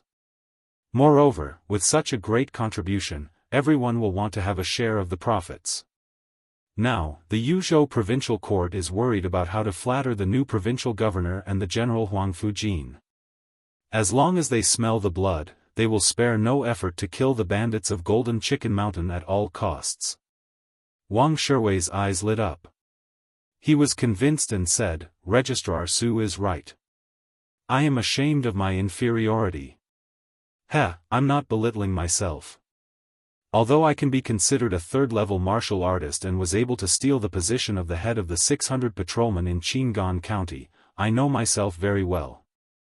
In terms of ability to be an official, I'm not even a 9th-level official. Compared to Registrar Su, the difference is like heaven and earth." Su Fengnian joked, "Lord Wang, you are flattering a county magistrate who is 1 level lower than you. Did you bring a pig's head into the wrong temple? Your ability to be an official is indeed not that great." Wang Shiwei gave him a thumbs up and laughed heartily. Even his slanted eyebrows rose a little. "Registrar Su, I am a boor. No matter what you want, I want to recognize you as my brother. You are to my taste. If you and I can really leave Mount Fuyao alive, I will definitely introduce you to that young Master Song Yu. He reads a lot and always drinks more than he talks to me. I'm sure he will be able to chat with you." Su Fengnian clinked his cup with the man's and they both drank it in one gulp.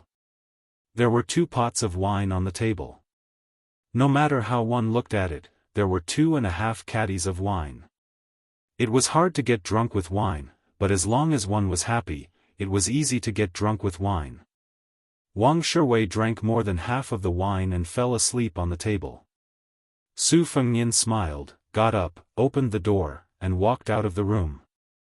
2 female servants were sitting at a stone table in the courtyard far away. There was a piece of colored rice paper on the table.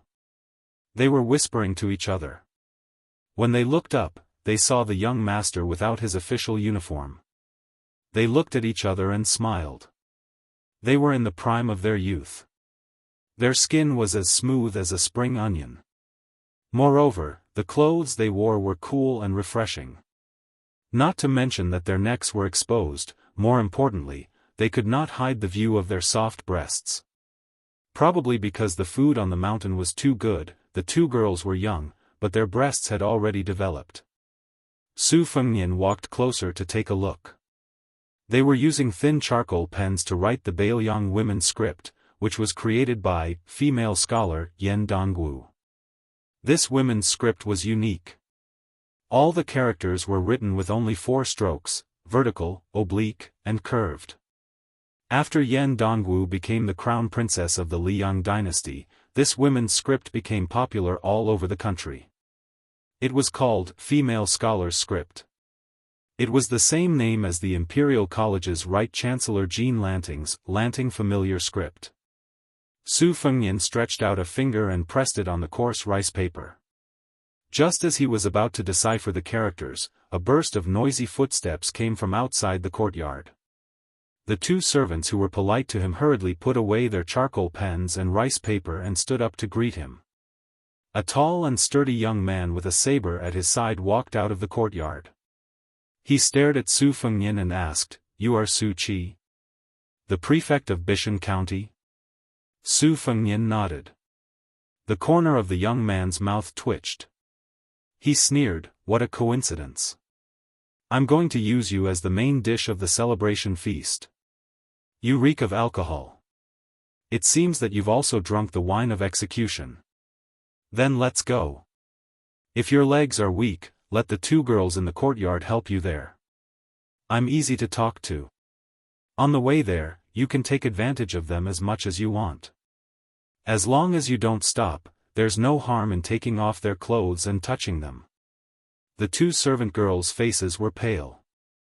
They lowered their heads, not daring to look at the infamous young saber-wielder on Talisman Mountain. Su Fengnian asked an unnecessary question, "Can't I just not die?" Chapter 1065. Behind the young man were several other retainers who also carried sabers. Their appearances matched their statuses, and they all looked fierce and fiendish. If they were in a small place, just based on their physique and appearance, they would be fighters that small sects and clans would fight over. After all, a fight in a small place relied on words and not fists. Being able to convince others with one's gaze was the best way to subdue them without a fight. The young man shook his chin. Without saying anything, a tall retainer with his sleeves rolled up to his shoulders stepped forward and grabbed Su Fengnian's shoulder. Just as the brawny man was about to teach this weak scholar a lesson, he heard a delicate shout from behind him. "Tai Tu, stop!" The young swordsman helplessly turned his head. Seeing this graceful figure, he called out in a gentle tone, "Mississippi." The woman with the golden silk wrapped around her short saber revealed her small canine teeth. "Senior brother monkey, junior sister, call me junior sister, okay?" The young man didn't say anything. The woman pointed at Su Fengnian. "I'm looking for him. Don't kill him yet." A golden-haired monkey scuttled onto the young swordsman's shoulder. He rubbed the monkey's head and said with a frown, "Miss, kill this person quickly. This is the mountain chieftain's order. This subordinate doesn't dare to disobey." The young woman giggled. "On Talisman Mountain, my father is the boss. As for me, I just happen to be his boss. Who do you think I should listen to? Senior brother monkey, if my father asks about this later, just tell him that I stopped him." Perhaps because he was familiar with this unwritten rule on the mountain, the swordsman really did leave with a wry smile. The woman looked at Su Fengnian and asked with a smile, "How's your handwriting? If it's not too bad, then write a letter for this lady. Treat it as your repayment for saving your life. Oh, and that official uniform as well." Without waiting for Su Fengnian to say anything, this woman began to order the 2 maidservants to bring over the 4 treasures of the study. As soon as the deep and sharp sheep hair brush was dipped in ink, she could not wait to snatch it from the maidservant's hands and pass it to Su Fengnian. Su Fengnian took the writing brush made of sheep hair that was unique to Beiliang. Foreign scholars liked to call it cold slag and hated its weakness and bonelessness. In the past, almost none of the calligraphy masters of the Central Plains had chosen to use this brush. After Su Fengnian sat down, he gently rolled the tip of the brush in the inkstone again. When the ink and the tip of the brush were of the right thickness, he hovered his arm and raised his head to ask, "What do you want to write?" The woman was startled for a moment before she exclaimed in surprise, "Oh, look at your stance. You'll know if you're an expert the moment you make your move." "Expert, you're definitely an expert. You've really picked up a treasure for me." Su Fengnian continued to wait. The woman laughed mischievously and sat down as well. She shooed the 2 maidservants away and looked around before saying in a low voice, "This lady can only memorize the things in books. If I really have to pick up a brush to write something, it's useless. Besides, this lady's handwriting is a little unsightly. But Brother Lu from the neighboring mountain is very knowledgeable. He doesn't like crazy women who wield swords and spears. He likes gentle and refined women. The only time this lady sneaked down the mountain, I almost died outside. Fortunately, I bought a few novels about scholars and beauties. I was so envious of the great goose messenger goose that I raised a few messenger geese for this purpose. I was just waiting for a guy with beautiful handwriting to appear. You've come at the right time. Oh right, what's your name? Su Fengnian, who had already started a massacre on Mount Fuyao, said in a bad mood, have you thought about what you want to write? The woman did not regard him as an outsider and said, no. Su Fengnian placed the sheep-hair brush on the ancient inkstone and held his breath. The woman looked like she was racking her brains. After the time it takes to burn a stick of incense, she finally looked discouraged and asked tentatively, why don't you help this lady write a few words? Su Fengnian opened his eyes and stared at the rich young lady on Mount Fuyao. The woman stared at him and said loudly, what are you looking at? If this lady didn't have a favor to ask of you, you would have been cut into pieces by Senior Monkey. As an experienced bailiff, Wang Shiwei was a light sleeper. He was awakened by the woman's voice and quickly ran out of the house. When he saw that Registrar Su was safe and sound, he felt relieved. Although the woman always spoke and acted foolishly, she glanced at Wang Shiwei and clicked her tongue, your footsteps are very light. Didn't they say that you, Wang Shiwei, were just a farmer with stupid strength? Is it because Shunli has ulterior motives, or has this old fox deceived you? Wang Shiwei smiled honestly and did not speak. Su Fengnian asked calmly, are you going to write your love letter or not? The woman quickly said, of course I am. Why wouldn't I? Brother Lu met a new vixen who just came up the mountain. If this lady doesn't act now, it will be too late for regrets. Su Fengnian's face was full of schadenfreude. A senior brother from the same sect admires a junior sister, and the junior sister likes a handsome man from another sect. That handsome man likes a stranger. Don't you have any new tricks? The woman widened her eyes, is this also written in the novel Gifted Scholar and Beautiful Lady? How come this lady has never read about it? Su Fengnian smiled confidently, lady, the vixen you are talking about, does she have bigger breasts than you? Is she very dignified when she is not smiling, but when she smiles, she is definitely more charming than you? Not only the man you like, but many people are also infatuated. Not to mention climbing into her bed, they can't wait to drink the water she washes her feet. The woman looked down. She did not know if the world was peaceful, but she was very peaceful. She became more discouraged and sighed, alas, you are right. You are indeed very knowledgeable. She raised her head and squinted her eyes, compared to that Wang guy, your skills are far inferior, but your brain is much more clever. I can turn a blind eye to his affairs, but you have to promise me that after you finish writing the love letter, you have to be a teacher on the mountain for 10 years. After 10 years, it's up to you whether you want to stay on the mountain or leave the mountain. What do you think? Su Fengnian smiled. The woman who had everything under her control suddenly had an illusion. Then, in an instant, the clouds and wind became calm. The white-clothed boy entered the courtyard and said with a clear voice, Master invites the lady to listen to the zither in the well. The woman retracted her hand and looked at the bookkeeper suspiciously. She grinned and laughed at herself. She reached out to hold the golden dagger again and said to the scholar, let's go. There is no need to rush to write. Let's go listen to the zither first.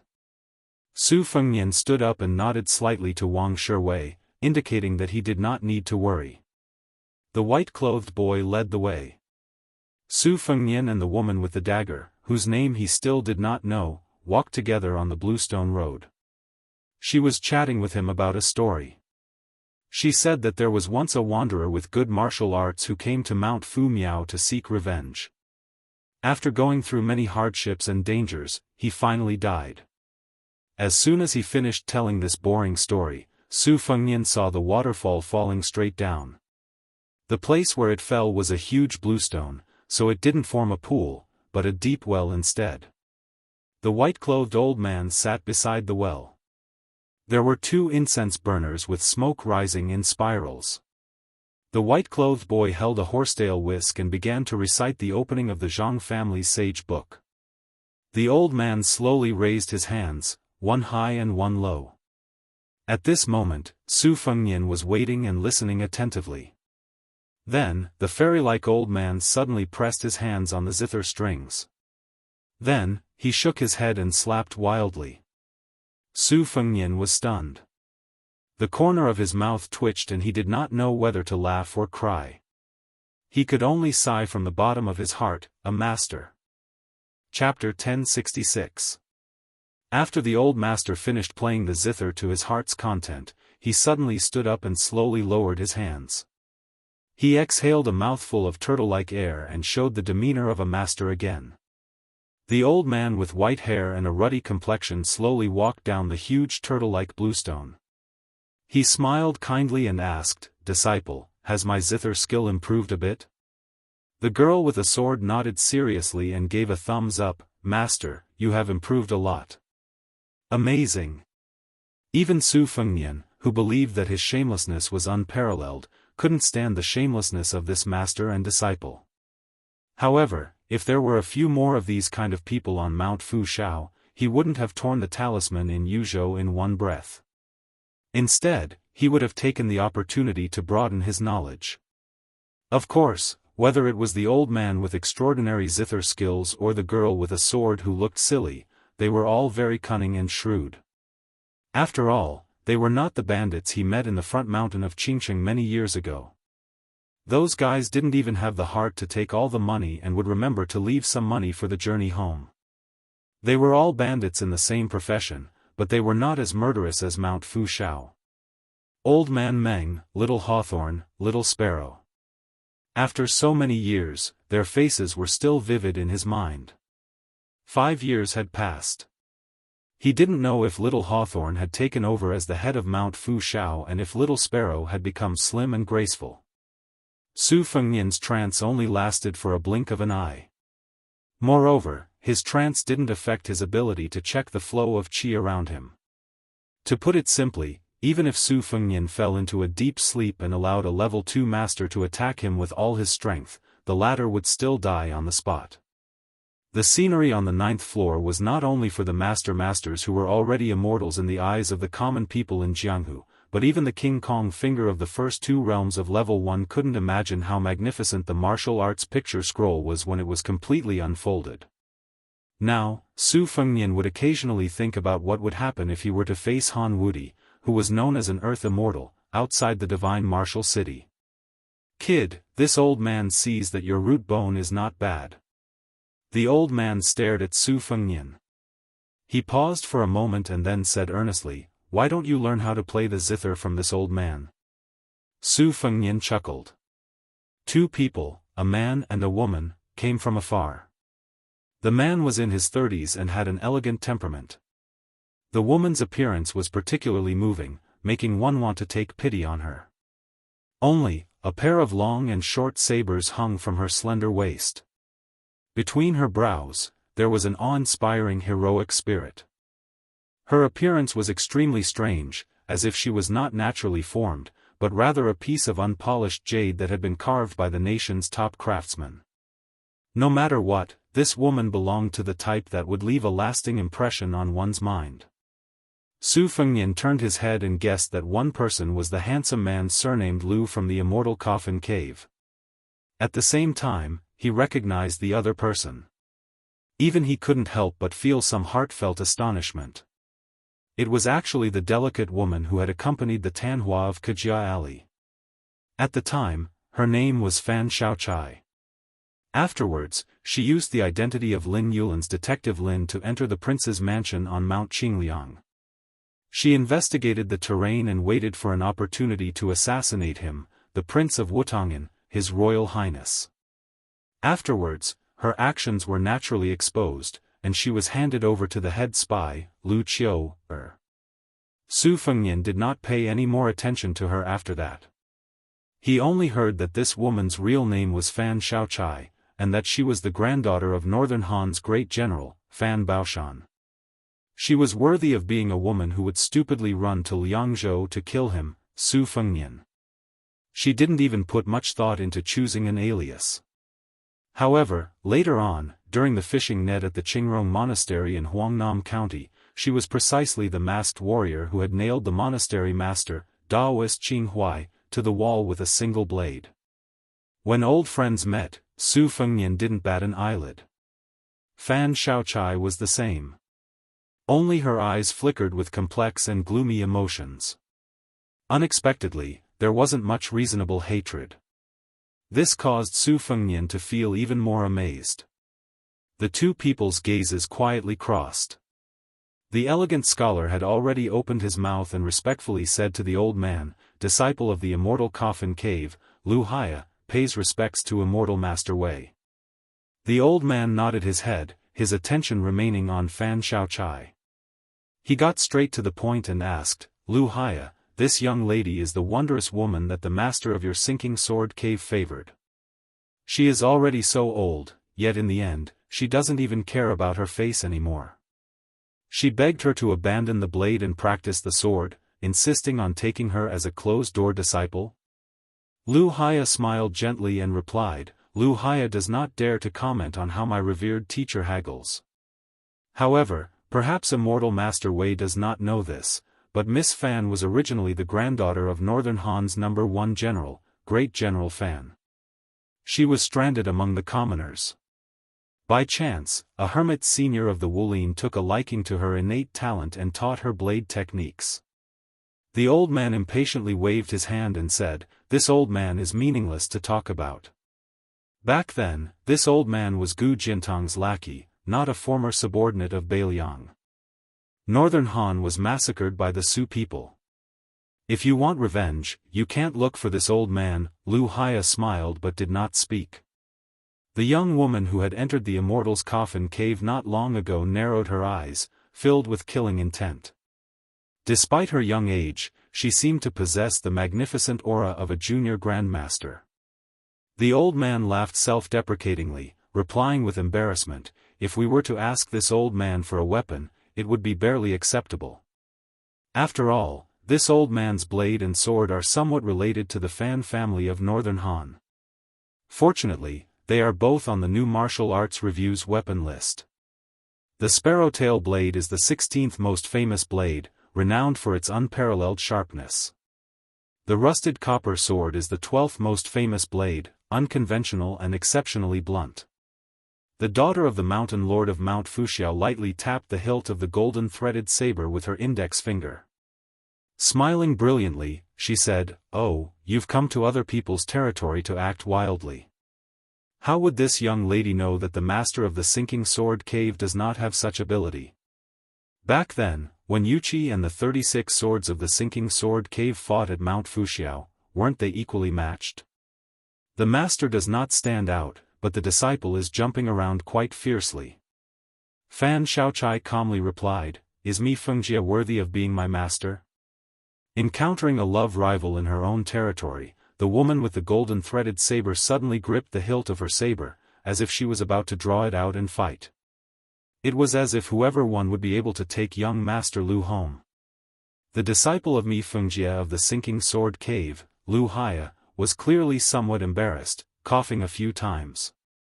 The old man called Wei Jin by Shenli smiled playfully. The youngest daughter of the Fan family, with great difficulty, has ascended to the second-level realm. Since you have not yet stabilized, you should not rashly fight to the death with others. If you do not listen to the advice of your elders, you will easily suffer losses. Fan Xiaochai's expression was cold. Can realms be eaten? Chapter 1067. Su Fengnian had a whole new level of respect for Fan Xiaochai. Looking down from above, he could see that Fan Xiaochai's chi was still inferior to his senior Wei Jin's. However, this courage to fight for survival from the jaws of death was enough to make many experts who feared death more and more as their realms climbed feel ashamed of their inferiority. Su Fengnian had put his life on the line many times, but it was not a small number either. He fought against Princess Sui Zhu's retainer on Mount Wudong, Xia Ling of Beimeng at the Duck Head Green Inn, Tuoba Chunsun, Duan Bo, and Hui Hui on the grasslands, Diwu Raccoon at the foot of Mount Tibing, Yang Taisui at the Iron Gate Pass, Han Shengxian outside Shenwu City, and great celestial phenomenon Lu Haoshi. There were victories and losses, but every opponent's realms were undoubtedly higher than Su Fengnian's. Luck was one reason why Su Fengnian was able to survive, but it was also important that he never shied away from battle and did his best to scheme. The sect master of the Spring Invitation Cottage who had died at Su Fengnian's hands by the Spring God Lake was an excellent example. He was too isolated from the outside world and indulged in meaningless battles. His realms were all he had. He could not even withstand a single blow from an opponent of the same realms, let alone surpassing his realms to kill enemies. Su Fengnian glanced at Fan Xiaochai's exceptionally slender waist and sighed. This extremely delicate girl had actually become a junior grandmaster who could challenge Wei Jin. The affairs of the world were indeed unpredictable. With nothing else to do, Su Fengnian turned his head to look at the waterfall hanging from the cliff, then looked at Fan Xiaochai's waist again. He repeated the same thing over and over again, destroying the tense atmosphere in just a few moments. Fan Xiaochai finally faced his sworn enemy head-on and didn't shift his gaze away. Lu Haya stared at the girl he had fallen in love with at first sight in bewilderment, while the noble daughter of Mount Fuxiao glared angrily at the scholar from her neighbor's mountain, leaving behind the second mountain chieftain of Mount Fuxiao, who didn't know who to glare at. Su Fengnian was the first to realize that something was wrong.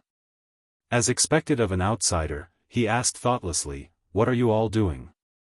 Not fighting anymore? Is it over? Aren't you all experts who can fly around without leaving a trace? Even if you don't fight, you can at least spar." The girl with the golden threaded dagger was the first to break her facade. She released her grip on the hilt and could not help but laugh. She deliberately glared at him. "You're the one. Come if you dare." Su Fengnian smiled. "Me? If we're talking, I can easily beat all of you." Fan Xiaochai, who was indifferent to everyone, smiled for the first time and asked, "That's it?" Su Fengnian covered his sleeves with his hands and smiled. In the eyes of everyone except Fan Xiaochai, he was naturally an embroidered pillow acting shamelessly. A white-clothed boy jogged over, saying that the mountain lord was holding a banquet and wanted his master, Miss Lu Haya, and Fan Xiaochai to attend. Fan Xiaochai said coldly, "I'll wait here for you, Wei Jin, to bring the sparrow-tail dagger and the rusted copper sword. We'll fight to the death then." Immortal Master Wei laughed and did not comment. Lu Haya knew this girl's temperament and could only follow Wei Jin and the troublesome girl to the top of the mountain. Thus, there were only two people left at the well, a man and a woman who both knew their identities well. Su Fengnian approached the well and squatted to catch the water. The mist filled the air, but he could not get close. His palm was still 3 to 4 feet away from the mouth of the well, but the waterfall was torn diagonally and poured into Su Fengnian's palm, like a white lotus blooming. Fan Xiaochai was silent for a long time and finally walked behind him. There was no fluctuation in her emotions as she said calmly, "Fan Xiaochai of the first room of the Fushui Society greets the king of Beiliang." Su Fengnian, who had his back to the girl, asked, "Did the Fushui Society plant a kamikaze spy here?" Fan Xiaochai replied, "No." Fan Xiaochai entered the mountain this time for both public and private matters. The public matter is that there are considerable amounts of gold and silver hidden in the two mountains. If we succeed, we can relieve the urgent military needs of Yuzhou. As for the private matter, the king of Beiliang already knows. Fan Xiaochai wants to take the dagger and sword back home. Su Fengnian smiled and asked, "Family heirloom? What? You want to take revenge after taking back the famous dagger and sword?" Fan Xiaochai replied, "I wouldn't dare." Su Fengnian withdrew his hand and stood up. He wiped his sleeves with his palms and laughed, "What a good, I wouldn't dare. You still haven't given up your evil intentions." Fan Xiaochai stared fixedly at Su Fengnian and thought of the scene of the lotus blooming in his palm. She gritted her teeth and asked, "Is the king of Beiliang really ranked 6th in the world?" Su Fengnian, whose vast chi had dissipated, said, "It's good that you could hold back and not draw your dagger at me as soon as those people left. It seems that the years of living in humiliation as a spy of the Fushui society were not in vain. The girl gently bit her lips and closed her eyes. Su Fengnian bent down and took a slightly longer dagger from her waist. He held it above his head and unsheathed it halfway. He stared at the gleaming blade and asked with a smile, "Fan Xiaochai, don't you think we're like duckweed returning to the ocean? It's a small world, isn't it?" Fan Xiaochai abruptly drew his dagger. He held it steadily and quickly, the tip of the dagger in his hand stabbing at Su Fengnian's back. The dagger pierced right through the king of Bailiang's chest an inch away from the center of his body. Su Fengnian's expression was calm as usual. He sheathed the dagger with his right hand and broke the tip of the dagger with 2 fingers of his left hand. He then patted the dagger lightly, sending Fan Xiaochai and the trembling dagger flying backward. Fan Xiaochai's entire arm hung limply, but he did not abandon his dagger. Su Fengnian did not look back. He casually tossed the dagger to Fan Xiaochai, who had boldly attempted to assassinate him. He then used his qi to draw a stream of water as thick as a wrist to wash away the 2 pools of blood on his chest and back. His wounds then, slowly, healed. After doing all this, Su Fengnian turned around and asked with a smile, "It doesn't feel good, does it? It wasn't easy to muster up the courage to die together with the enemy, but in the end, you still couldn't kill your enemy. I had the same experience when I faced someone with the surname Lu. However, you're definitely luckier than me. There will be plenty of opportunities like this in the future. You can come and try it with me every time you make a breakthrough.